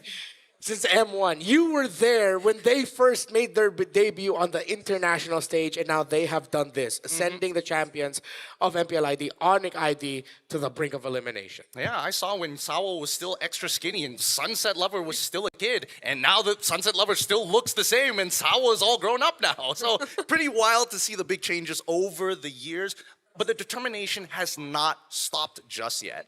Yeah, because I clearly remember, like, I guess my version of earlier days of Sawo was the Diggy Sawo. Like, that's the earliest I could go. But yeah, he saw much more than that. And our MVP for that game, I am so not surprised. Yep. It has to be Kid Bomba doing Kid Bomba things all game long. Oh, of course. Only naturally that it's going to be Kid Bomba, because every single time he gets into these fights, it feels like he's just edging out Lupti every single fight. Oh, you catch one person? I'll catch two. You stop our feathered airstrike? I will hold 5 people back at the same time. There's so many moments for him, but let us start at the very beginning of this story. Let's look at the highlights here. Make sure that you need to understand what is going on. Every single one of these fights are predetermined by one thing, and that is taking away the trigger finger. How do you take away the trigger finger? Notice that in a majority of these fights, the positioning of these players are looking to either, 1, cancel big ultimates like the feathered airstrike, or at the very bare minimum, 2, putting gold laners and junglers in awkward positions. Kairi forced to move away from the Lord Pit, Hiko as well. Not exactly a great angle for him to enter, which is why he was thinking about maybe even joining up with the rest of the team on the north side of the map. Either way, it is about disruption and resources. As we see the game continue to progress, Kipo in particular was very notorious at doing this. Tsunami Slam, who is he targeting? Guess who? It's Sawo again. Every single fight. These feathered airstrikes are great coming in from Sunset Lover, but it needs to be used in tandem with the rest of the abilities, and that's where Kid Bomba comes in. Most people are thinking Uranus, Farsa, the perfect combination. Esmeralda does very similar work too, except You don't have to always lean into the Lightning Truncheon or into the Genius Wand. Either way, these fights are predetermined by ultimates and battle spells. Whenever these battle spells are out, that's when you see the biggest plays actually happen. The fact that Sans missing out on his Petrify, and even in this very final fight, what resources are still available? Lupi still has Flicker, but he doesn't have Alt. Kyrie has his, he still has, if I remember correctly, yes, he has it. Making sure that he could try and steal away Lords and use that Retribution to slow down his opponent, all of which don't help him when the biggest ultimate, Kalia, is out of the question. This is why it's a matter of stealing away resources. That's me personally. I don't know about you guys, because we saw this continuously all the way to the very end. Yeah, I mean, the thing is about that, even if you could say that Kiboy could have been a little bit more cautious of when he would decide to go on that show. Yeah. Sawa was always either taken down very quickly right after the fact, or they would just eventually chase him and run him down. So I wouldn't say it's a bad target. It's just that afterwards, what then do they have left when they're up against an Esmeralda who is the queen of long extended team fights in MLBB? If you cannot target well enough, you get this. You get Bomba smurfing on you. You get Bomba doing that. It just slams the headphone down and you're gonna go, ah. Yeah. It's crazy because this game was literally unironically on a knife's edge. Because again, it's trading the tempo. Yes. Early game was Onic. You hit level 4s and TS had to try and protect themselves against it. Mid game is all TS unless there were major leads in the early game. But the late game is where they needed Skylar, who just only completed the Blade of Heptaseas at the very end. So again, it's one of those things where I'm like, man, if he just had one more item here, if he literally had anything else, that would have been enough to take out Kid Bomba. Yeah, but that's the thing. We also mentioned how Team Spirit know that they cannot allow this game to run any longer, mostly because of Skylar.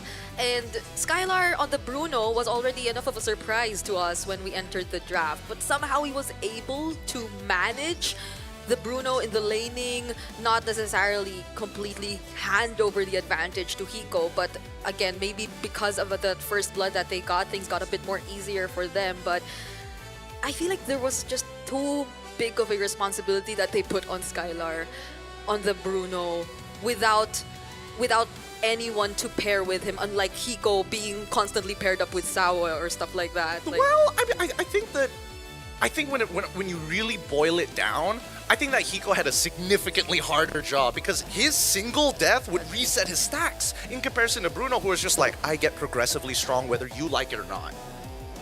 One thing that I like about the TS lineup is like it looked like it was built to handle the comp of Onic Onic ID in the sense that with all of the big cooldowns gone, they can just continue. Barbiel comes out.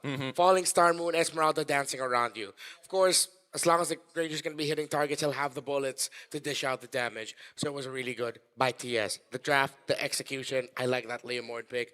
Are you a little bit less of a Leomord hater now? I am less of a Leomord hater now. All right. I just had to see him win again. Yeah, just a little bit. So now, with that done, let's go to my favorite segment. We're going to thank some friends. Oh. Can we get a quick little zoom in over here, please? Or I'm going to do something really funny. Or at least try to. Tell me when it's zoomed in on me. It's zoomed in now. Hey. So if you want to play better for longer with Secret Labs ergonomic chairs trusted by the world's best MLBB teams, scan that QR code.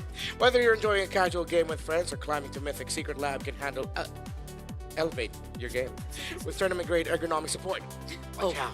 Yeah. The very same kind that powers the pros on the elite stage. You know, funny enough, when I came over to M7, I was just like, I hope we have Secret Lab as a sponsor. And guess what? I got a photo of me, an old photo, where I literally am sitting on my very first broadcast on a Secret Lab.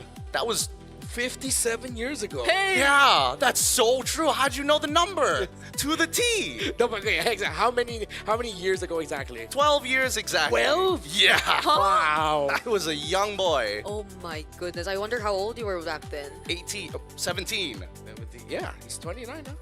I didn't know. Didn't know? We're okay with What about the feeling Thunder bad. Ascendant? Okay, I think you guys, if you are Granger mains, you have to hear this. Because this new Thunder Ascendant skin, which you might have seen earlier, is already out now. Unlock the M7 pass and it's yours immediately.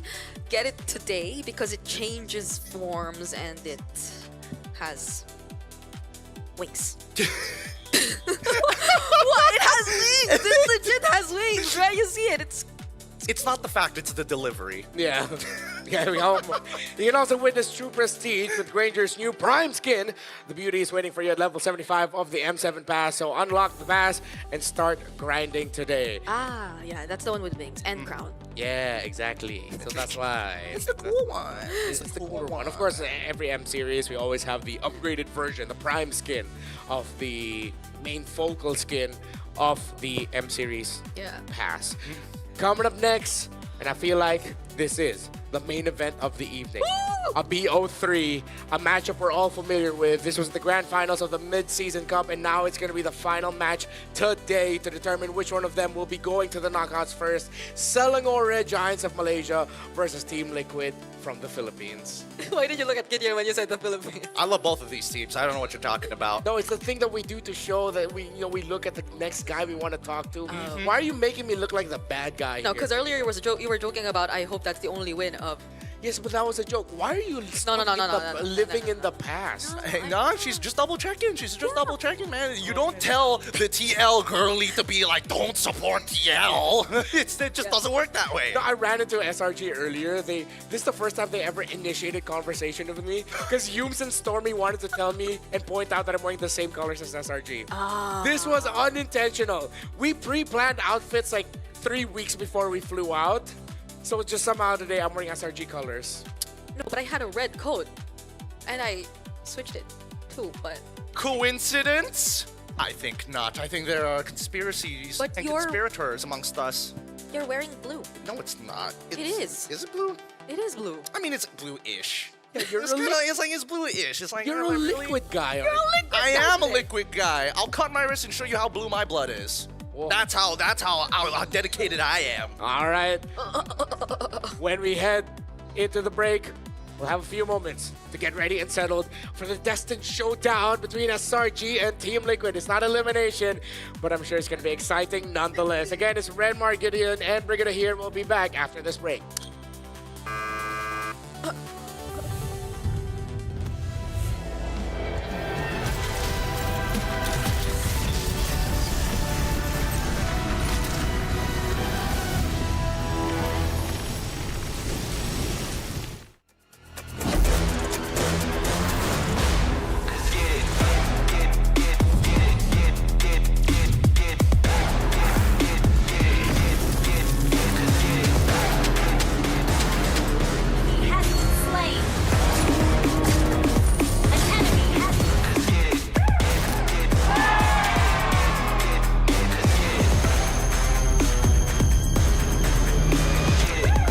Realme 15 Pro M7 official gaming foam.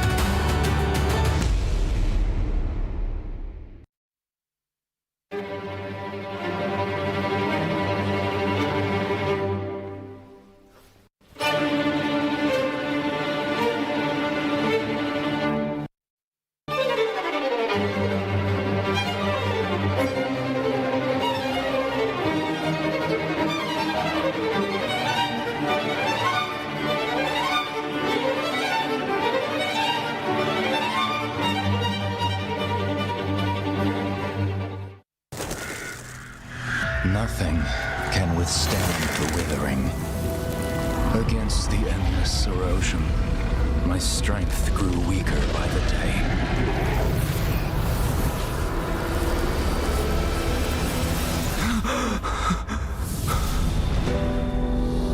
True power dwells within the spirit. Try to embrace all that you are.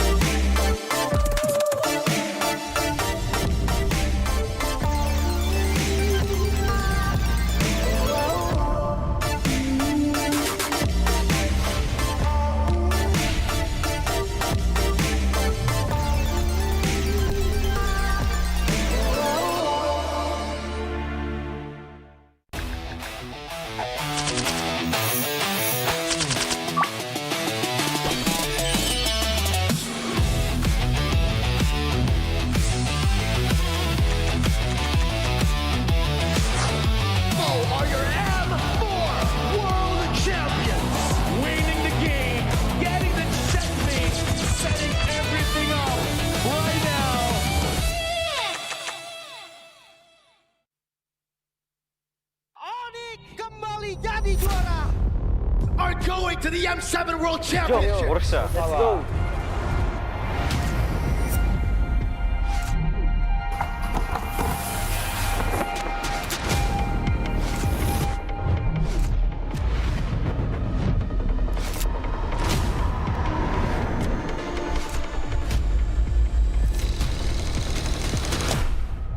Futbol uğraşıyordum, futbolcu olmak istiyordum. Ama pandemi girdikten sonra futbola ara verdim. Birazcık da Mobile Legends oynamaya başladım o zamanlar yani yaklaşık. Que nosotros empezamos desde la MDL, la ganamos, después subimos a la MPL, también la ganamos y ahora estamos en el Mundial y también esperamos ganar. I think Team Zone is underdog in M7. Nobody expected us to be here. Evo was once a dark horse and we break through the expectation of everyone. They broke history! Even though we are coming in as a newcomer, we are not just coming in here for experience. We know we have power, that's all, we are good. Nosotros somos el equipo Dark Horse.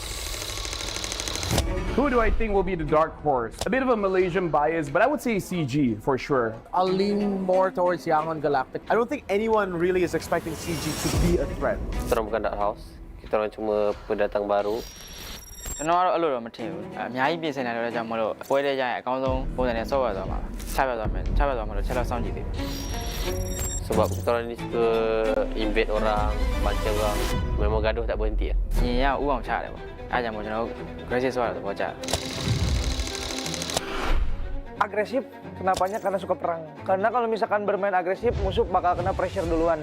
មូលហេតុដែលពួកខ្ញុំចូលចិត្តលេង aggressive ដោយសារពួកខ្ញុំកាលមុនគឺមើលថាមើល player ខ្លួនឯងនីមួយៗហើយគិតទៅថាអ្នកៗគឺដៃខ្លាំងមែនតើអញ្ចឹងលេង aggressive គឺត្រូវមើល战术打法无规则打法就对手可能研究不透我们吧。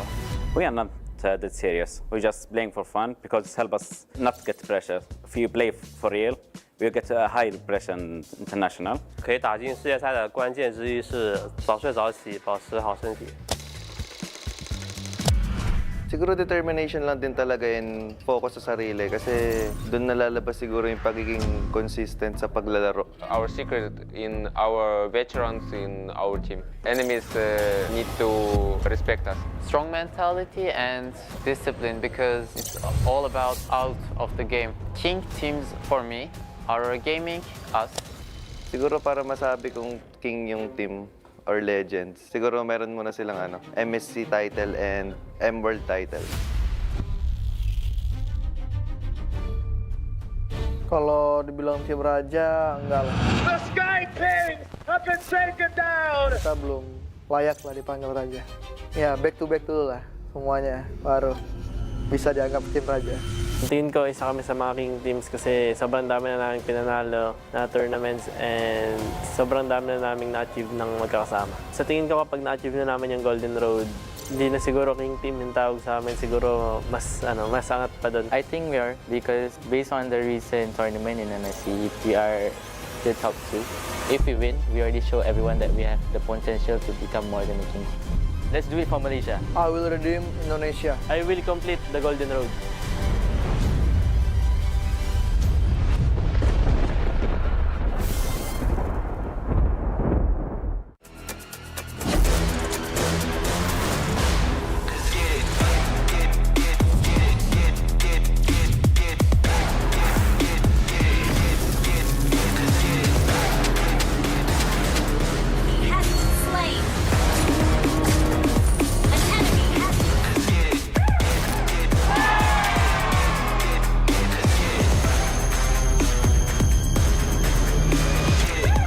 Realme 15 Pro M7 official gaming foam.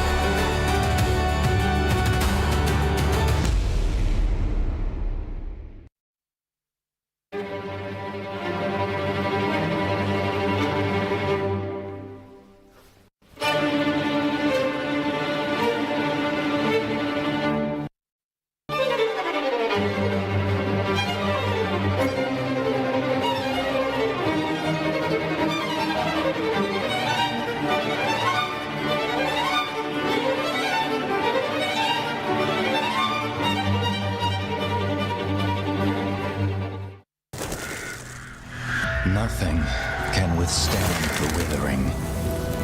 Against the endless erosion, my strength grew weaker by the day.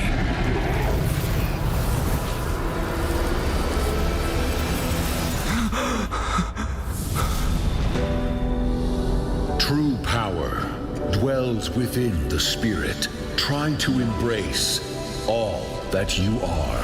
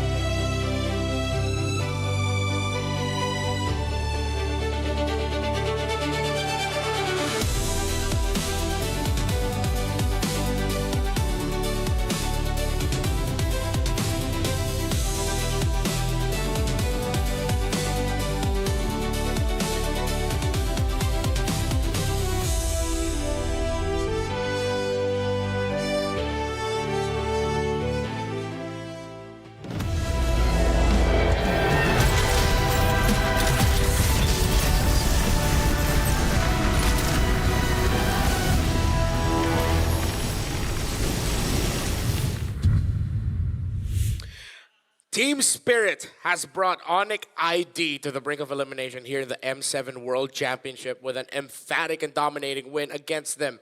But now we move on to another heavy hitter matchup between Selangor Red Giants and Team Liquid Philippines. Our rematch of the Grand Finals of MSC 2025. Behind the scenes, Gideon was expressing just how excited he was for this matchup. Yes, yes. Every single time we see SRG face up against TLPH, for some reason, we get some of the best series of all time, hands down. Yep, I myself couldn't contain the excitement I feel as well. It doesn't feel as if I've been through 3 series already earlier today.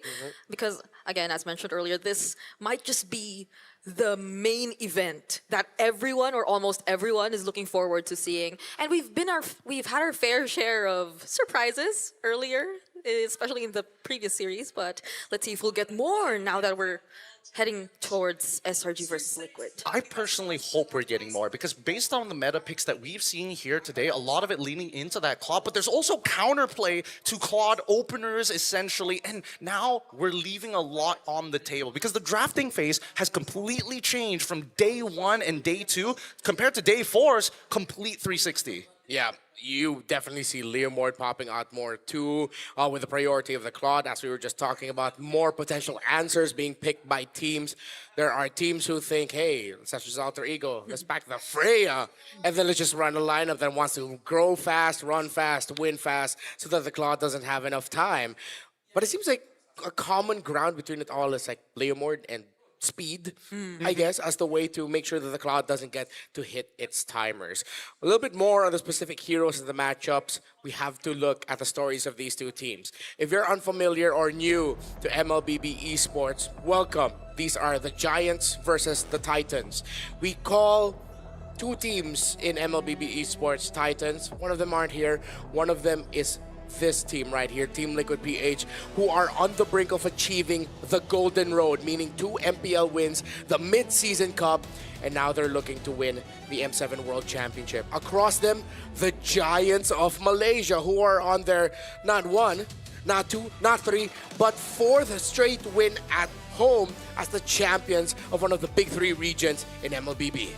SRG for 2 straight years has dominated the Malaysian scene after their weak inception the year before that. But against a team like TLPH, they have to hit their stride and really show not only have they mastered the fundamentals of this game, but better yet, they might actually find their very first win in a series against TLPH if they can express what that style is. Yeah. With a 3-0 record and a knockout slot at stake, Sakai's faces the GOAT, Carl Teasy. That is our sport's greatest of all time, still playing and going strong today.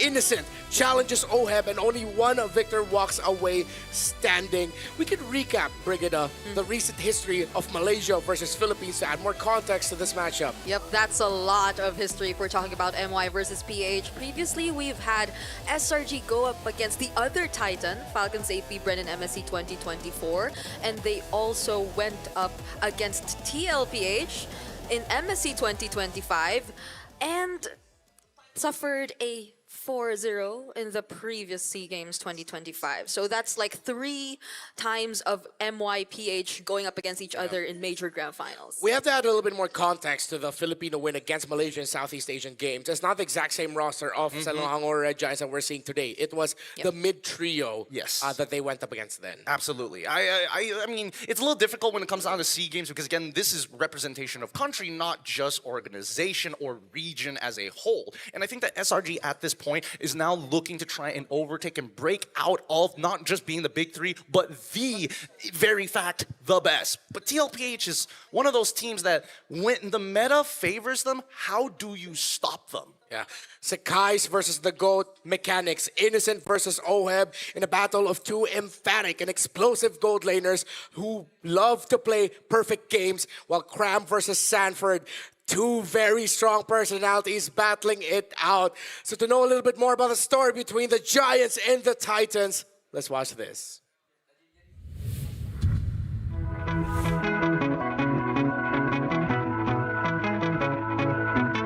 Since we both come in Philippines, I can always spend time with my family and my loved ones in PH. After training, time is the most is the culture and also the food like sinigang and adobo. It's fun, but it's kind of hard to make them try some Filipino foods. Because in Malaysia, there's a halal sign, right? But in PH, it's really hard to find. So my girlfriend's father cook for them, but only seafood because seafood is like okay during boot camp. Sekai's order is towel at Grab. Basically, because that time I want to buy new towel, I just search towel. But I wonder why it's so cheap. But that time, I just click and buy without, double check it. And it arrived. Then when I open the plastic, why is so nipis? I kind of pissed at that time. Because he told us, oh, I think I got scammed. Innocent. What do you buy? Let me see, let me check your grab. And then when he checked, what the? Where's your brain? The shop is for pets. That's why the towel is very thin and small. What happened with that day is very funny. Everyone laughed, so it's just part of their personality. But sometimes really push me in the limit. Hey, you thought it was all about intensity and drama between these two? These two have some very funny personalities behind the scenes as well. So guys, you did your best in the Philippines trying to buy a towel, ended up buying from a pet shop. Brother, that's one of the funniest things I've heard. Oh my god, that was hilarious. I thought he bought like, I don't know, a wet wipe or something. I was like, how could you, like, it's a towel. Like, how bad could it get? And you guys were bickering about it. Is it like a good morning towel? I'm like, what is that? What is that? It's a very thin white towel. Yeah. And I thought it wasn't enough for him, but apparently it was less than a good morning towel because he bought it from a pet shop. Expectation and reality. That's really funny. I'm trying to find a way of how to recover from this to transition a little bit smoother. But hey, despite it being a very heated matchup, the stories between these two, they've also explained behind the scenes how much respect they have for one another. And from time to time, we see interactions between them to bring out the fun from one another. But when these two get on stage, it changes. They are different. They become the monsters, the giants and titans that they actually are.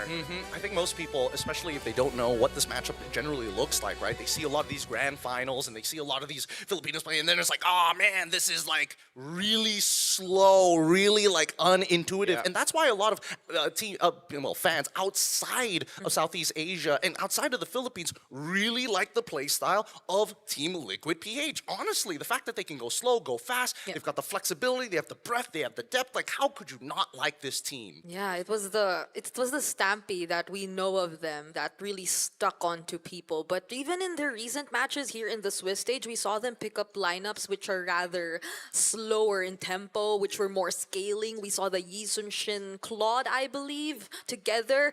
And as much as it wasn't the signature Liquid Stampede right off the bat, which was just constantly looking for the fights, it was something that was slowly building up towards that. And they still achieved it either way when they were already able to get their timings.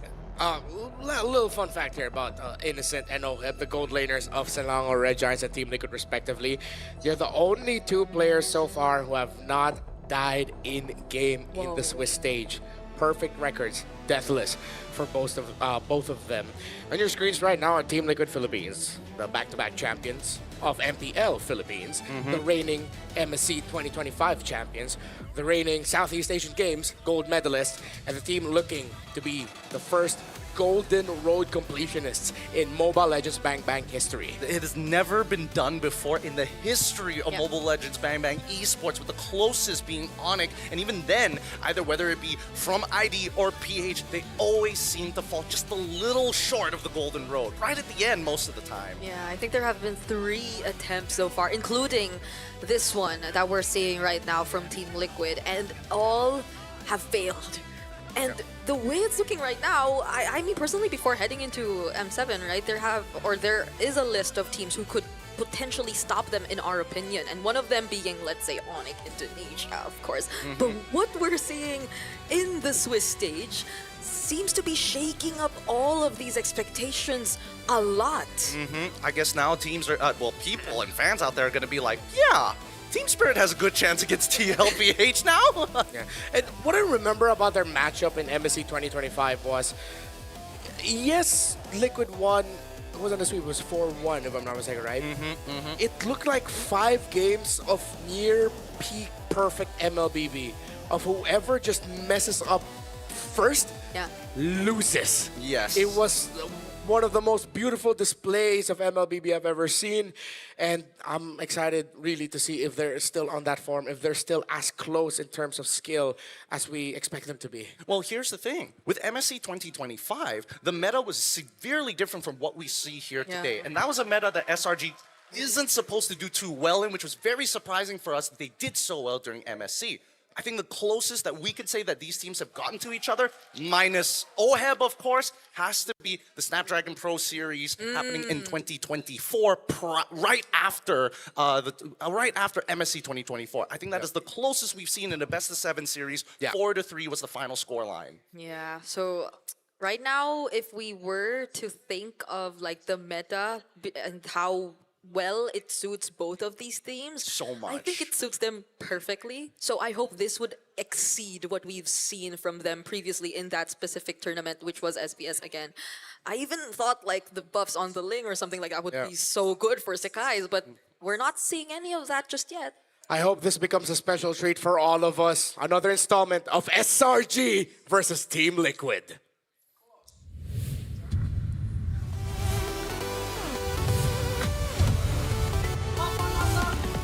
The cavalry shows no signs of stopping, fueled by a 10-match winning streak from their MPL championship. They look to extend it with a slot to the knockout stage. Sanford, Carl Teasy, Sanji, JP and Oheb eyeing the golden road. Team Liquid!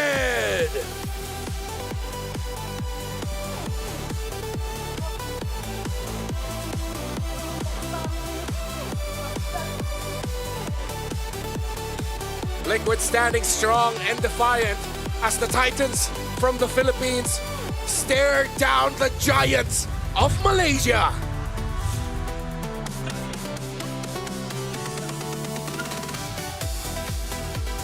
Amid challenges and setbacks, these giants stood tall. Can the undisputed champions of Malaysia finally get back at the Filipino Titans and move on to the knockout stage? In the EXP lane, King Cram, the leader, Jungle Sakai's, Mid Stormy, Rome, Yums, with the inevitable gold lane of Innocent. Give it up for Selangor Red Giants! Still carrying the same aura that they always do. The little bit of aloofness, but these are some of the best in their individual roles, and together as a team, they are undisputed at home in Malaysia.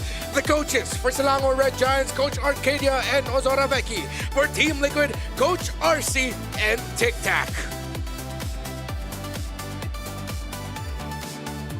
Once again, we thank you to also the coaches alongside with Gary to make sure that this entire game is going to be kept with full integrity here. We cannot miss a moment here. I'm praying to God there will be no tech pauses and these teams can play a fluid game. I agree.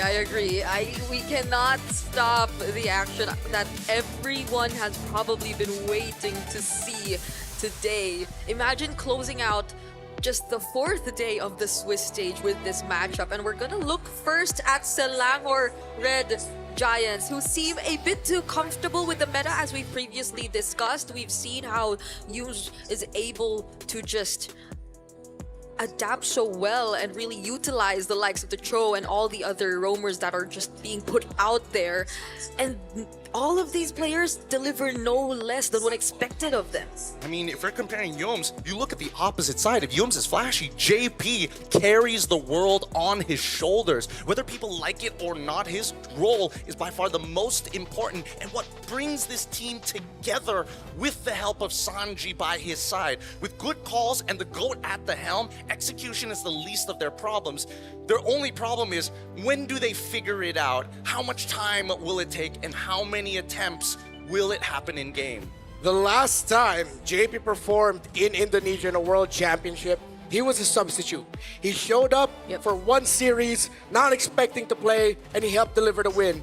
That team was Echo, and they would eventually go on to win the World Championship. Now this time, he is at the forefront as the anchor of the team. He is the MVP of the Grand Finals of MPL Philippines Season 16. Who will win the series, folks? Type it down below. Will it be Selangor Red Giants or Team Liquid? Seems like the SRG fans are starting it off hot with our vote. Yeah. I'm not gonna lie, I was not expecting to have such a wild starting lead, but now it's starting to even back up. Start spamming in the chat. Who do you think is going to win? Wow. And that's more like it. Now you're seeing the cavalry awaken and suddenly overtake the fans of SRG. And I could actually hear the cavalry live here at EXO Hall. They're not right behind us, but you could definitely get a glimpse of how loud they are with the drums over there. Yeah, a little bit very familiar for us. Feels like we're back home in the Philippines. Yep. Hearing this. Does SRG have like a chant that really sticks with them? They got a couple of chances. Like, keep in mind that the organization of Selangor Red Giants is actually a local state football team supported by the government, right? Which is why they were able to kind of expand into this. So they have a lot of very football-esque chants. I don't know all the words, and I feel like sometimes they're just making it up on the spot. I really hope that members of the SRG fan base eventually make it their way here to Indonesia so we can hear some of them. It keeps going and going, and it has leaned tripled. Dear God. The lead. I think that's like, what, 3/4 of the whole hall being Liquid fans right now? Yeah, that's a lot of Liquid fans. Of course, there is a Team Liquid Indonesia as well. And one of the reasons why Team Liquid, or then Echo, actually felt like a home game for them in M4 was that it was the then Aura fans who would cheer on Echo as then being related organizations. But that was then, and this is now. It still continues to climb in favor of Team Liquid in terms of the vote. So let's look at it position from position. You mentioned, we talked about the flashiness of Yumes with a little bit more macro, solid, steady gameplay of JP. I want to talk about Innocent and OHEB here. How different they are in terms of gold laning. Ooh, would I say? I think the biggest difference between these two gold laners is that OHEB has a lot more intricacies with the way that he forces trades against their opponent compared to Innocent, who knows how to smother them. I think that's a very big difference with the way that they lane. I would say at a fundamental level, both play nearly, honestly, I say nearly, I think basically pixel perfect. I think they're so identical. Whenever I think of OHEB, all I could think of would be him when it comes to the team fights, and this is going beyond the laning you mentioned, him making a lot of the calls of whether or not they're gonna go in and just pursue the team fights, and him just being that aggressive piece to complete the puzzle of Liquid when again he was first part or joining the team. But Innocent, just the same, I couldn't count the amount of triple kills or maniacs he already has under his belt, or even savages if you were to include MPL Malaysia. So I feel like they're just such on a similar wavelength. That's what's gonna make this matchup so interesting. Well, Team Liquid has decided to go on to blue side, facing off SRG on the red, blue, and red color coordinated. So much flavor. I appreciate this in more ways than any of you realize. Fanny and the Kalei are the bands of Team Liquid. Is the Juicen and Yuzong, two very strong picks for Team Liquid. Now the question is SRG willing to play into the Fanny of Sanji? It was Respect Band, sorry, not Fanny, Lo Yi of Sanji. That was Respect Band by Team Falcons. That's why I got confused in the first phase after Team Liquid were able to show off with that hero. So Grog gets taken out. I like the respect on Yumes from Team Liquid here. Those are two of his strongest picks that you could pair up with Yumes. Completely agree. I think this is definitely one of the stronger openings, especially considering that, again, SRG so far in this tournament haven't really been pushed that hard. What they've been showing is basically what they've been playing throughout the regular season of MPL MY. And TL also haven't really been pushed to their limits. They can go into their deep hero pools and just show, we're just showing signature picks. This doesn't change anything. This is making me think about how similar the priorities are too between these two teams. JP and Yumes in terms of their heroes. They seem to be the priority so far in the recent drafts, but let's see, because I think I heard Claude. the Claude being prioritized first for Liquid. Very good stuff coming up from TL. They want to make sure that they can deny a pick from Innocent while have potential to actually win out the lane very handedly. Lancelot, the next follow-up coming in from the side of SRG with a 44% win rate. Rather surprising. I thought it was going to be higher, but hey, it happens. So I'm wondering if SRG right now are gonna look at the likes of the... I know, because Yum still has his Tro. So maybe they can save that for later. There's a bit more flexibility. I think considering that, again, the Jushin alongside with the Eve have been banned out, the only thing that they're worried about is if we lock in Farsa right now, what is the worst that could potentially happen? Or do we want to use Farsa as a potential bait point and build a composition directed at fighting and diving her position? Seems to be a discussion happening on stage right now between the players and our marshals. Not going to be confirming any existence of any potential troubleshoot coming up just yet. We are seeing activity, so stay tuned, folks. We will send you an update once we have it available for you. Pick comes in, and it's a Sora. For SRG, it was open for them for the taking, but Valentina here is open for Team Liquid Philippines if ever they believe that Valentina is the definite answer to that Sora. I think if they do decide to go Valentina on that end, SRG is going to start leaning into something that's a lot more lane dominant into the Valentina. All right, Hilda shows up for the early game, then the Valentina as well to kind of back the to kind of round it out for now. Yeah, it's a very aggressive mid duo that you're gonna see from Liquid. Hilda and the Valentina. So Sekai's, if not, well, at least he's a Lancelot, but there still is a threat of JP whenever he's on the Hilda. You can't take that away from him. Yeah, it's become a signature in a way for him. It was one of the picks that he was using during the grand finals of MLBB season 16 and during MSC as well. He's very disruptive. His impact may not be seen, but is definitely felt by the opposing team. And the results that they are delivered are going to be kills for his team. SRG takes the low E away, and this time they're going to be playing the macro game. 2 times, 100% win rate. So crazy. Low E highly contested. With that being said, we have a special guest to break down the draft. Thank you very much to our casters. And with me here right now is Wolf. As you all know him, he's a very analytical person. Now, Wolf, let's make this simple. Based on the first phase of the draft and bad picks, what are your opinions so far? I like the first pick, Claude. We actually predicted it, and I thought that it's like the strongest hero in the metagame.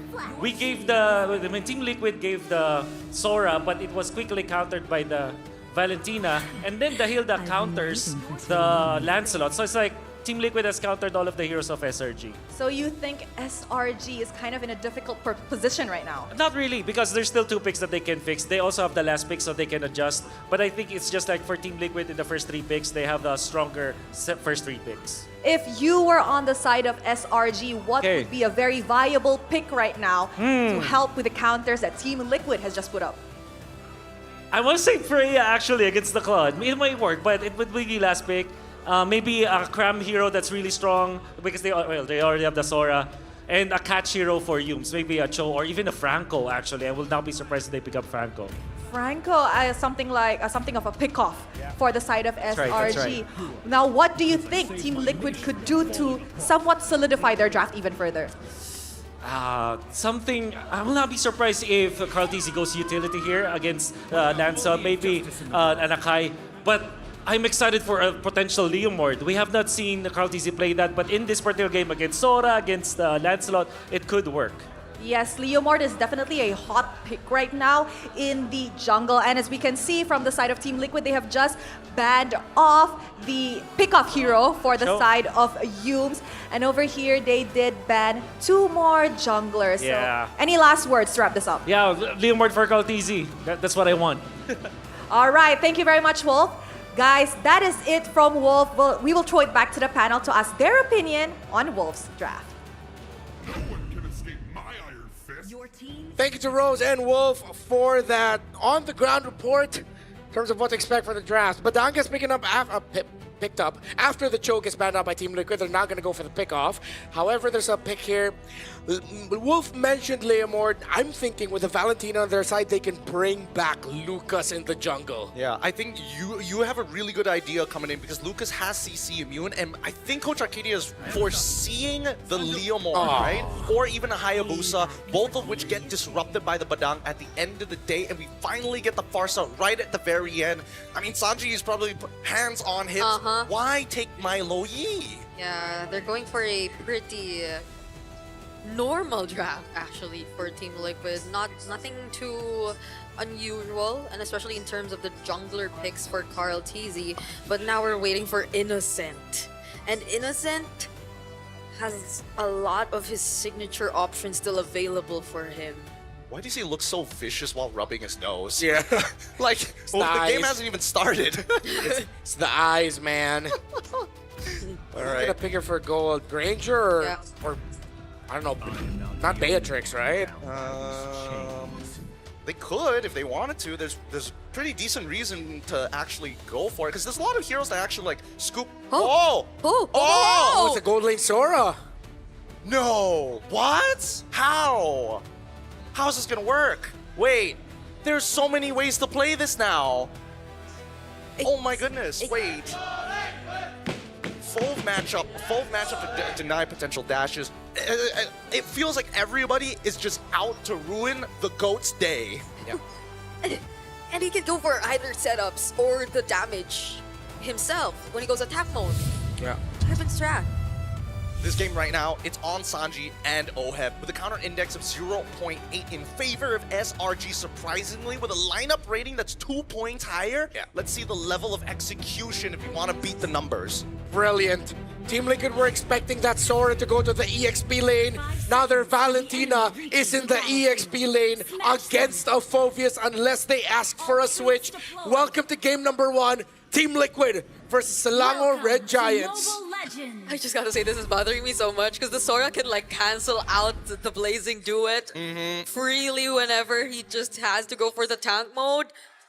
So this is not gonna be that much of a great time for Oheb. I don't know, because I feel like Oheb, his biggest problem is going to be running away from Innocent when Innocent starts to get ahead. For now, the early stages of the game are going to be highly... Okay, whoa. Oh! No, that didn't seem right. Something about that did not seem right. Okay. That was an early kill on Yumes, and we were just joking about that happening less than a minute. I never expected it to happen in this matchup. Yeah, but again, that's first blood for Team Liquid, and that's exactly what they want, considering that SRG has an opposition that can move fast and snowball fast. Yeah. Going up against that Sora, interested to see how Oheb's going to handle the laning against that, but more specifically Sanford, how is he going to handle that focus and lane as a Valentina? Ooh, good usage of the Litho Wanderer to actually get the splash damage onto Sanji. Let's quickly look at the emblems here, right? Of course, pretty standard all across the board. The only difference being just a cooldown reduction from Sanford's side rather than going for traditional movement speed or extra damage. But look at Innocent. He's going for temporal rain. That's kind of crazy considering that Innocent, he wants to be able to chain his abilities together, but if he misses one, it's over. Yeah, and I feel like the Sora on its own already has a relatively low cooldown for the ultimate, so this makes it so much more worthwhile whenever he is on the ultimate. Sanford though, Dark Wave connects, but he still has the flicker and will be able to stay alive. Yeah, you saw Sanford was sticking close to the Lancelot. He was trying to read where the Thorn Rose would be landing. Another Thorn Rose, Sakai's keeping Sanford at bay really well. JP now forced to help and hold. Pretty good so far, but I'm expecting to see Innocent to get involved. Oh my god! The double dash will not be enough. That's gonna be first blood for SRG. Now they're gonna continue to fight, but Carl TZ still somehow finds Crab. Sakai's, will they actually take him on here? He has Yumes and Stormy by his side, and they will not anymore. Carl TZ gets a kill, but will they still actually contest? Bit of a whiff there coming in from Yumes, taking the TP from Stormy. But if he just landed, oh no. Okay. Fist crack. There's the fist crack. JP trying to hold everything down, but Sakai's takes him alongside the objective. SRG, they seem to be in a really good tempo so far. I don't know. I think it's like desperation requires a trade. If not, they're going to start falling behind and instantly canceling out the... Oh my god. Oh my goodness. Whoa! Forcing out the wings by wings. That was a close call for Sanji. Yeah, the damage is nuts. Definitely that Sora's impact is going to be felt more compared to that Claude that will need some time. Innocent just needs some space, and him being able to clear the minion waves faster when the rivers are up means that Sora is going to be an early game problem for Liquid. Now, as it goes on, you realize just how difficult it is for Sanji to deal with the Phoveus, and hence why the move by SRG to suddenly put that Sora in the gold lane by last picking Phoveus to face up with that Valentina means that the Apex Predator, one of the key figures for the lineup of Liquid, is shut down. Yeah, Sanford is going to start falling really far behind here because Cramty's got an amazing freeze. They're calling Daddy JP to try and break him out of that freeze, but Yums is not letting him make it easy, right? Despite dying twice, you would imagine that JP would have more control over this map, but Yums going toe-to-toe. Movement is so limited for the EXP laner here of Team Liquid. You would expect that they could work hand-in-hand together with the Hilda and the Farsa, but it seems like nothing is going in their favor. JP gets caught there, but Sanji's able to reposition, forcing out the flicker from Stormy, and that's one battle spell down. Oh, wait, here up top. Two Phovuses! Oh, wait. Fighting against each other, another Dark Wave connects, but Sanford somehow gets to put himself back under the turret. Carl Teasy joining in the fight. Will he get to use the Ogi Shadow Kill? No, it's a no! JP and Carl are bursted down by SRG! Great reaction time coming in from Yums. If he was a second late, Carl Teasy gets to live there, and so far, Sanford, he has just been eating so much damage, but because of the sacrifice of his team, he manages to even out the gold against Cram, even though those resources are technically trickling down into Sakai's. A fist crack on point. Now SRG gets priority with the turtle. Yums and Stormy now holding the brush. Here comes Yums. Oh, they're going for JP. There's the Thorn Rose. Carl Teasy looking for a target, but the flicker cancels it out.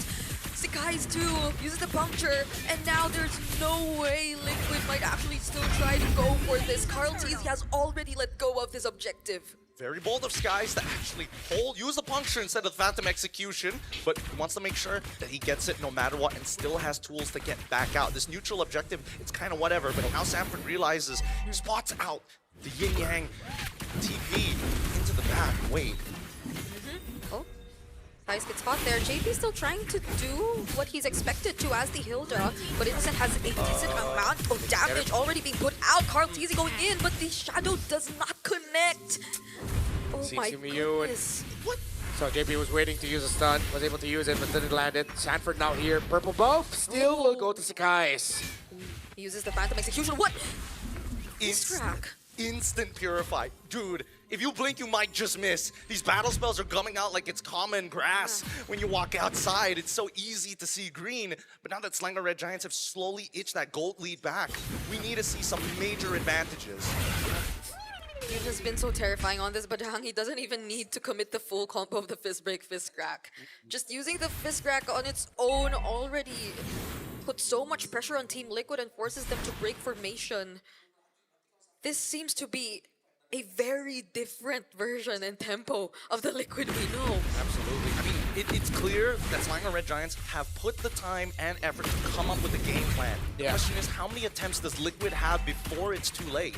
So this is a really solid game plan too. As long as the lead doesn't balloon up to like a 4,000 to 6,000 gold lead, Liquid can keep things manageable. But if it falls that far, that means their gold laner is falling behind, and they need Oheb close to the farm as much as possible. That is their main condition now at this point. Sanji has been deathless as well. JP and Kratis have fallen because of things that have happened to them by the Roman mid laner. Now JP might fall again. Oh, has the flicker though, but Innocent is here. Doesn't get to finish off the kill just yet, but these are 5 members of SRG using the diversion. Where are they going? They're looking for Carl, but the fight is gonna break out in the mid lane as well. Yums catching JP. There goes Cram as well on the Phoveus. Dark Wave onto 3 members. Sanford forced to flicker out. Oh, using the blazing duet. Can he go for the outplay? The Ogi Shadow Kill committed by Carl as well, but Sakai's, he gets to save himself in the third round, and it's JP that's going down. Dear God, it's down to the wire. Cram nearly dying underneath turret, and even Oheb really playing with death. For the first time, we see both teams showing massive respects. Sanford goes for the setup, gets cancelled by Cram and Yums though, and so he has no other choice but to escape. Cram still trying to go for him though. There's the dashes used by Valentina Terrify as well, and it's an objective once more over to SRG. All the micro crowd control that SRG has has disrupted Team Liquid's flow. Another fight. Oh, Innocent gets taken down by Carl, though he wants to look for more. Stormy and Yums, JP's here as well, but they spot Sekai's and no longer pursue, and all the while this is happening, OHEB seems to be looking for something else. Oh, Yums already shows himself. Sanji and OHEB steals away, and oh. they're in a weird spot. What? JP's here. OHEB! Sanji might have just caught the attention of SRG. OHEB lives and gets a kill. Sanji is the sacrifice just so that OHEB can live and get a kill. And in a snap, the Stampede has trampled not bodies, but towers across the map. Really good punish coming in from Team Liquid to try and even up this score. Sanford, he's gonna try and get out, but Sekai's ain't gonna make it easy as they walk away. But let me tell you how Team Liquid figured this out. Knowing the possible locations that this Loyu could send them, seeing Stormy do it out in the open, they figured out straight away that he wasn't going to the top side, but the bottom side. And immediately we see the instant punish of 2 structures just because of a blind call.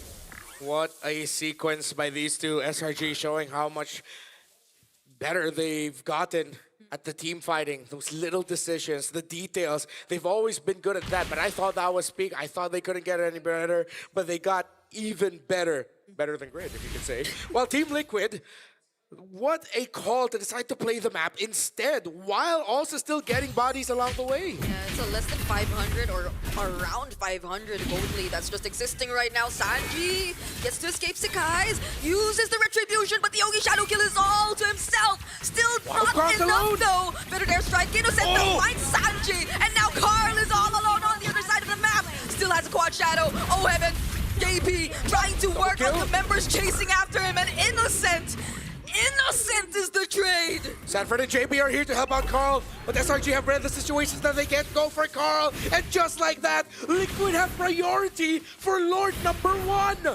Level 13 to level 13, Sanford. He's gonna go for the zone. Okay. Wait. Oh! There goes a Stormbind! Sekai's tries to contest, but it won't be enough!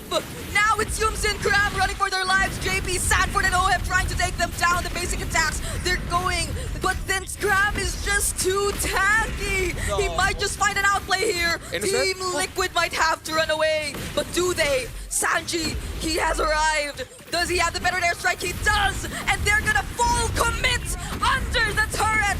Team Liquid want more! It's a double for OHEB! And now they're gonna get one more kill! Endless fighting, endless war! Innocent takes one back! Innocent turning things around! He did it in Malaysia! He does it here again! A savage! For half man, half beast! Tell me this game ain't the goddamn best show to watch here today! What a time to be alive! Oh my lord! Team Liquid, despite everything, despite the Savage, the gold lead has swung back and forth 3 times. The metronome doesn't stop here. Delivering as expected. There's a reason why we hyped up this match. And you see it unfolding before your eyes. Still anybody's game. It looked like it was Liquid's until SRG showed their innocence. Unbelievable. Innocent. That was such the perfect opportunity to use his assassin mode.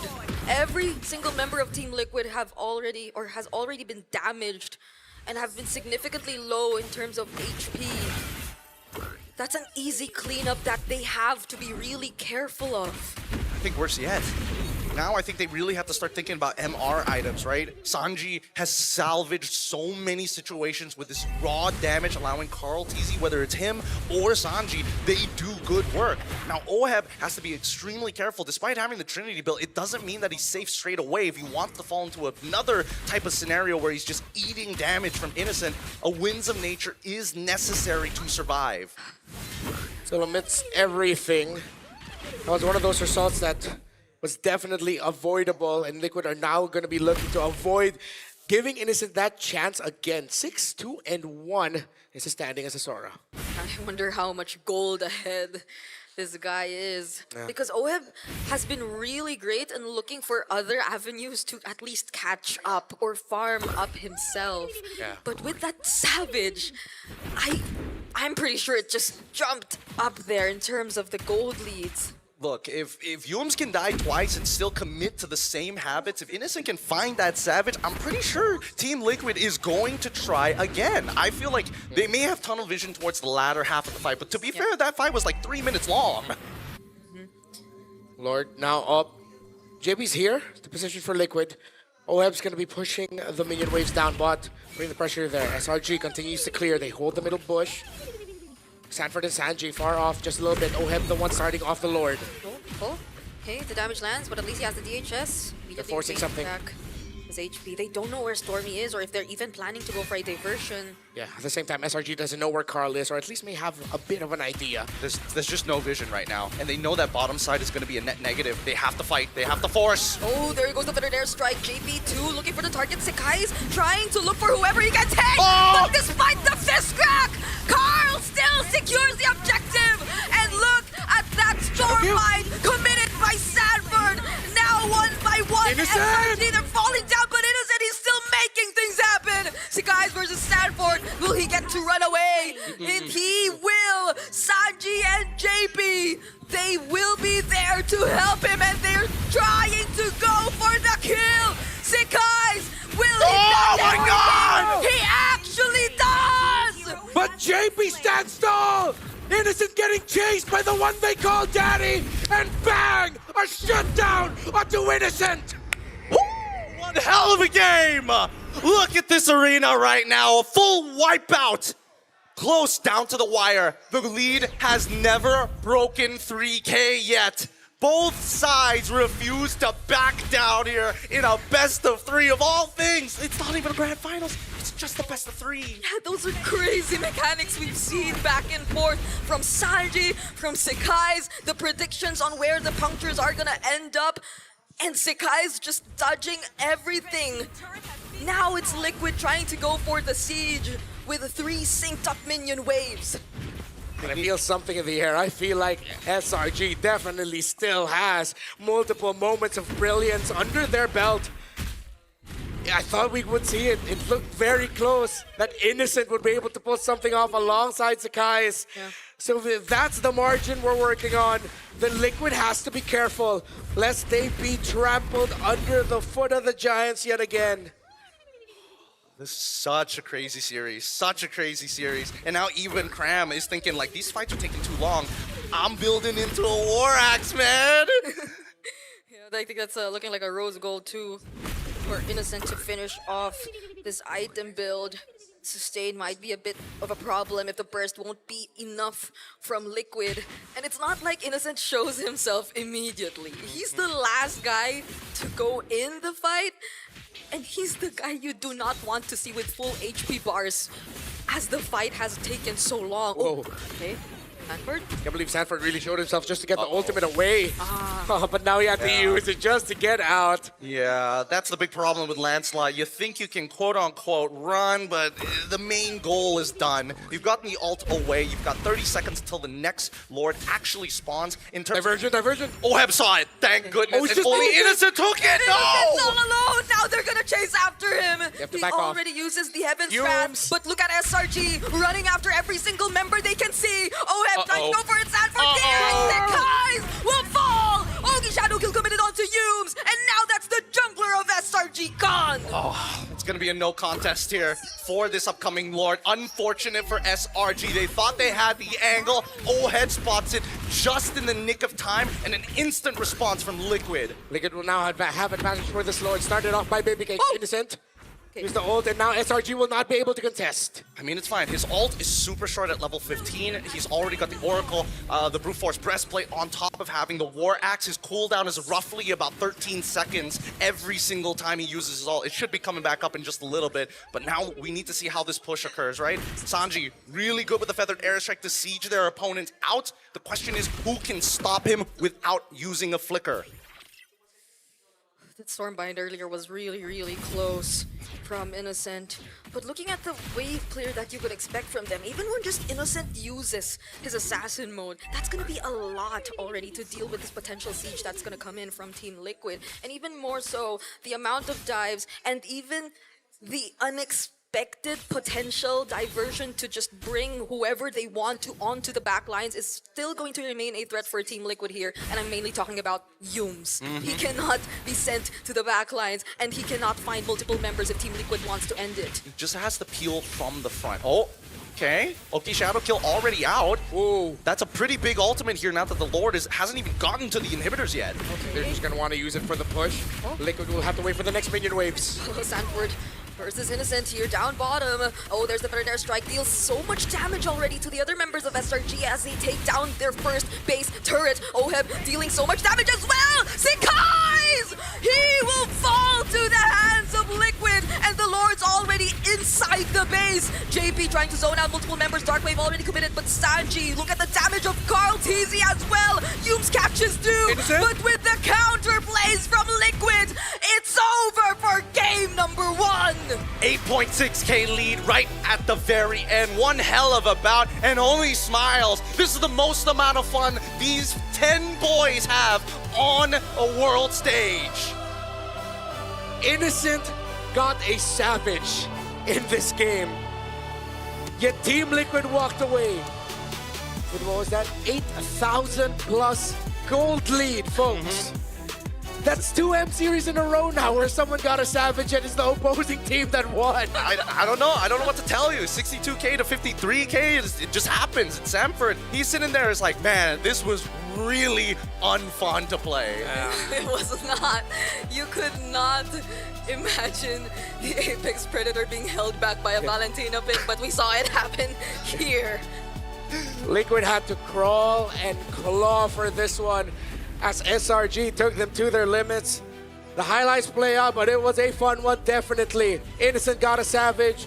Liquid, though, was in control for majority of the game. It really just came down to, it's not like they were making bad decisions. The question was, how much movement speed did you have? Do you have enough movement speed? Were you able to execute perfectly every single time? Because micro mistakes ended up I wouldn't say 10x, that'd be a little too over the top. A 4x punishment.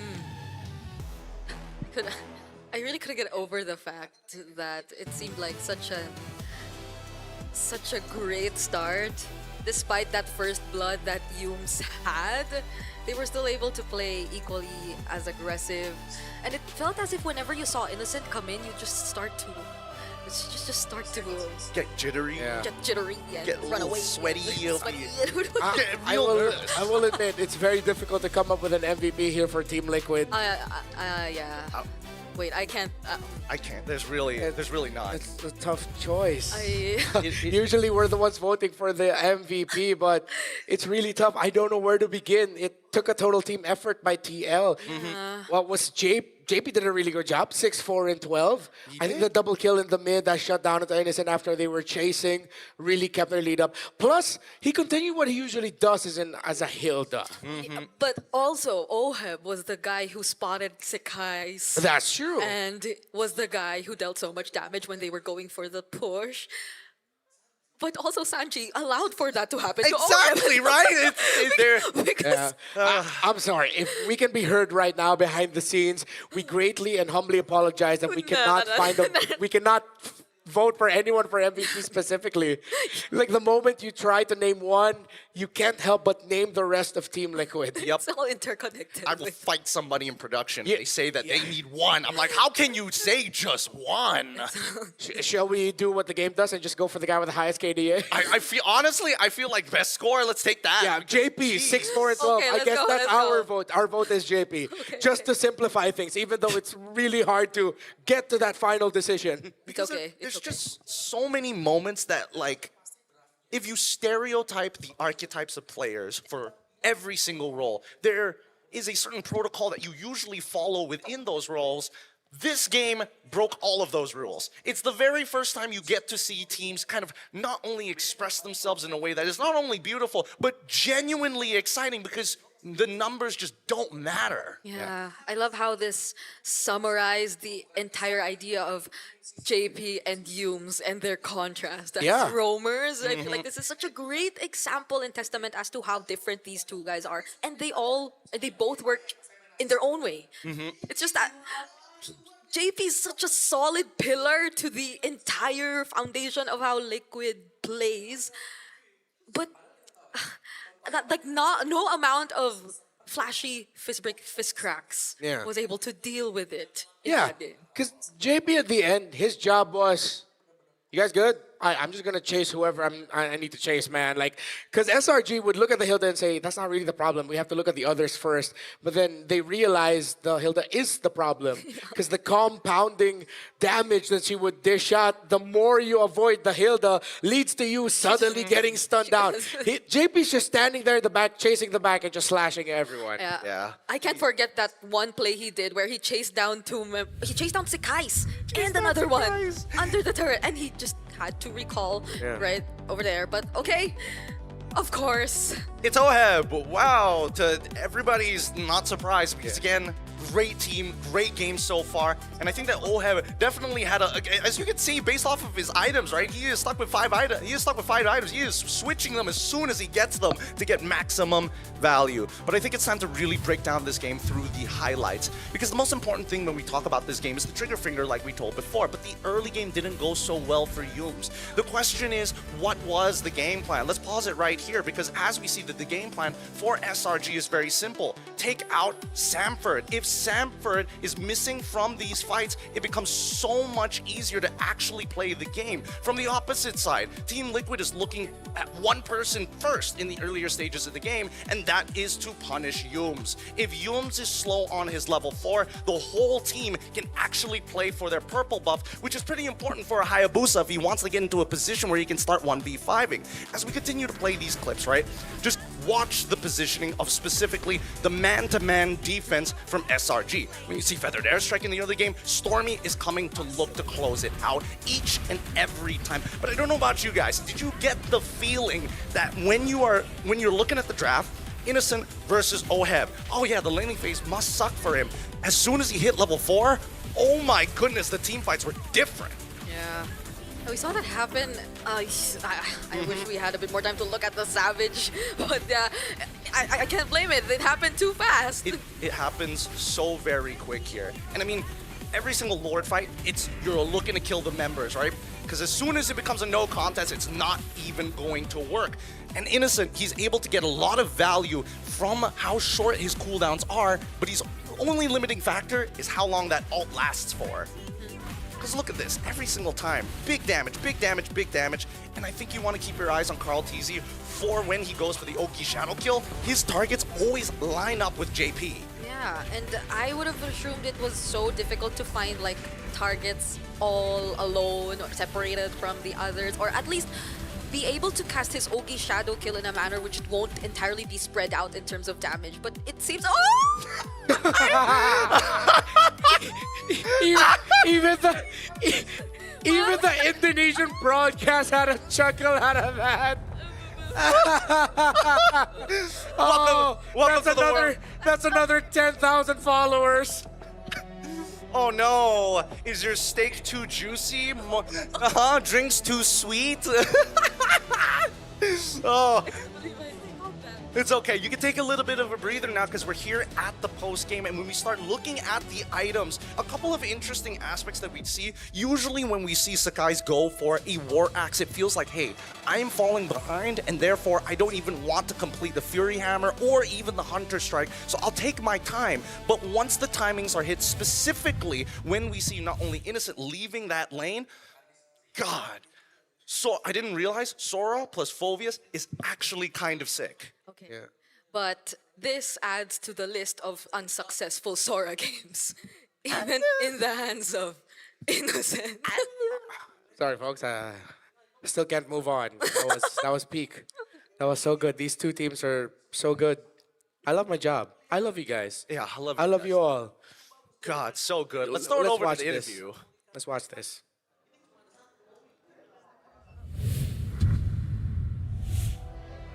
Hey guys, this is Rose, and right now I am with the mother of Team Liquid Philippines, Mitch. Hello, how are you? I'm doing good, thank you.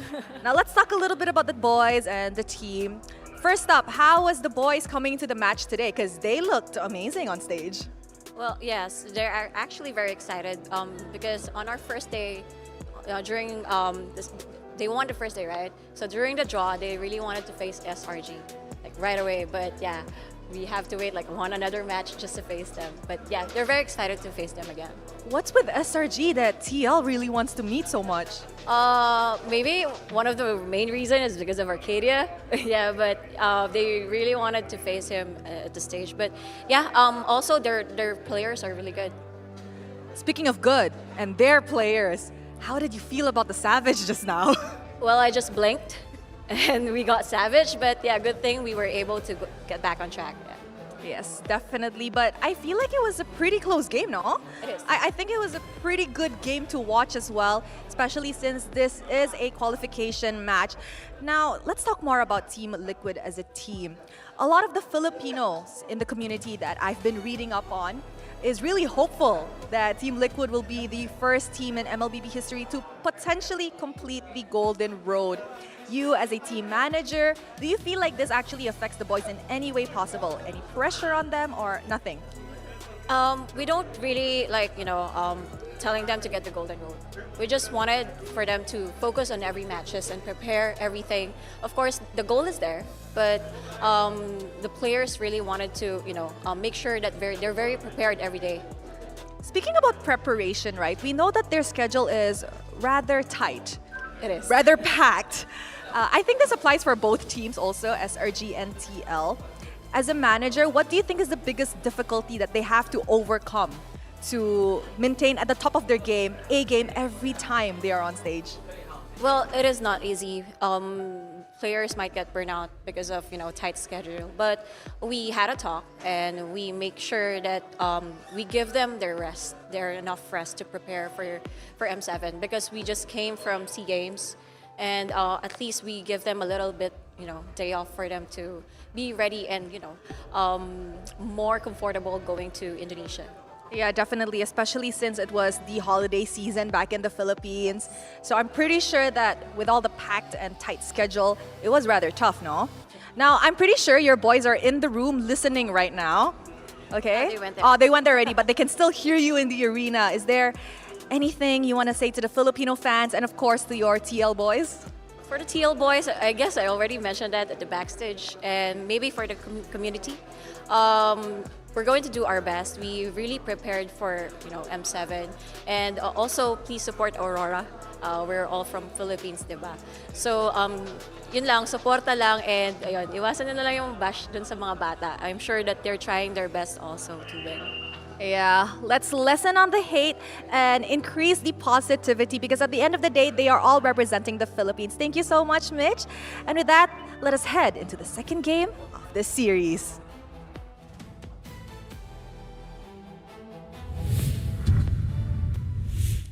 That was only game one, by the way. This is a best of 3 series. We could see 2 more games of that. Oh my God. Of what we just saw. Brilliant. Mobile Legends Bang Bang. MLBB at its peak of what it can be truly achieved in the game. I'm going to burst the capillary if that happens again. My God, that was insane. Yeah.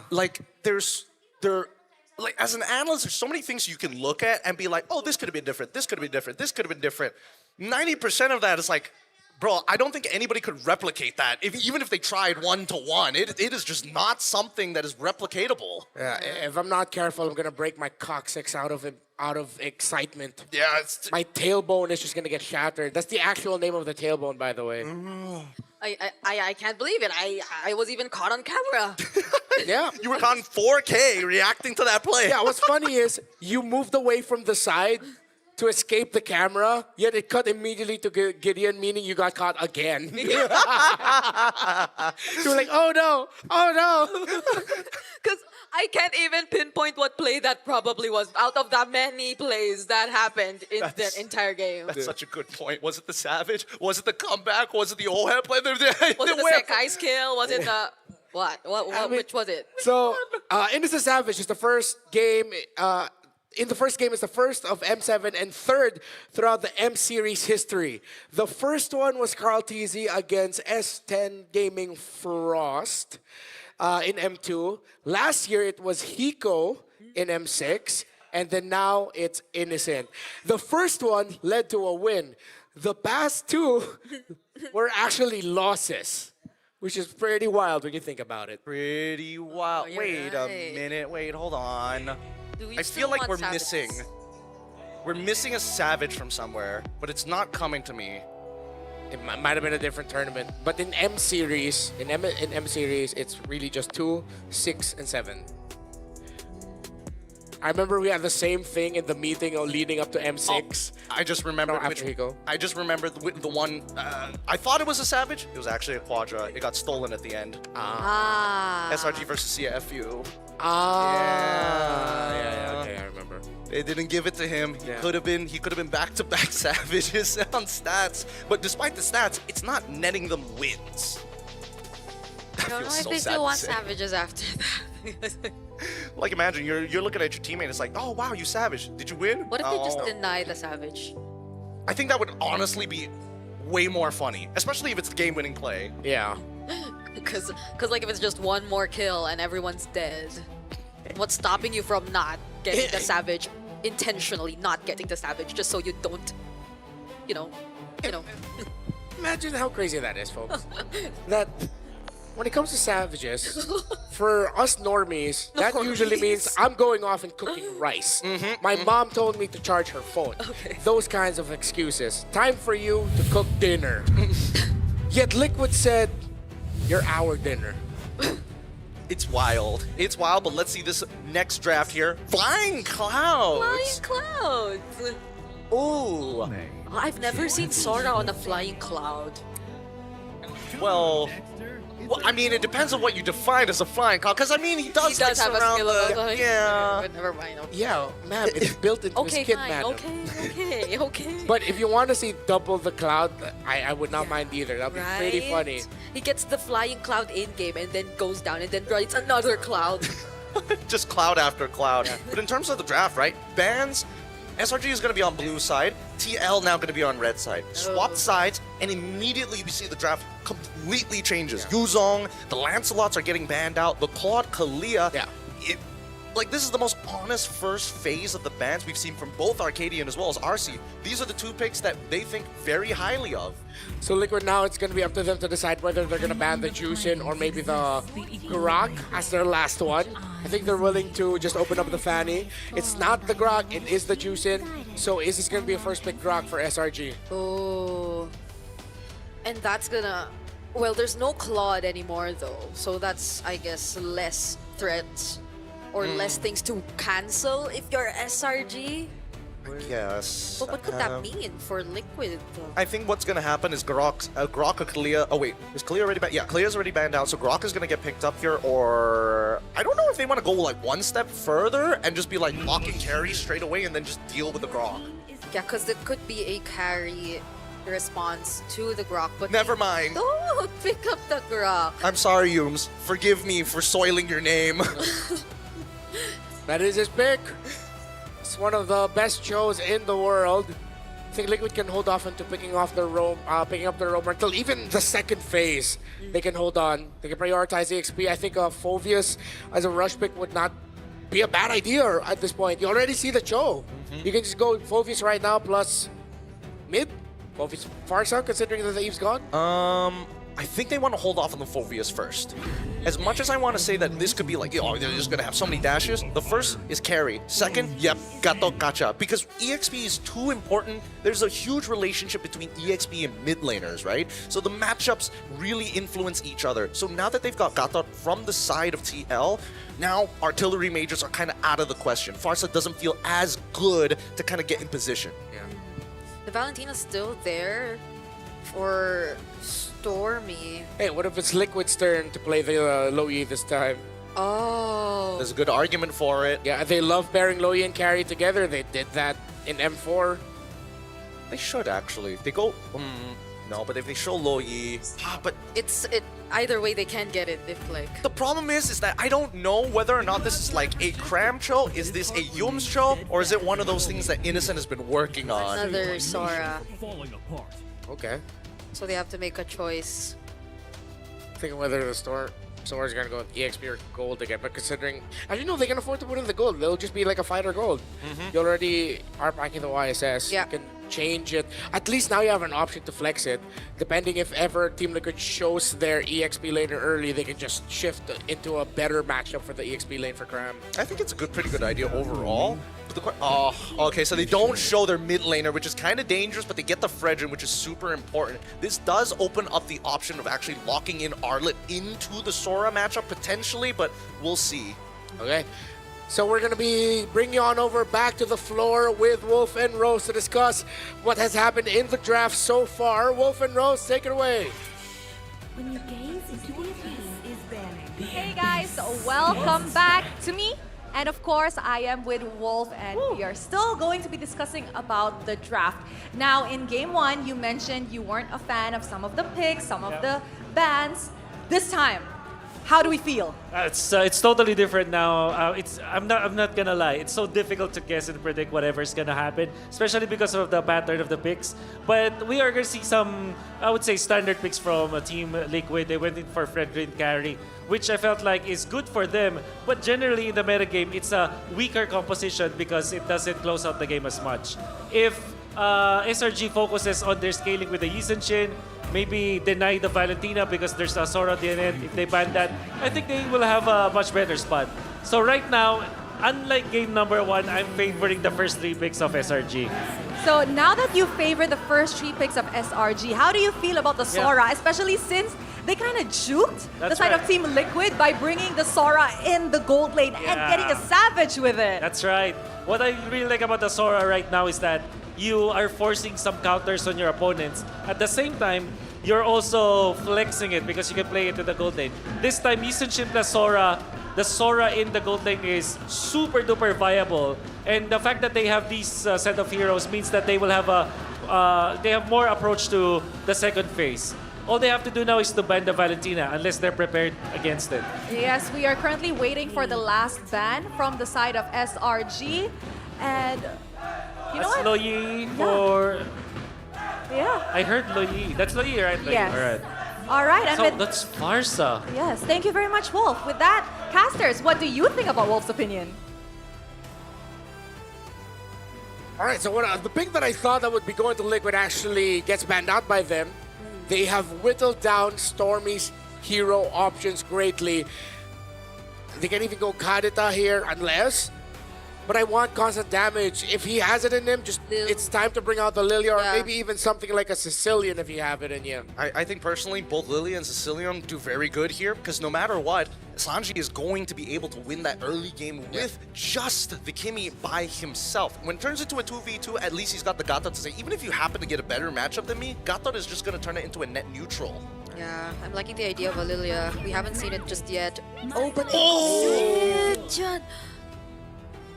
And again, this is another buffed hero, so... What is this comp? Despite the buff, though, excuse me, I still think that Jusin's damage is actually quite underwhelming.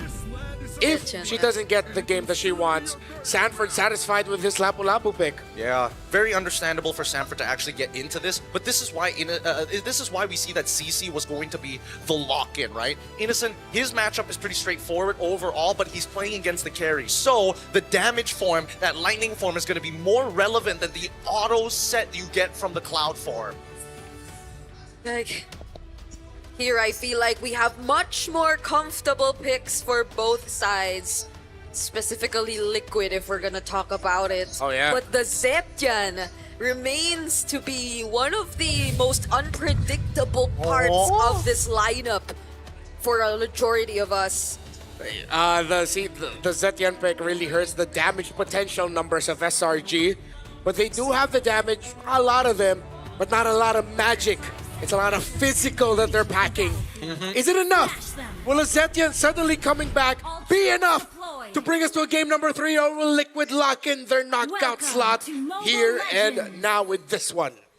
Let's find out as we see that the jungle start is going to be on the same side, mirrored side of the map. They're going to start on the top side and end up down by the bottom where the EXP laners are clashing it out currently. Now, we saw how the Sora provided some value when it hit at level 4, but prior to that, now that he doesn't have to worry about Claw getting these free hits, Oheb, I want to see how he trades against it. It's Carry versus a Sora once again. We've seen enough of how Innocent actually gets to activate this hero. But I guess it's gonna be a bit concerning if we don't get to see it coupled with the right amount of damage. Again, we've pointed out Stormy as the Zetian. In the early stages, I would argue there is damage. No, yeah.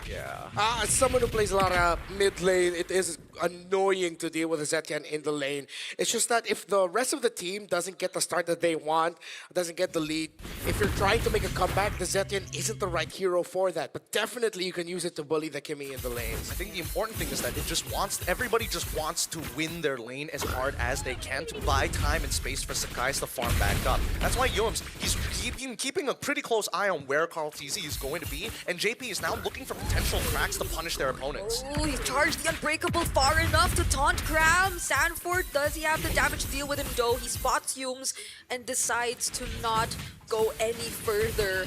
Who got the gold crab? Carl did, okay. Looks like. I wasn't able to get to Sakai's. If he did, he would be able to tick level 4 there. Up top, Innocent cutting the lane behind Oheb. Yep, he's going to participate for the upcoming turtle fight here, and they don't care whether support's on level 4 or not. They're going to rush this here and now. Oh, Carl TZ spots Humes. JP's really low though. Innocent going in. Sanji, does he have the damage? Oh, there's the ultimate already coming in from the Zip. Chen Appraisers ran from Carl! And Humes is actually first blood. The flicker too from Sanford, but he might just get traded out here. The turtle goes over to SRG. Innocent just walked away from it. Yeah. It's like land here. Don't worry about it. Sidestep. Sanford, a little bit too greedy with that attempt. I think he was just definitely looking to finish off Innocent. It really hurt Liquid's chances there. The Sanji also was not level 4. Stormy was able to get there first. And this is what you want with the comp around the Zetian. Get that early game going strong. Looks like it's going to be the two-finger setup for some guys. As we see him contest once again for the Litho Wanderer. Not even close. There's just too many members here on this side of the map. So they're just going to chill back out, look to scale. Oh! Okay. Raging Slash? Curtain call and Yo-Yo Blitz also committed by Cram here, but Sanford will just clear the lane for now. Be able to bring Crab low, and it looks like he will be able to get the EXP Crab. Unless. Yeah, no, it went to Sanford. Okay. Well, I think that the level lead doesn't really... Humes finds Carl TZ. There's the counter AOG from JP though, and it doesn't connect with the A or the Appraiser's Wrath. Humes gets on here. Sanford trying to go for it, but he still has the Deep Conductor position, and the Fury of the Phoenix stops them from further chasing. The wild part is that Stormy was holding on to that for quite some time. Yeah, I thought... Wait, is he? He's dead. Oh, he catches him right at the very edge with the ult. Real nice usage. Yeah, peak across the board. Stormy not using the ultimate meant that, yeah, they weren't able to get a burst, but that meant that they had a way to escape when the rest of Liquid were chasing them. So if that was an active call by Stormy to hold on to his ultimate for the retreat, it's a great call. Yeah, it can be used either way, depending on whatever they need. But the turtle is coming up, and compared to the first instance that we saw these two go, Sakai stole it. Sakai stole it. He stole it, but he doesn't have Retri anymore, and that's going to be Carl's call to say, hey, we got to do this right here, right now. Yeah. If not, it's going to be too late. Yep, and compared to Turtle 1, everyone's not that low. Oh, there's something happening up top. But before we get to even look at that, Team Liquid takes the objective in exchange of Oheb. The guys in Innocent juggled under the tower to take that carry down. And Oheb has been struggling in the lane against that Sora. Good thing Liquid is packing a 2-carry lineup, so now they also have Sanji, who did not have the best game as well. So in terms of the major damage dealers, Liquids are struggling. Yeah, they're gonna wait for a bit more. Ooh. So good. So smart of Humes. Don't need to take the second half. Get that Purify out of there as soon as possible. But notice, 2K gold lead for the side of Slango Red Giants. If it breaks 4, we should be worried. Yeah. That should mean that SRG are in a much more comfortable spot. Innocent, good read. Stormbind, Oheb does not have a way out. JP couldn't even save him there. Not even the traction pulse is going to connect against the members of SRG. absolutely bodied. Oheb is just straight up losing lane against Innocent. The Sora doing really well against that carry. Yeah. No amount of dashes could really keep him safe. Yeah, and you can see, based on the goal difference here, literally 900 ahead for the side of Sakai's. From Cram's side, he's already pushed up to 400. Down by the goal lane, Innocent is winning by 1,000. Sanji has a slightly bigger lead compared to the Zetian, but that's only like 26 gold. And the glowing wand only, first along with the item. full build boots at 6 minutes in, mean this is going to take a lot of time for Team Liquid. Ferocious Scythe only for this carry, while still on the way to the Dominus Ice is JP. It's gonna take a bit more time before we see Liquid actively winning the fights, honestly, because they are trying to look for those fights.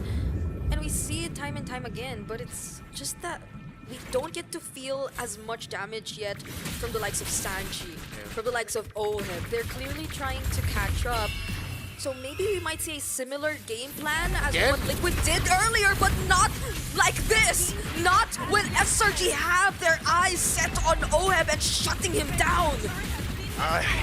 I don't know whether this is going to be worth it at the end of the day. Eventually, Innocent will start to fall off and Oheb will start to scale. And Team Liquid, they know that. They know that it's all about just holding out until we get those items, and eventually we will be able to beat them in terms of raw damage. The only problem is that SRG is really good at kiting him with a composition that has a majority of ranged heroes, well, quote-unquote ranged heroes. It's going to be extremely difficult for Team Liquid to walk out without punishment. Oh, Humes. Will they actually go for Sanford here? Still survives. Mountain Shocker available even under the turret.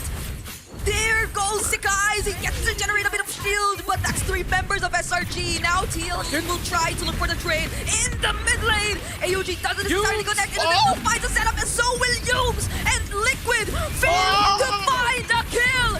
It's all SRG right now, and they get to take down all 5. What a covert flank! A slight delay, a preemptive flicker from Stormy, an AOG to try and take out mid-tier 1, ended up with a team wipeout after they saw the dive onto Sanford. Rather crazy, and Sakai's still has more to give. Oh, now Sanford's all alone under the turret, and he gets to receive the way of the dragon. Doesn't even get to clear the minions as SRG takes him down. Innocent going in once again. There's the traction pulse from Sanji.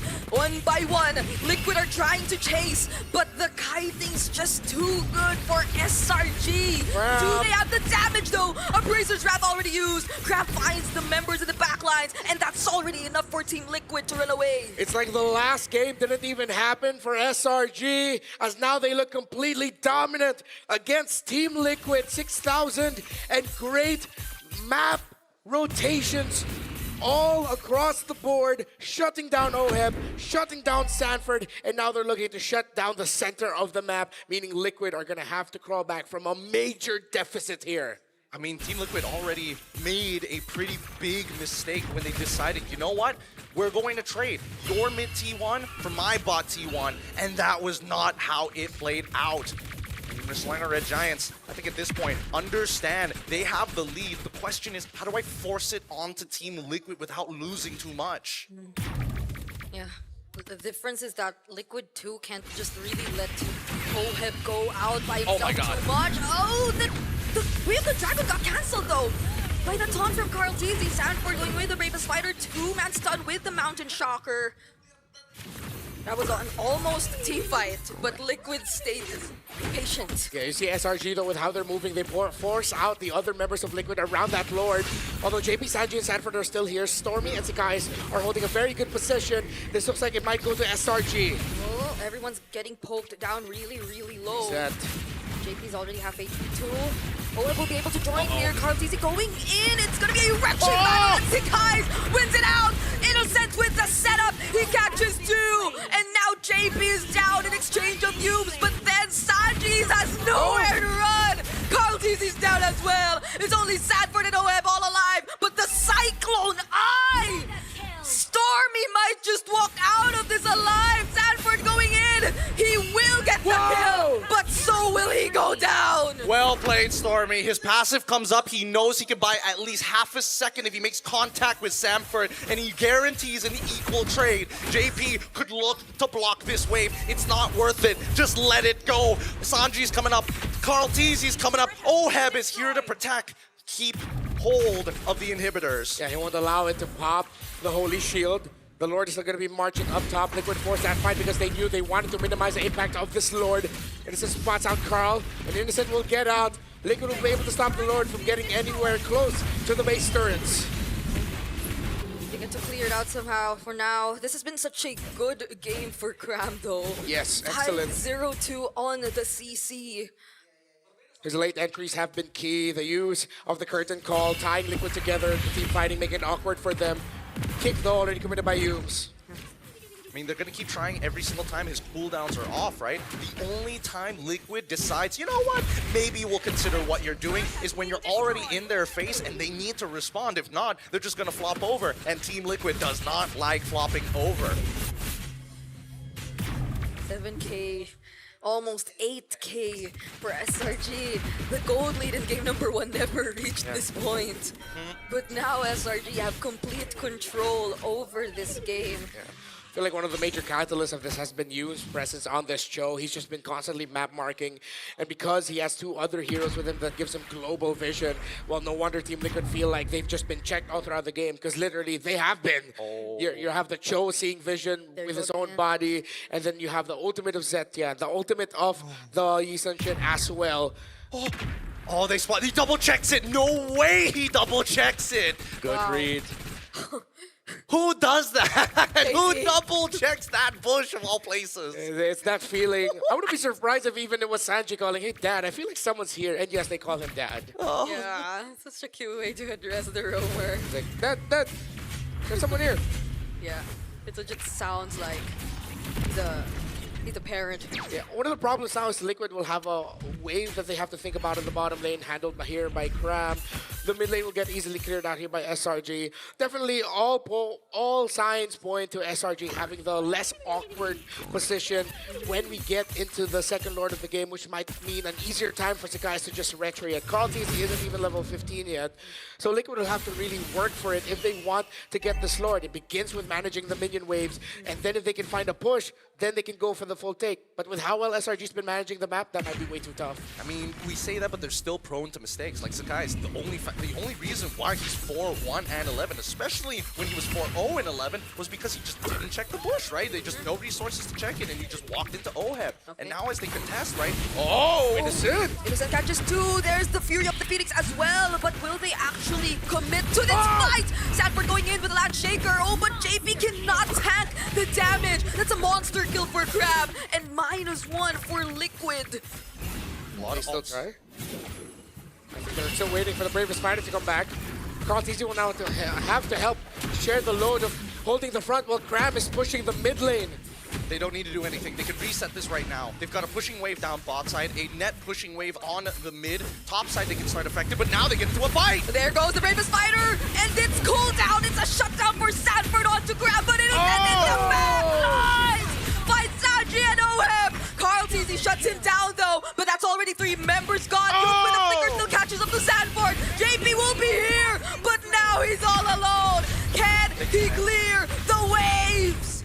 He's still trying, he's holding, he's trying to go after Sakai's to force him back. There's still minion waves. Oh, the immortality popped. Now the only one is the turret.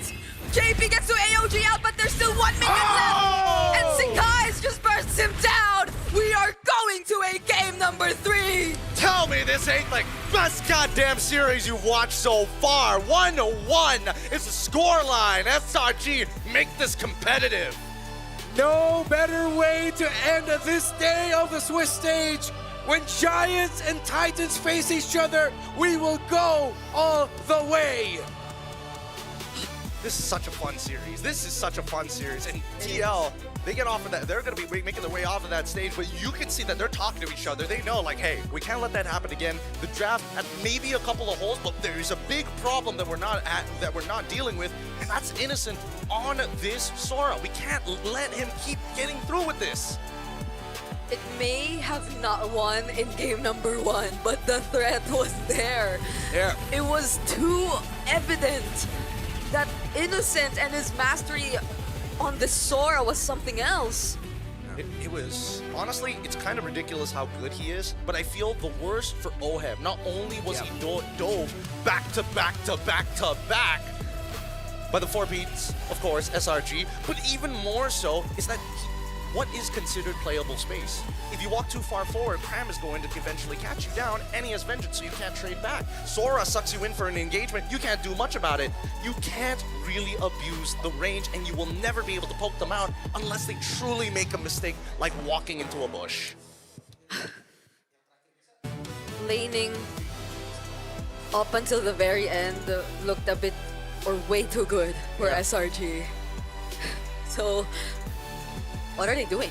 The massaging him, the Cram is just like, oh man, that was not an easy game. That was a doozy.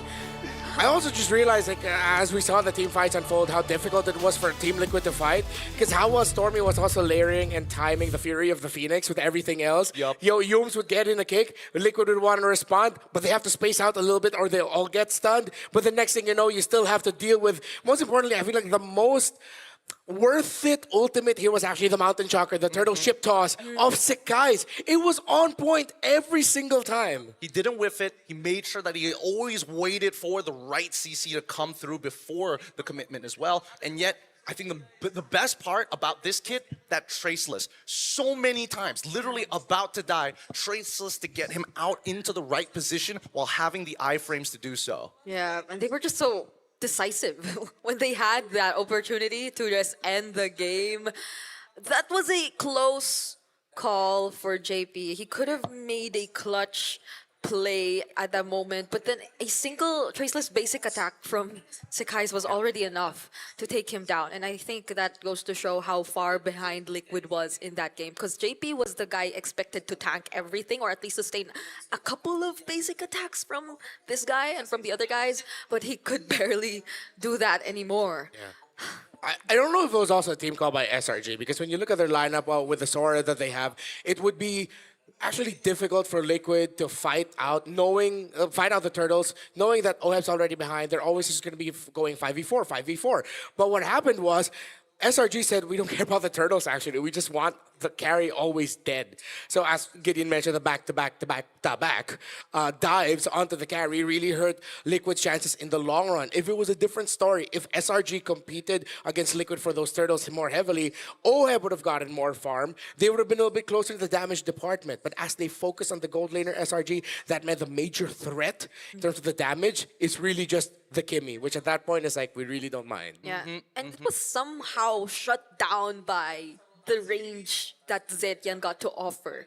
So there was a bit of a question in terms of if it could actually be on the same level in terms of damage. But since they got to Snowball and they got the early game advantage, you could feel how much it hurt. Like those small phoenixes and all that. The little phoenix, the baby phoenix. The baby phoenix. Yes, but even so, let's give it up for our MVP of this game, going over to nobody else but Sekai's. The team, again, did extremely well, but making sure that one death was his only death that game was pretty difficult, considering that there were 4 to 5 times where he genuinely looked he was like on his last legs. Yeah. 7-1 and 14. Made the most out of his ultimates every time. And you'll see it in the highlights how important his YSS was. Thank you so much. Because now, as we look at the highlights, we need to make sure that we are understanding what the situation is happening here on very first Turtle Contest. As you can see here, Samprit hasn't hit level 4. And because of this, so many important ultimates to disrupt their opponents, especially from Stormy's POV, he gets to attack for free. He is completely wide open in these fights. As you see, Innocent as well as Crime getting heavily involved with the situations here as well as here. No matter what happens, you've already pushed your enemies off of that turtle, allowing Sekai's to continue to play the game for free. But this repeats itself a couple of times, right? Every single one of these neutral objectives before the first one, it's all about getting the resources out of hand. And when Oheb continuously falls behind, turning these 4v5 scenarios by neutral takes has been a really good component and the most important component for SRG to get ahead in this metagame. Now, dive after dive after dive, let's pause this here. Because in this fight, this was Liquid's one opportunity to even the score and turn this deficit, this 6K deficit, back to a neutral state.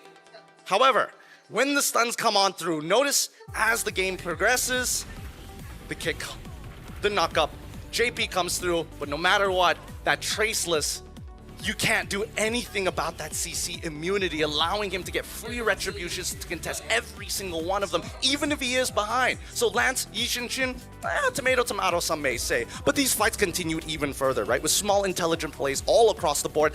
This is the one we must discuss. As the first engagement happening on this side of the map continues, we notice that the rest of Liquid are moving to the top side of the map.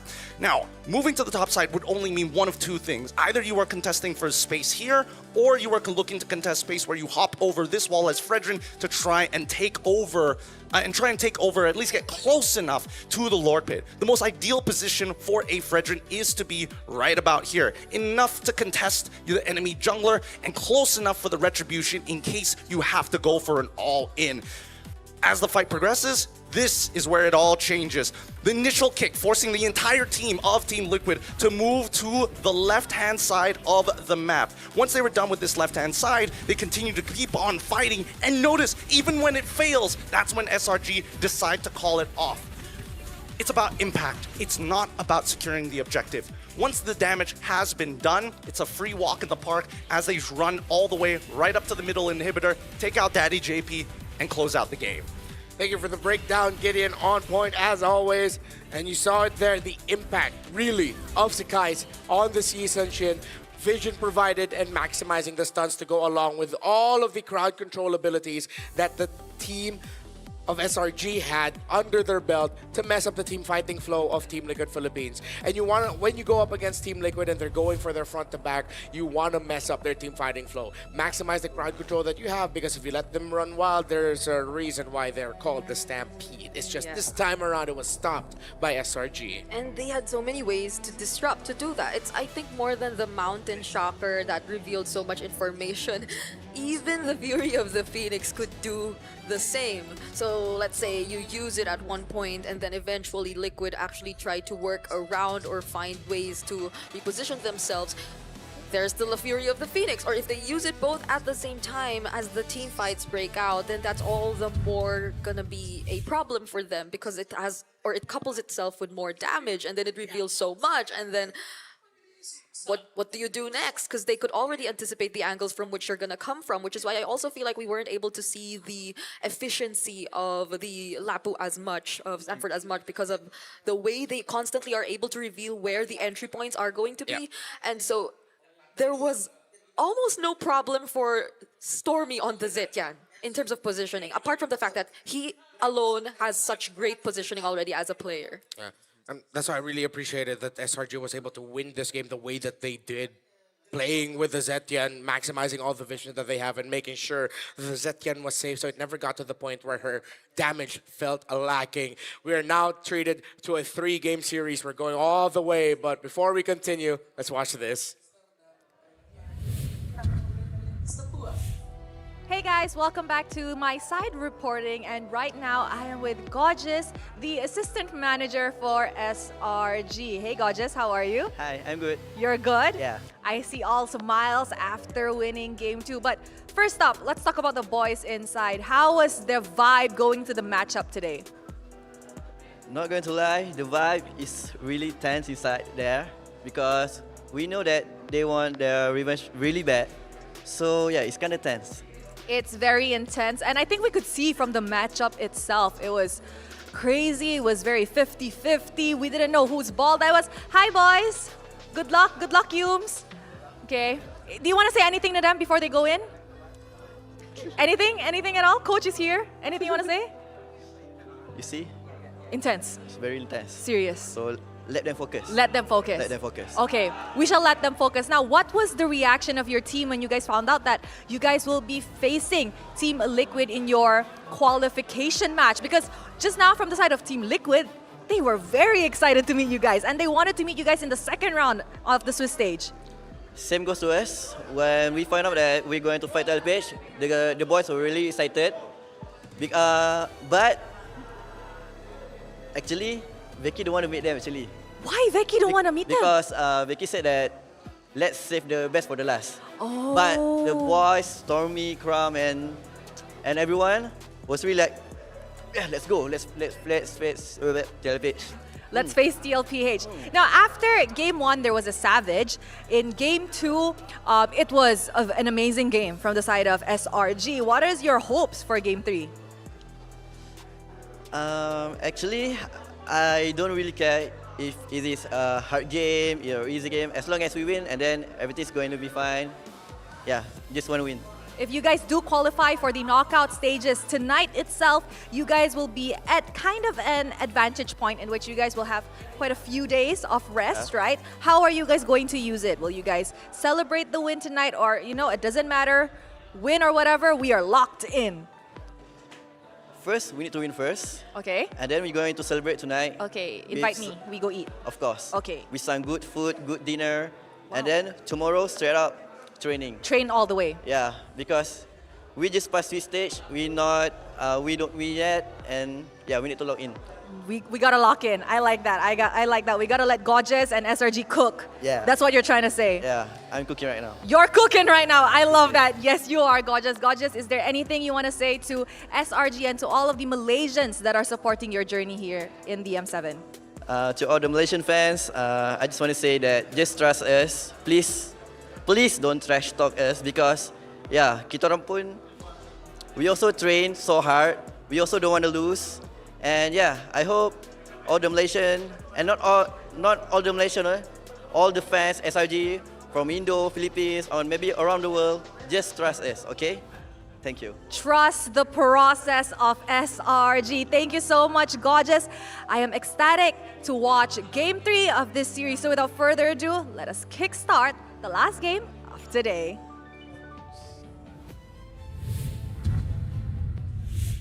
Always good to hear from Gorgeous. Now assistant manager. Wow, what a climb up the SRG corporate ladder, I guess. Hey, Brigitte, what was your favorite thing that Gorgeous said? My favorite thing is that from all across the world, Philippines, Malaysia, or Indonesia, SRG fans, just please trust us. Yeah. Trust. Big trust. That's a good answer. Because I mean, if we're thinking about like all these different regions, it's like a celebration, some may say. Yeah, the official MLBB M Series Tournament trading cards. It's a celebration for all of us, bringing premium design and modern tech together.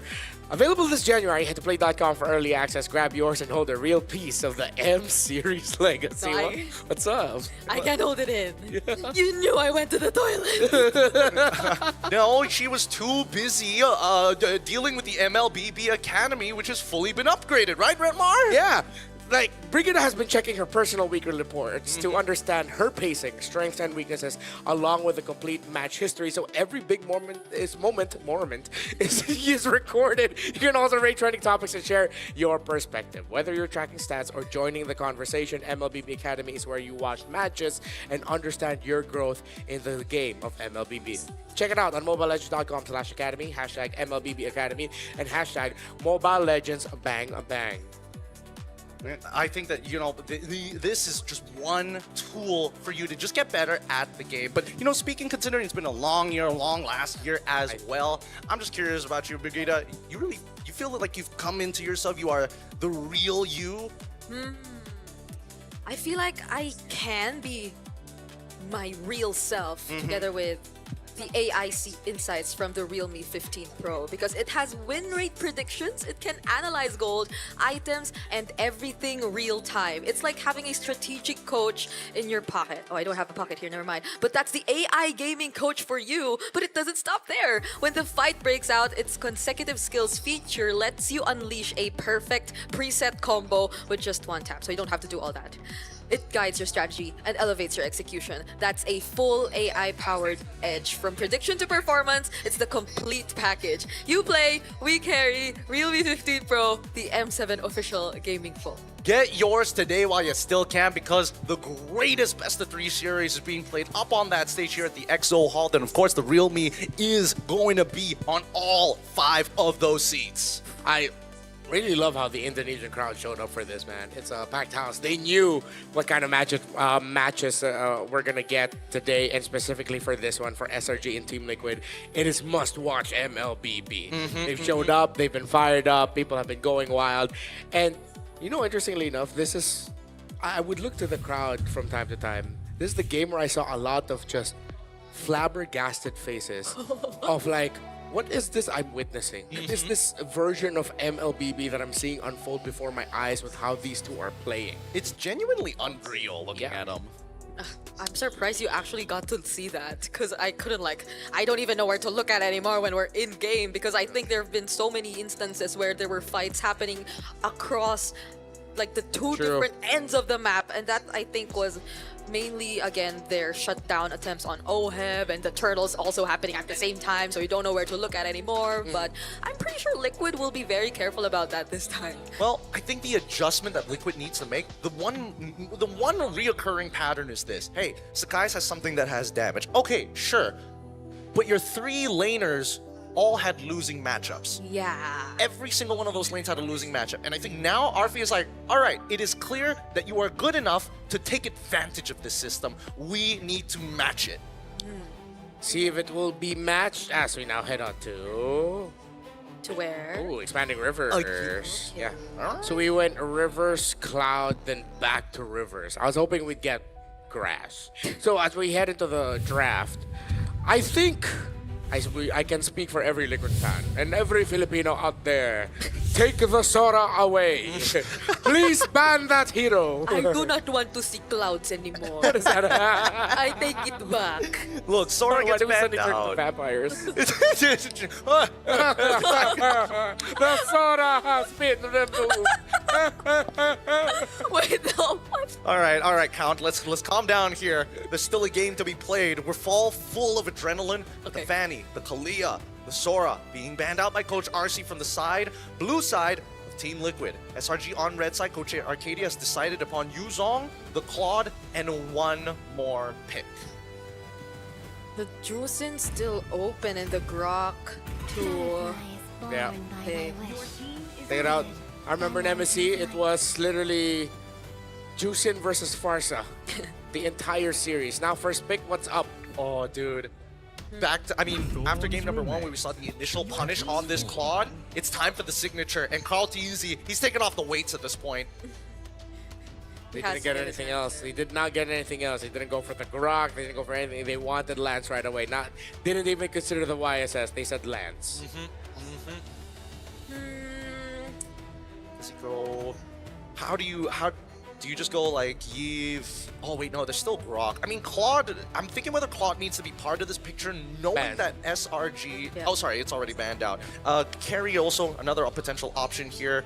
Unless they want to like double down, no matter what they see, they're just going to try and punish. I feel like it's better for Coach Arcadia to maybe kind of set up a scenario where you can get a better matchup for Phoveus and EXP. But I have an inkling that Coach RC will suspect it. Yeah, honestly, just go YSS, maybe? Ah, wait, no, yeah. Eve, as you mentioned, oh yeah, was still open, and then they go up for the Hilda now. Ooh, gonna be very annoying to deal with. I think if they want to be okay with it, I think they're forced into picking up a high loss for JP later on. The mid laner, they can mash it with a Farsa.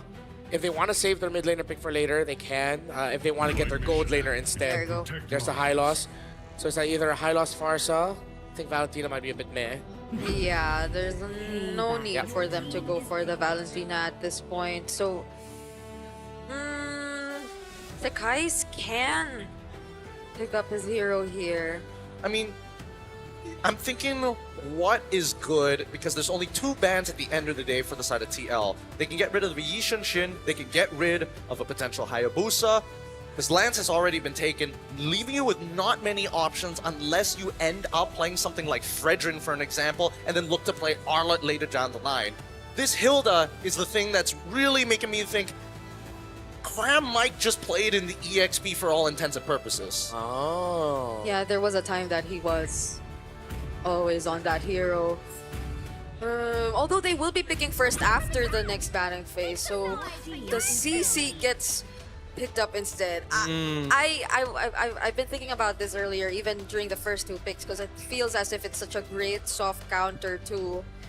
And they've answered so much already in terms of the Lancelot. It's a CC and the Hilda. Yeah, one thing I like about picking up the CC when you see the high loss is that it's going to be the easiest two-man curtain call of your life. Yeah. You're almost always just going to be landing it onto two people. The high loss plus X. Yep, the high loss plus X every single time. And I think right now there's a really good argument for TL to actually go for a Uranus pick here. Only because, yes, sure, you get from the Ionic Edge, you shred some MR, but at the very least, it's like if your lane is shafted anyways, I think Uranus is a pretty good runaround to kind of punish your opponents by saying, you know what, we're just gonna sandbag you the entire time. Arlet ban from the side of Coach Arcadia.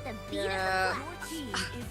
Honestly, I feel like there's so much attention towards the sides of Liquid. And SRG are doing such a great job at limiting these two these two sides of Liquid, be it in terms of the pickings or even in the laning phase. So we did put out that maybe they really want to prioritize the winning matchups, but now again it's the mid trio that's revealed to us so far. So the options are gonna get fewer and fewer again. Yeah. Will Team Liquid still be willing to ban out the YSS? Is it necessary? I feel like SRG, considering that they don't have much to scale with, I feel like they need to just be worried about the gold lane. Oh, wait a minute. Are they gonna...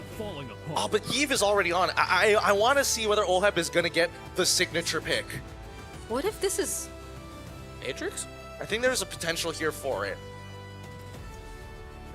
But when I actually don't know where the CC is gonna go to, by the way. It's up to gold lane or something. If it's EXP or gold. I'm trying to think if there's another, beyond the YSS, if there's going to be another here that you can have another gold.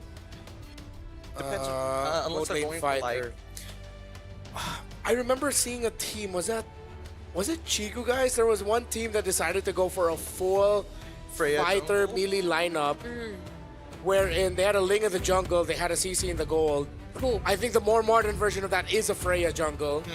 So Freya is still an option for them if ever, but no, they still want to go for the mobile assassin, they'll still get the Hayabusa. Yeah, gotta keep it safe, gotta keep it sturdy. Last two picks here for the side of Team Liquid as their fans are absolutely blasting the roof off of the Exo Hall. They need a couple of answers. Number one, they don't have a way to really stop a way to stop the Yves, and I think the early stages of the game shouldn't be that bad as long as JP is able to peel off the Hilda from actually interrupting Carl Teasy's farm. Last picks, we're still looking for an EXP and a gold laner. He's hovering Alice. There's Alice. Yeah, Alice would be great for an EXP. But I don't think we get to see that as much nowadays. But what's the gold laner? The hovering Granger. Interesting. Okay. Is this going to be enough though? I guess this means that from TL's POV, they're like, Sanford, they're diving you a lot, but they're also diving Oheb. You sit on your own island, we're gonna shift all our resources down to the gold lane. I think you could you still slot in Grok here? Put the Hilda in EXP, put the CC in the gold, but then up against the Granger might be tough for you. The Tro's also there too. I think no matter what, you gotta have something that scales. Because this Alice is gonna be too big of a problem. Like, nobody can really take her out. The Lunox is... Nah. They need more physical gold. Yeah, you need something with strong, constant lockdown, constant basic attacks. Maybe they get the Matrix?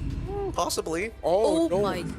They'll really pack the CC in the gold lane. They're looking to... Wait, this is such a counterintuitive style of play. It's like, I guess they want to make sure that everybody has a form of, I can get damage in, so that the follow-up, no matter who the follow-up is, must clean up.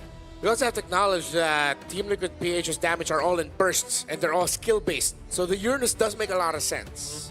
They might be able to out-tank it, but I think both EXP laners are going to play a very crucial role for the upcoming war. Wow. Look at that lineup rating. My God. It looks pretty It's SRG sided. Pretty SRG sided. Yeah. I don't know how true it is, though. A 2-point off to a 1.8 counter index. We'll see as we get into the game. I think that it's a lot more even than the initial take as we head on in to Land of Dawn. 5 seconds. Liquid facing off SRG. Let's do this, my guy. This is going to be so good. A great way to end this 3-game banger. A storied rivalry, though young as it is. Two great organizations backing them. And now Yums is going to be looking to give JP a taste of his own medicine with a Hilda pick that messed them up earlier. It's a question of how well can Liquid time the damage that they have that they deal in bursts up against a lineup that does very well against burst damage. Yeah, and the sides look a bit more stable now. Like, I feel like they're able to manage it much more compared to how we were able to witness the past 2 games. Because even though they did win game number 1, it wasn't as smooth. It wasn't as smooth sailing as you would have described it to be. So maybe, just maybe, we get to see a better form from Liquid in the early stages of the game here. Well, I mean, in terms of just the emblems alone, we're making sure that we are, keeping ourselves in check, right? As much as Sanford is like, oh, I'm going to get the Festival of Blood, Cram, it's all about movement speed, right? I need to get to places, I need to do stuff all across the map. While Stormy, most importantly, not only doesn't he want to control this lane, but he wants to put a big tax on Sanji. Good disruption there by Yums. Man marking Karltese expected of Hilda up against an assassin jungle. JP and Sanji having a tough time here against Stormy. The pokes constantly dished out by the Thieves. Sekai's close by, already level 4. That's so smart. It's so smart. It's so smart. You purposely show yourself so they reposition to the opposite side. Skies can actually flank Sanji here if he just walks up a little bit further. There it is. Oh, there you go. The Shadow actually commits. Oh! He goes back to Sanji, but the Revitalize is there! JP saves him right at that moment. Karltese, will he get to find the kill on Cram? Doesn't have the level 4. But Sanford still goes in together with JP. Force out the flicker from Yums. Oh man, RNGesus gave him his prayers and sent Daddy JP, and now the real world manipulation! Throne of Ruin also used onto 2 members, but they have to get away. Crab is just a bit too much in terms of the sustain, and that's all by himself, by the way. And the real world manipulation from Stormy as they try to interrupt Karltese once again in his jungle. Wait, decisions here by SRG. Sekai's? Oh, Sanford has the flicker, able to cancel out the Oogie Shadow kill, fortunately, but he's really low. Cram going under the turret. He's fine. Okay. Both sides are not going to be able to kill each other, and that's the big problem. They need other people to get involved, and even Stormy is just like, I'm going to completely shove you out this lane. Whoever gets a lead, let's just take advantage of it, right? And even for Stormy's side, he's like, all right, sure, Cram, you can focus on getting that, but give me the gold. I want the money. I like this rotation by Stormy. It helps speed up the cut. He gets a little bit of EXP himself, and then now they're also going to be able to get gold through the shielding up top. So great link up between Cram and Stormy. What happened to the bottom lane? How is Innocent a full level up? Yeah. Karltese will try to steal away this purple buff. There's the better airstrike. Yums with too much damage from Liquid. Sanji secures first blood. Thorn throws, but he still goes down. The damage from the Oogie Shadow kill was enough. RNGesus was not kind that time. Not at all. The last one was like, wow, that's pretty lucky. This one, really unlucky. 2 sides of the same coin, and the first items haven't even completed yet. SRG still taking control of the map through the aggressive rotations. I think eventually this is going to turn into who has the more annoying EXP laner to deal with. It's either the Alice or the Uranus. At this point, it's a little bit even. But considering the damage output of the CC on the other side of the map, the impact of that CC makes the impact of this Uranus even all the more evident. Sekai's now has the Hunter Strike as well. Dominance Ice on the way still for Yums. Can I just say, why are we watching this? Why are we watching that? We're looking at the 2 fattest guys slap each other around and be like, hey, you feel anything? Nope. We can go elsewhere, yo. Like, it's fine. Let's look at something else. We know what happens there.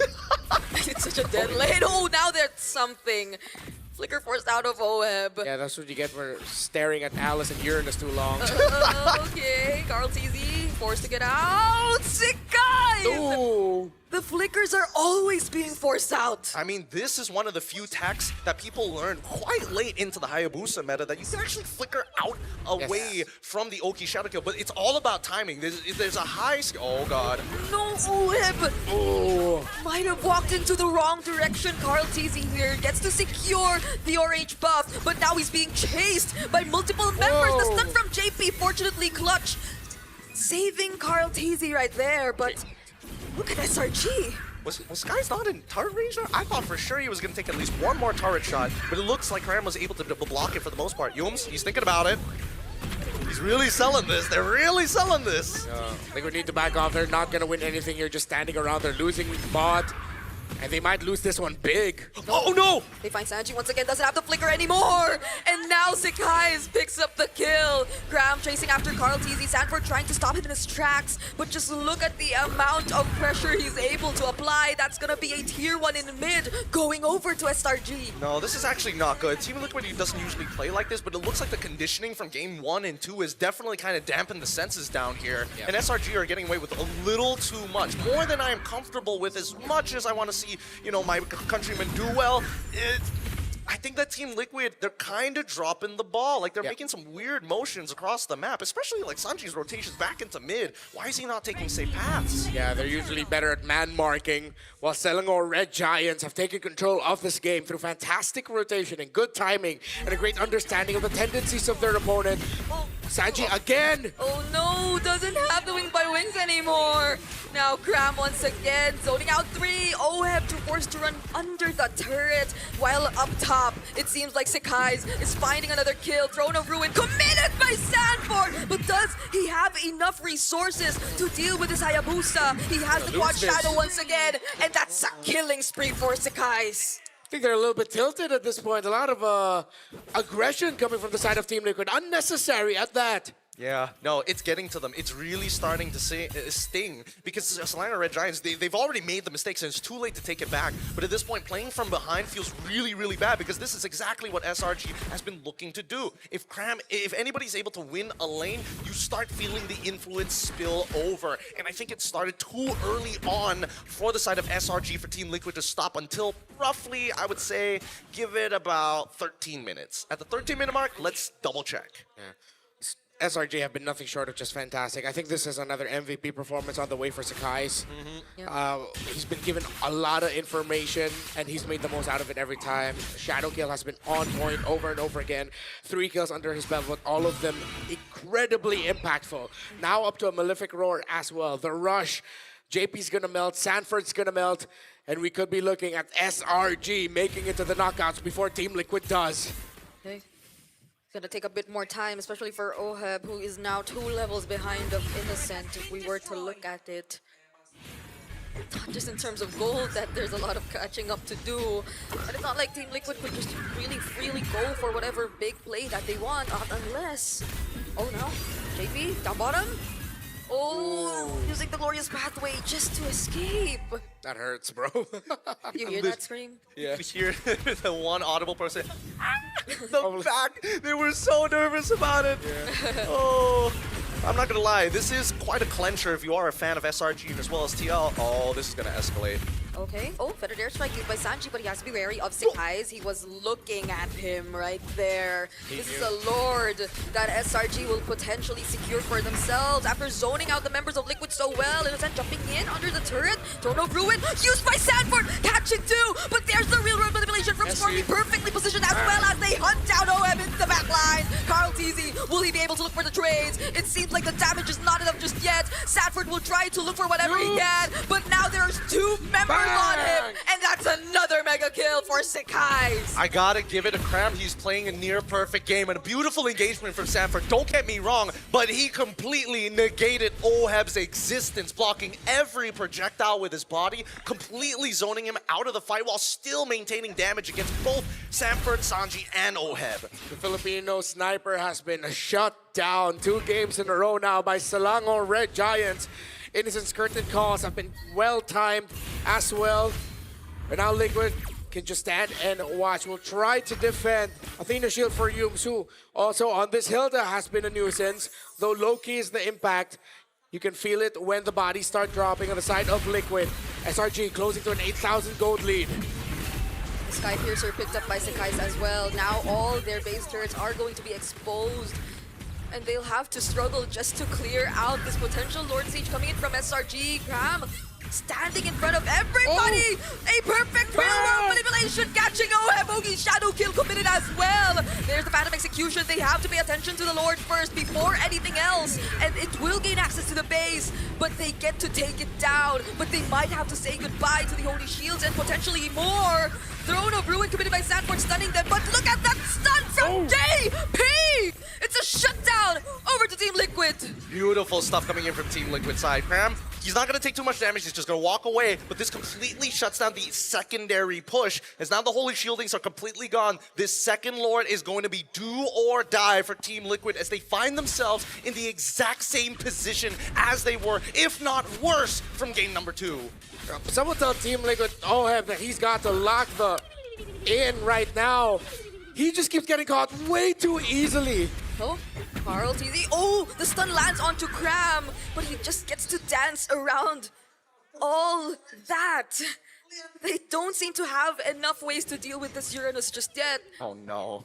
Cram has completely outscaled them. They just don't do enough at this stage of the game. And even for Sanji as well, right? He has to make sure that he buys anti-heal. But now that he's got the Genius one, it's like, yes, I can do a little bit of damage, but it's too late when you already have so much MR on your side and a whopping 2.1k lead individually. They all have to scramble to build magic defense, but no one is answering the physical damage output of the Hayabusa, CC, and the Hilda. There's not a single anti-Cuirass or Dreadnought armor on the side of Team Liquid. They couldn't build it. No, Glorious Pathway committed. Sanford doesn't need to use the Flicker anymore to set up. They might just have to run away from this for now. Innocent, though, has his eyes set on this Alice. Now the Flicker is used just to escape. And JP, the Revitalize had to be committed as well. Worth it. Now they can guarantee a no contest on that Lord or force a fight by it. And you can see that TL, they're so worried. They know that if this Lord gets taken, it's game over as they're too far behind. And Stormy, he's making sure, not revealing himself, but ensuring that key points of the map are locked off. Okay, now it's caught by Cram once again. Dear God. How do you position yourself in this kind of situation, Carl TZ? He just wants to take his purple buff, but even that gets denied. Another perfect curtain call coming in from Innocent. Now there seems to be a bit more damage coming in, but when you see Liquid forced to run away, they just can't commit. Select Red Giants now looks like they're basically working on a taxing system. Moments! That could have been a moment, but they want more with the Lord in hand, and Stormy now finally has the Lantern. All these tanks don't mean much. Will Team Liquid be able to hold on? There's no marksman on the side of SRG, but it's a different story. SRG have taken the definitive lead without a marksman with great early to mid-game play. Now Liquid, they have their Granger. Is it enough? Is the force of damage enough? The answers to those questions have to be yes if they want to be able to hold on. But all signs are pointing to SRG being able to make it to the knockouts first, winning this game 3. Let's see. Okay. What will they try to approach first? Sakai is using the Quad Shadow already. They will be dealing with the minions in the mid lane first before they transition towards the Lord up top. And they seem to have managed it to some extent. But does SRG want to go for another attempt? There is a way for Liquid to set things up, but the curtain call was already committed. There's the real manipulation once more. It's countered by the better airstrike, but Sanji has nowhere to run. Fortunately uses the wings by wings to fly away, but the Throne of Ruin catches Sakai's. Sanji's still alive. Liquid defend. This is the perfect scenario for Liquid. They now get to come back into the game. Now Sanji can get his third item and you have some real damage for the upcoming fight. But at the very least, they don't lose anything off of this. That was so close. Sanji had 2 members on him, but he waited until the very last second before he wings by wings down. Yeah, it's going to be a long climb back for Liquid though. SRG still hold the definitive lead, but that will help. See Halberd already built up by Oheb. Carl TZ gets his orange buff, and I will be back to once again to a counter defensive positioning. Again, the problem with a lineup that doesn't have a traditional marksman is now going to be felt by SRG. If Liquid hold out even longer, then this game is going to get harder and harder for SRG to end. Yeah, and that's the scary part, right? We need SRG to close out the game while they still have this 6.8K on their side. It's a lot of money, but just notice, like Cram is like, yes, I'm quote-unquote indestructible, but at the same time, I'm realizing that Lancelot is kind of doing a lot of damage with the with at least the Endless Battle. But with the Divine Glaive already completed by Sanji, right? Even if he builds more MR, it's not going to do him much good. See Halberd as well for Innocent. Full build now for this CC. And Team Liquid are going to be in a world of hurt. It's understated, but the sudden spike, very late game from a CC with a C Halberd is busted, bro. Should not be fair. Yeah, and we get to see the constant Hylos plus X curtain call happen multiple times. Lately, it's been a little bit more of like either Alice plus X or even Lancelot plus X. Because Carl TZ is trying to get close and deal damage. The moment Innocent sees him, it's just like curtain call. And then if Carl TZ tries to get away from it, at the end of the animation, it's going to be someone else linked to that curtain call because he tried to get away. Yeah, it's just, there's not a lot of counterplay to it. You really just have to like micro your way out of this. And I think that's the beauty of the... Oh, wait! They're actually bursting down Grab! JP with revitalized, but Yumes and Sekai's from behind. Might look for other targets as much as they can. Stormy gets to find the kill on JP, but the Yogi Shadow kill is already committed. They split the damage, but Sekai's is still after Carl. But Carl gets to run away. The stun doesn't land. And now Sanji is down. Oheb doesn't get to escape. Carl is all alone. Sanford has to recall, but Carl is still alive, but can he handle this? Sanford's still running back to the base. Carl TZ suddenly comes out revitalized and rejuvenated. Forces Humes back. Liquid still in this. Why wasn't there a call to close out the game? I guess they understood that Sanford was able to buy some time, and now they need to guarantee this. So guys have 50% and fallen. Okay.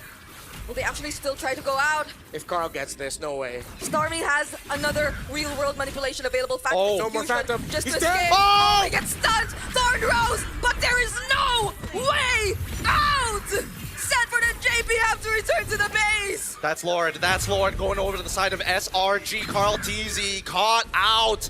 And a great angle from Sakai's. Great, honestly, amazing stuff from Innocent to block. He understands he's not just the marksman, he's more. Okay, right there, strike. They clear the waves as much as they can, but this is just the beginning. There's a Lord Siege upcoming from SRG2. But Carl will be able to get back in the game 8 seconds before he gets back. Long though. I have a feeling this game's gonna go on way longer than we realize. For sure, because right now SRG, the big thing is that their wave clear sucks, and all of their main damage dealers who have physical damage need to walk up to the crystal in melee form. Not a lot of immortalities left up, but they left a minion wave up top. Oh no. We're gonna have to clear it. Okay. Not a lot of immortalities on the board. Only both roamers have their immortality. Sanford doesn't have it. Cram doesn't have it. Gotta breathe for a second here. They're not going to initiate until that Lord starts knocking on that base. Now the real question is whether or not they want to sync up these waves, because they're letting this Lord slowly push in as Yumes is trying to clear it up. They've got almost a sync, half a second delay. Oh, look at the damage. The damage from Innocent is a bit too much. Better there, strike. Carl TZ is trying to hunt down Stormy, forces out the real-world manipulation, and he successfully finds it. Does Team Liquid have what it takes to actually defend the game? And it seems like they do! They pull back, and it's great. Innocent's still there, but there's not enough minions. Innocent, Oh! try to run away, but Sanford catches him! He has 2 members on him, but he will go down! There's 1 minion left in a wave completed mid. Team Liquid have to defend again! Innocent still had the vengeance. No wonder Sanford couldn't finish him off. The minion waves will get cleared up though. But Liquid are just barely holding on every single time, every time. But it's not yet their time, as SRG will have to try one more time to end it. Now it's dead even. Despite SRG having every single one of these structures, they need all 5 members alive and taking out a 2-for-1 trade each and every time if they want to punch above their weight. The biggest issue we're seeing so far is guys, he's trying so hard to get into that backline. He's actually getting caught out. JP has got his number. Sanford has got his number. Even Sanji has his number when it matters the most. This lead that we see, this 5.8, it's just extra money for SRG to try and item swap to make the difference. Folks, welcome as we get closer to the 20th minute mark. We're all at the edge of our seats. We aren't even sitting on our seats. There's no point. There's no point. I mean, I can sit on it. I'm the analyst, man. I'm having the time of my life. And I also need to pee. But I need to watch this game. With full items all across the board. I am a little curious about how many stacks Oheb has. Same goes for Sakai's, which I'm pretty sure he got reset like 3 different times. So I'm guessing 20-something, 21? I'm guessing it's somewhere around 40 because there's a lot of times where there are a lot of... There's still a good amount of health on the side of Liquid, but then during the shadow kill animation, they just drop like flies. SRG are going to be looking to rush this Lord. They have great positioning. Yums, man marking Innocent, the damage again, making JP melt. Oh, Sanford tries to look for both of them. Oh no! Throne of Ruin committed. Stun through, but the rewind manipulation. Catching JP, but he gets bursted down just like that by Oheb. Oh my goodness, Sanji and Oheb just shared the same brain cell, targeted the same guy, blindfolded. A good attempt, but now it gets even scarier. Oh my goodness. Still a lot of minion waves coming in for SRG. Marked very well. Yums even guiding the minion waves up top.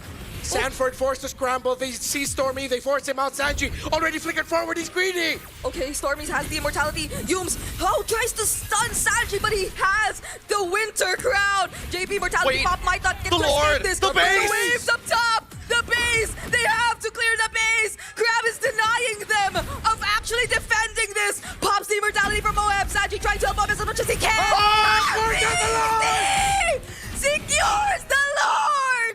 Easy falls! Yums takes him down! There's still a lot of minion waves in for How much time? 12 seconds! 12 seconds until Lord spawn! Liquid has the Lord. They can march out with it, but SRG might just be able to stop it as it marches out. Okay, they have to deal with the waves. They have to deal with the waves first. Spawning. It's too late. It's too late. They have to back off here. An amazing defense, an amazing attack coming in from both of our teams as finally the score evens up 8-16. Look at that gold lead. 6K turning down back into 1.9. We didn't get to see how he did it, but Conti's getting the Lord. Yums once again stunning Oheb. Sakai's trying to follow up with the Throne of Ruin. Might just make it in time. Immortality pop for Yums. Sanford will be the trade, but they get to survive. Stormy! No one goes down just yet from SRG, but Stormy's a bit too deep. Sanji, will he actually be able to finish off the kill? It might not be him. It's gonna be JP. Well played coming in from Team Liquid. They're trading bodies to buy time, and right now time is everything that they need other than a wave clear. That's good enough. And so guys, you'll be able to clear this out. He's fast, but honestly, Liquid really showing some grit. They are holding on by their fingertips every time. 44 stacks on the Sky Piercer, 714 on the passive. And there are no first-tier towers down just yet on the side of SRG. It has been 23 minutes of Selangor Red Giants domination. And more than half of that is them being unable to end this game number 3. It's the nature of the composition. Their wave clear has never been their strong point. Snowballing is, but closing out a game requires different tools which they don't have access to. However, Team Liquid, they're very good at sieging. They have the exact tools, but they need to get all the way to the enemy inhibitor if they want to enact that plan. Up until this point, they're just waiting for SRG to fight around this Lord because they know that's the only thing they care about now. Not a single turret down from SRG. Team Liquid are really banking on that possibility that they get to win a fight and just take it straight from there. But does SRG, or will they even allow that to happen? Oh, the Veterinary Strike's dealing a bit too much damage. Glorious Pathway also, but then Carl Teasy fortunately still makes it out alive. JP will be gone for this Lord take, however. Okay, all right. Some pretty big ultimates already out. Sanji should be able to get back up before this upcoming fight. And I think that Carl Teasy, he's on the run. Yep, he bought rapid boots. He needs to get there. Okay, Carl Teasy, what is he gonna do and what is he gonna try to do? Shut down onto Innocent. Oh my God! As well coming in from Sanford. Oheb is down though, but Stormy's next on the list for Carl. Sanford finds the kill on Sakai's as well, but Sanji's all alone here up top. Does he have a place to run? He might not actually get home, and Cram will take the kill. It's not over yet. It's not no over. one wants to give this up. What it means. These are two teams who are not facing elimination, but a Giant and a Titan looking to make it to the knockouts. Okay. Can Kram and Yums deny the objective from Liquid? Sanford and Carl trying their best. He gets to secure the purple objective.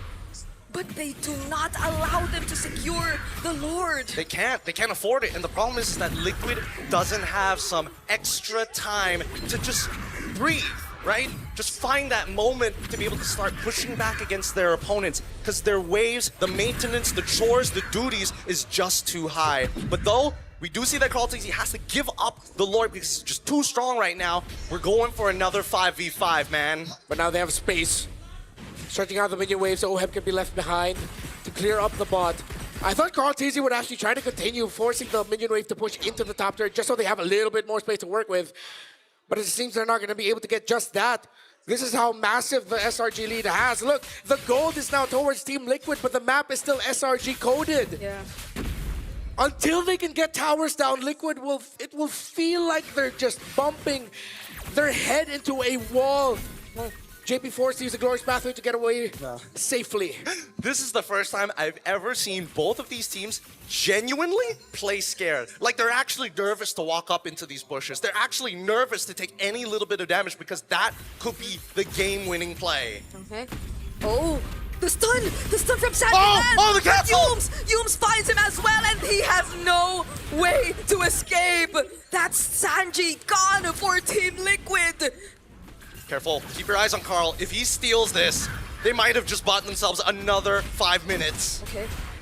Okay, Sanford finding targets, and that's gonna be Innocent. Innocent trying to escape this. The guy's going in with the Yogi Shadow kill. Does Oheb survive? He somehow still does, but Yums and Sakai's are on him, and now he doesn't. JP tried to run away. Immortality pop, but then that's it. 3 members are down for Liquid. And then there were 2 Yums out going after Sanford, but Sanford gets away. SRG still has the lead. Only 2 members of Liquid. SRG looking to end it here. They're excited, but they also know that they're capable of many things, and Carl will try his damnedest to defend this base. He dodged the stun from Yums, but then that's about it. Not for long. The Apex Predator all alone trying to prolong the siege has the immortality, dealing with 4 members all at once, but they will not pay attention to him anymore. Winter Crown play, but that's it for this game. SRG are going to the knockout stage. Woo! What a game! One of the best series we've seen so far here at the Swiss stage to keep the entertainment lively in the EXO Hall live in Indonesia. Fans spilling out from inside to out. What a beautiful game. Congratulations to SRG to move on to the next stage. Team Liquid, their journey just got 1 day longer. This is what the M Series is all about. When the Giants and Titans face off against each other, the world watches. And as the world trembles, we tremble not with fear, but with excitement with what we witnessed. And what we witnessed was one of the greatest series in M Series history of all time. The team looking to complete the Golden Road. The road gets longer, but for the Giants, the dream gets closer. Welcome to the knockouts. A sigh of relief, a breath of fresh air. Unbelievable. We on the desk, we could be as tense as we are, but imagine for the players who we again mentioned seemed scared for the first time, and how many times that we've seen them play and go up against each other. Their movements were just so careful and calculated. But then there were just so many loopholes all throughout.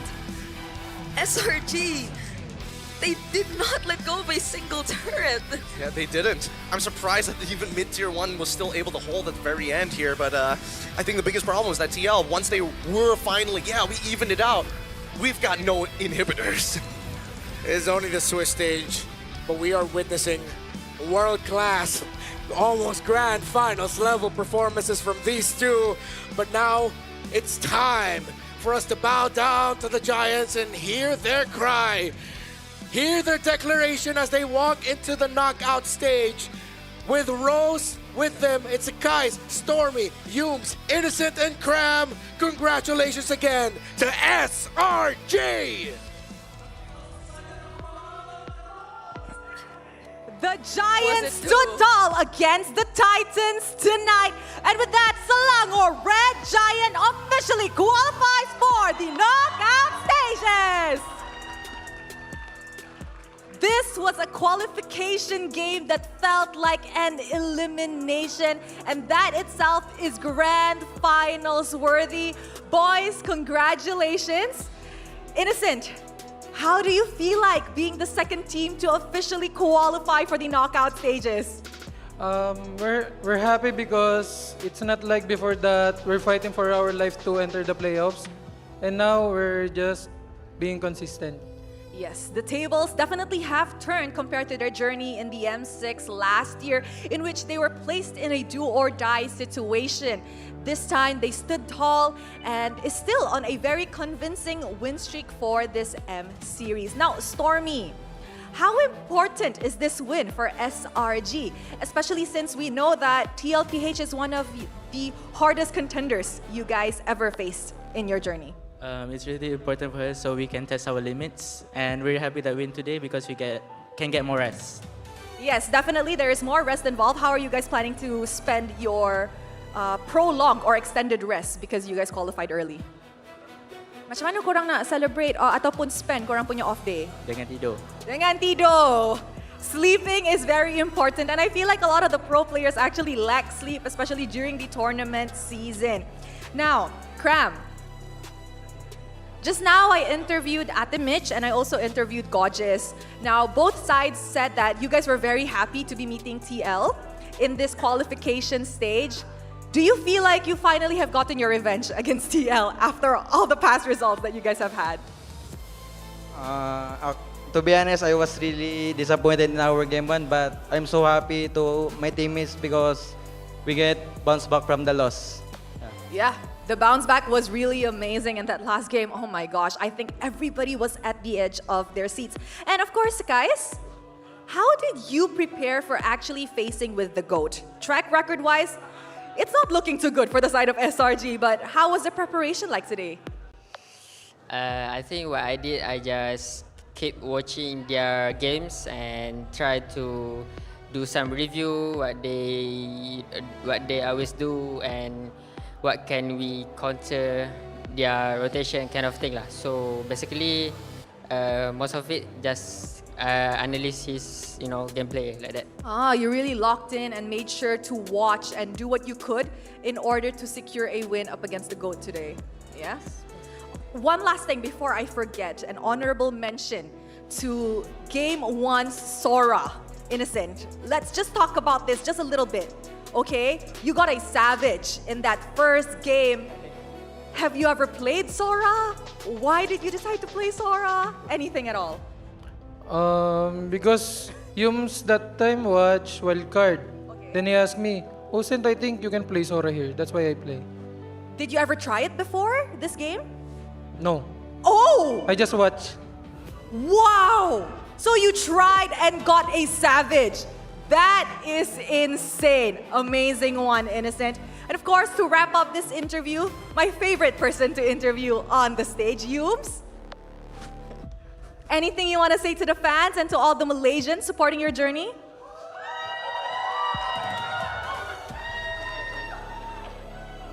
Terima kasih semua orang yang support kita orang dan let's go knockout stage.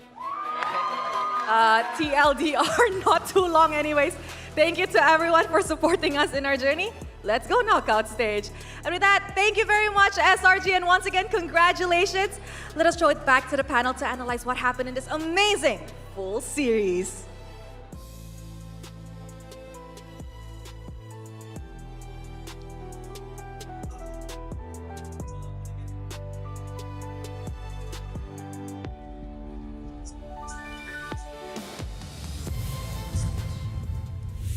Selangor Red Giants now joins Alter Ego in the knockout stages. Well, Team Liquid PH, as mentioned earlier, will just have to fight one more day.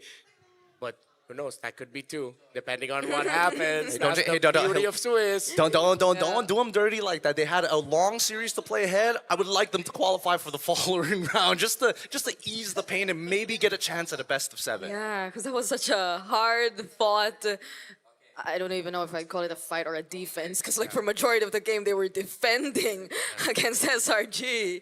Before we hop in, we actually have to correct the list of savages. You have Carl Teasy, Lancelot, I knew it! M2, Hiko's Beatrix against CFU M6, Innocent Sora against Team Liquid M7, but in M3, Albert's Roger against RSG Singapore also scored a savage. So there have been 4 savages in M Series history. Again, that's Carl, Albert, Hiko, and Innocent, M2, M3, M6, and M7, just to clear out the record for everyone here. It's crazy how this series began with Innocent getting a savage on a Sora that he allegedly never practiced with, only watched. I have to double check with him if that's actually true. If it's actually true, bro, I wasn't familiar with your game to that extent. And Liquid won that game. Game number 2, it is then SRG dominating Liquid. And game number 3, we saw what happened. Stormy on this eve is the MVP, 2-3-13, real world manipulation on point. I think this is one of the few compositions where it's just so volatile. Like at any point of time, if SRG makes too big of a mistake, it's over for you. There's no coming back from it, right? Your wave clear generally just sucks, and Stormy is the only person who can realistically do it, and he's not even the best hero to do so. Super on point. He always used it just when he wanted to stop someone or at least catch someone with the stuns from the borders of the real world manipulation. And it was almost always Oheb, Carl TZ, or the Hylos running away just so they could definitely finish off the kill. So yeah, I mean, in many of these situations and in many of these kills, as you can see here up on your screen, you're seeing that these fights really break down to how am I able to fit the puzzle pieces in the right places, right? So when we look at the initial fights, especially how long this game initially was, let's look at this one key moment, because this is where the initial catch happens. With 3 ultimates already coming out and the feathered airstrike, notice, give it a moment. Oh no, passed it too late. But overall, it's about poking at your opponent and getting consistent resources out of them. You have about 2 to 3 second windows between each of those ultimates to make an attempt again, which is where we see that both Liquid and SRG had a very deep understanding of, hey, he's 4 seconds away from getting his ult. If we can make something happen in those 4 seconds, we must take it, which is why you have probers. In this case, the prober is going to be Cram, who's very good at wasting the time of TLPH, who needed 4 members, inclusive of Oheb and Carl TZ's Lancelot, just at a chance of clearing him off the map. What makes this even more unique is after Cram becomes less relevant, Innocent was able to kind of take that mantle and was able to scale defensively whenever he had his vengeance. But overall, his main goal, his main focus, poke down the opponent, bring them low, force them into a situation where they don't have control over the tempo. You gotta follow our timer, not the other way around. It even just got to the point where you got to see, despite how good Liquid were holding on with the sheer mechanics and individual decision-making they were doing during the team fights, the fact that they could not get any towers down at all really hurt them in the long run. All the minion waves constantly crashing in. Not a lot of teams can do what Liquid did here in terms of holding on for as long as they did. But for SRG, they managed the resources in the map so well. You also have to credit them for making sure that not even a single tower went down. That means they were timing their team fights to the point where even if Liquid won, they cannot push into any turrets or lanes. And I mean, the way that Humes was just controlling the map was insane. I feel like even though it seemed like such a picture-perfect opportunity for Liquid to just go for the fights, even when Stanford was able to go in and look for the stuns on 2 or 3 members with the Throne of Ruin, and then there's the Glorious Pathway as well, and Carl TZ, and everything being laid out, it feels like if you were Liquid, you'd still be hesitant because you don't know where the Hilda can come from. And it's always Oheb that's being hunted down by Humes. So the way that SRG series long was able to shut down Oheb was on a completely different level. Like, I barely saw the Filipino sniper in action in this series. Honestly, the Filipino sniper was literally half a screen away to deal damage, right? The few times that they actually caught people like Cram, or sometimes most importantly, that bought them 13 minutes worth of time, was killing Sakai's 3 times with the help of Sanji and Ohep targeting the same guy. Yeah. Gosh, everything just worked so well. Wait, for hold on. SRG. Did we skip the entire third turtle, now that I think about it? There's 2 turtles for the side of SRG. We never got to the third one. They were just like, we'll wait it out. Yeah, wait. Why do I remember there being 3 turtles taken? I think they just either skipped one or the Lord already spawned. Yeah, it just transformed. Yeah, it just transformed into the Lord. Maybe that was when they were taking a bit too long dancing around the objective that eventually became the Lord, because yeah, they were in control of the map, and Liquid could just show themselves every now and then, but not too much to commit to a fight because, again, of how the other members would just suddenly show up in the back lines. Great value with the Hilda and Eve. And still, the fighters dominate in the gold lane. And the lineups that require to play around the marksman it's significantly more demanding. Considering if you play the double fighters and then you have an assassin, it's easy for you to just, okay, we'll just control early to mid. But how well does the team with a marksman manage the map so that they're not going into the moment where they're behind, that there are actually turrets that they were able to push, and it's not just completely stomped. We look at SRG. Wow. Happy, proud, congratulations again to them. Incredibly well-deserved win for the organization in what was a awesome, absolutely just awesome series. As a Filipino, not even mad, because that was damn good MLBB. That just makes me very happy with what I do and that I'm here and I get to do what I do. Yep. That was truly, honestly, I would say that, like, after watching a lot of these M series, these are the ones that I feel is the most cash money. Bang for buck, they say. Yeah. I can only imagine how many people were on the edge of their seats watching all of that. Oh, by the way, should I? Go ahead. Go ahead. You know, in Mobile Legends, every big play, similar to the things we saw in that previous series, starts the same way, with the small moves, of course, that matters. So the early rotation, the upgrade path you map out, the skin you unlock that makes your hero feel like yours, those little choices set everything in motion. And when those moments hit, you want nothing slowing you down. That's why your unlocks, your upgrades, and every step in between stay fast and secure, keeping your game in rhythm and giving you smooth access to everything you need, both in-game and beyond. All brought to you by the official payment partner of the M7 World Championship, Visa. Be the champion you want to be. Nice. Nice. On time. That was a good run. That was a really good run. There you But, go. I mean, if Visa is able to do one thing, sometimes I imagine, you know, the imagination, because you can do so much when you've got it. Yeah, so imagine if you want that you have friends and run a restaurant, then the Fest event shop is available till January 26. Let's dive into the deep sea and explore underwater treasures. You run your restaurant that sells pizzas, burgers, sundaes, chicken, burgers, soda, chicken, and fries, Ice and cream. chicken, and ice cream. And you get coins so that you can spend it to get SpongeBob.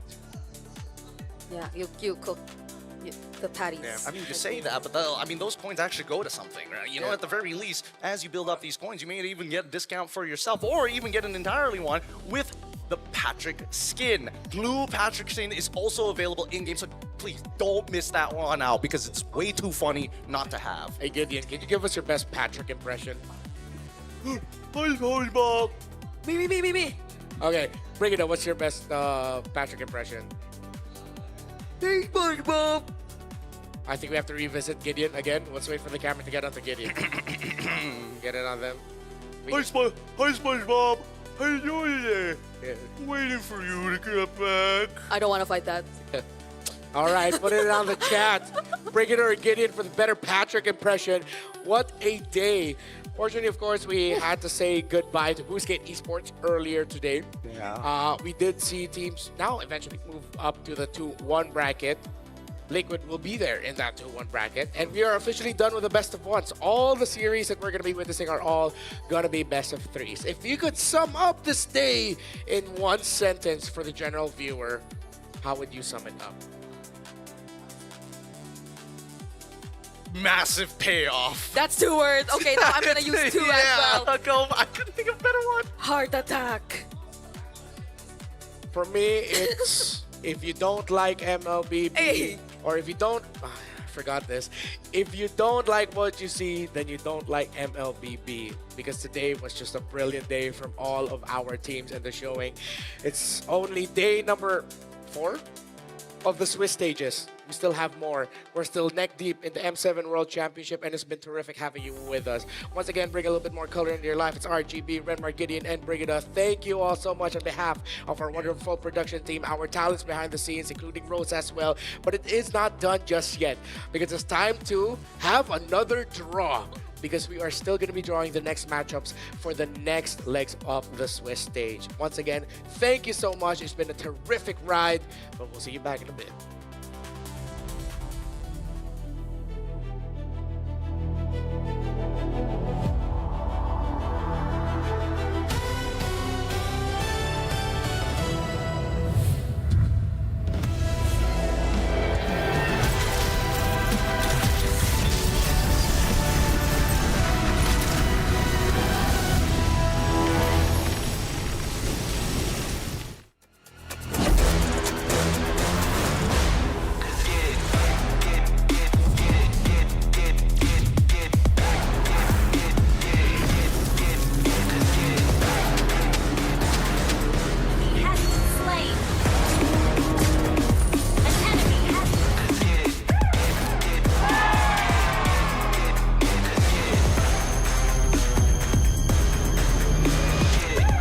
Realme 15 Pro M7 official gaming foam.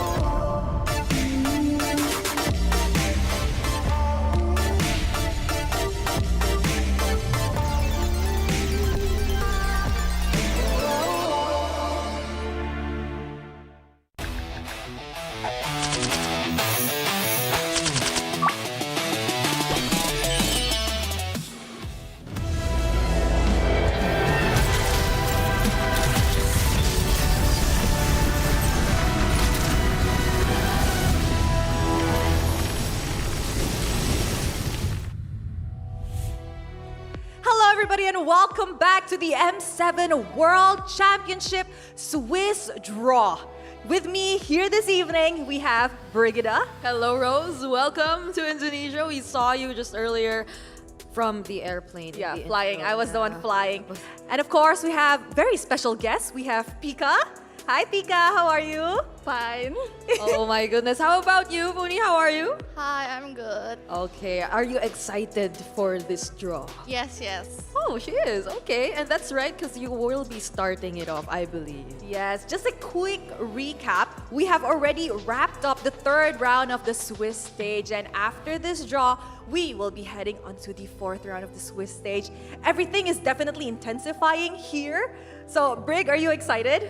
I don't know. I'm not even over what happened just now. I could still feel the cracks in my voice, but now we are about to see what the matchups are going to be for tomorrow, and I could not wait. So I'm looking at Funi right now. Yes. Mhm. Funi, what do you think about the Swiss stage so far? Did you expect all of this to happen? Did you expect SRG to get into the knockout stages with Alter Ego so early into the tournament? For SRG, first I thought that TLPH will win. Yeah, so it's a bit unexpected for me. I see. How about you, Pika? Did you feel the same? Did you think that SRG would win this, or were you believing in Liquid? Yeah, actually, I think the LPH will win the previous match, but Oh. A lot of us are surprised here, I guess. It was a very surprising matchup looking at the history and the track record of both teams. However, before we dive into the draw, I would like to give a little bit of a reminder on what cannot happen. Two teams that has faced each other previously cannot face each other again, which means that Black Sentence and CFU cannot face each other again. And on the other side, Team Liquid can no longer face Team Falcons and Aurora Philippines. And a quick reminder too that we no longer will be best of ones. All the matches from this point onwards will now be a best of 3 because they are in a 2-1 or a 1-2 pool. So the magic number is 3. And it's gonna result in either your qualification to the knockouts or your eliminations from the tournament. Yes, it definitely gets spicier from here onwards. And we will be starting with the 2-1 pool on our right. And after that, we will head onto the 1-2 pool on our left. A quick reminder to everybody that we will start the draw from the left side. And once it's done, we will move on to the right side. Okay, so are you ready? Are you ready, girls? Go ahead. Okay, Funi. 3, 2, 1. Okay. Dun, dun, dun, dun. Ooh. She's struggling a little bit. Okay, you got this, girl. Okay, you can give me the other side. All right.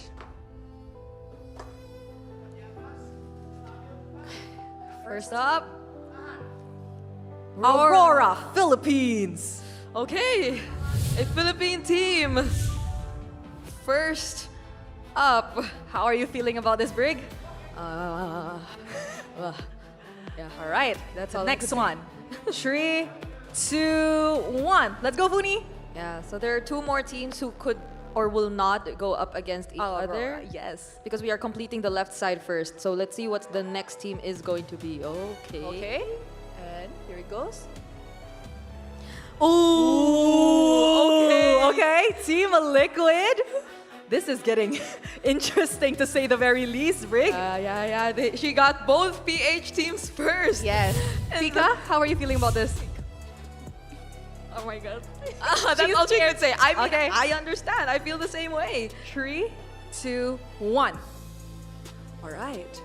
Who will be avoiding the Filipino teams? Who gets to avoid the Filipino teams? Yes. Okay, let's see. Oh, sorry, guys. All right. It's gonna be Team Falcons. Okay, Team Falcons will be staying safely on the same side as the Philippines. So All right. Next. Now, these next draw will be on the right side. So the first one will be meeting Aurora, Philippines. Dun, dun, dun, dun. Let's go, Funi. Funi is also very nervous. You can see from her face. The fate of the Philippines. Okay. Team Spirit. Team Spirit will be meeting Aurora, Philippines. Oh, how do you feel about that matchup? I think it will be a fun match between them. Okay, it's a fun match. Yeah, I agree. It's gonna be a lit one, to be honest. Oh, now the next one will be meeting Team Liquid. The ball is in Uni's hand. Oh my goodness. Team Liquid, who just got off that intense series against SRG, will now have to prepare for their next matchup against Yangon Galacticos. YG! Oh my. Things are getting interesting here. So, of course, the last one. Yes, for formality, we just have Aurora Gaming left. Yep. Just have to show it to the audience. Okay. Yes, and there you go. Team Falcons will be meeting Aurora Gaming. No Aurora matchup, I guess, Yes. for our 2-1 bracket. All right, thank you very much, Funi. How do you feel about your draw so far? Okay. I think it's not so bad after all the drawing here. But are you nervous? Are you still nervous, or are you happy with the results that you got? Because it all happened already, I'm not nervous anymore, but I was. Okay, Alright. okay, Pika, girl, it's your turn. Are you scared? Yeah. I think Funi's draw is pretty good. I honestly think it's pretty good. No pressure. Okay? You may start. 3, 2, 1. In the 1-2 pool, the first team. Okay, first team is CFU. Okay. CFU played pretty well today. They did. Yes, I they're feel like back. they're slowly getting back in shape. 3, 2, 1. This team will not be meeting CFU. Once again, they will be placed on the left first. Dun, dun, dun, dun. Black sentence. Black sentence. Okay. All right. Okay, so far. All right. Next up, Pika. 3, 2, 1. Dun, dun, dun. I like the tan before every single Right? reveal. It makes them more nervous than they already are. Evil. Okay. Left is looking pretty promising so far. Yeah, we only have CG, Team Zone, And Onyx ID. Imagine seeing Onyx ID here in the 1-2 pool. Okay, Pika, go. This team will be meeting CFU. And the team that will be meeting CFU is... Do you see a glimpse of it? Team Zone. Okay. Oh, that's an interesting matchup. Yeah, I agree. All right, up next. We only have 2 left. Yes. Either Onyx ID or CG Esports. I think I saw it. You saw it? Yeah. It is CG Esports from Malaysia. Ooh, this is gonna be a spicy one. But you know what's spicy? Uh-huh. We all know what the last matchup is gonna be as well, but we have to have Pika take that last ball just for formality. But it's such a unique matchup. Right? It's very jumbled up. I love it. Look at this. Okay, now we know who is going up against Evil, and that is none other than Onyx Indonesia. Okay, I'm pretty happy with this matchup, with the draw as well. I am. I think both Funi and Pika did a really good job. I in think this they round. washed their hands just now. Yeah, I wonder how they prepared for this. Tangan wangi, you know, today? What's that? It means the hands smell good. In a way, it means the hands are lucky. Uh-huh, you guys have lucky hands. Yes, they have lucky hands. You know what, Pika, come here. After seeing the matchups that will be happening in the Pool 2-1 and Pool 1-2, which matchup are you actually very excited to watch? Maybe I want to watch Onyx. Onyx ID versus Evil. Why? Because I want to root for Indo teams. Yes, possibly the second one to enter the knockout stages. Yeah, I'm standing right beside you because I will ask you the same question. Yeah. So from the 2-1 pool that you drew just now, what is your favorite matchup among everything? I think TLPH versus Yangon. May I ask why? Because Yangon defeated Onyx, right? So I think it will be such an exciting match. Do you think it will also go 3 games? 3 games? No, I think 2-0 for TLPH. Oh! 2-0 for TLPH. She has locked in her predictions before we even know the schedule. And guys, once again, these draws do not dictate how the schedules will play out on the next day of the Swiss stage. Why, Brig? What's wrong? I'm trying to match your heels. Okay, I am I'm sorry. wearing sneakers today. I have no control over my height. Okay. Unfortunately. But maybe we could ask the girls once again, since they are rooting for Onyx Indonesia. We have seen the game today, and Onyx is honestly looking quite shaky, no? This Swiss stage. In your opinion, especially you guys who were previously pro players, what do you think they could improve on to, do better and get another ticket for Indonesia? Okay. Would you want to go first, Pika? You can use your mic.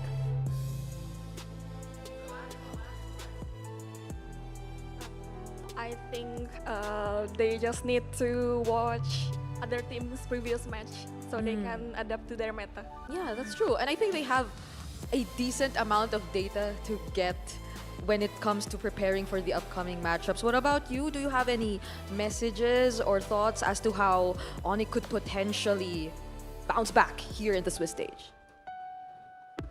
Just as Seper said to Adi, jangan telat panas, guys. Oh, jalan telat panas. Don't get hot too quickly. It's a saying in which if you're in the game, you shouldn't overheat too fast. Keep composure, kind of thing. Keep your head cool. Okay. So you're... Yes. So you know what? Brig, Funi, Pika, let us see the bracket that you guys just have drawn just now. And we shall be seeing it... Okay, in 3 seconds. Yes. There you go. That was accurate. And this is the Swiss stage bracket. Things are getting intense here at the M7 World Championship, definitely. I wish I could see it up close because it feels like it's a mile away from here. But yeah, this is the second to the last round of the Swiss stage. So we will be having 2 more days here in the Swiss stage because we cannot have all of them tomorrow at once because again we are now heading into best of 3s. So we will determine the schedules later on in the day. But this is gonna be like the do or die matches for majority or for all of them, honestly, because they're just 1 loss away for those in the 1-2 bracket. Yes, indeed, Brig. In the 1-2, 1 mistake and they can say goodbye to their journey in the M7. Those in the 2-1 pool definitely have more room to breathe, but I don't think that is a risk anybody wants to take, especially since they're so close to the knockout stages. Yeah, that's true. Especially for those who already came from the 2-0 pool. Oh. Because they were already 1 step away from qualifying, but now they have to go through another round. So let's see how they all adjust from the things that happened today, Rose. I'm still not over everything that happened today. Yes, today was definitely a lot to digest. I'm not even gonna sugarcoat it. Today was crazy. I think our guests had a blast watching the games today. Thank you so much. Thank you so much for joining us, Pika. And of course, Funi, thank you so much. I hope you had fun. Tangan sangat-sangat wangi ya hari ini. I really love it. Their hands smells amazing. The draws were immaculate. Brig, you were amazing today on the caster desk. I will scoot down for you so you can be happy. Okay? Yes! Yeah? We can end the show like this. Yeah, you know? we can end the show like this. All right, since I can't squat too long because I'm wearing heels, to everybody who is watching the M7 World Championship Swiss draw today, thank you so much for tuning by. And of course, we have 2 more days of the Swiss stage left, so don't forget to catch us and wait for the schedules so you know when your favorite team will be playing. Once again, this is Pika, this is Uni, this is Brig, and this is Rose, signing off from today. Bye, everybody. Thank you for watching. Bye.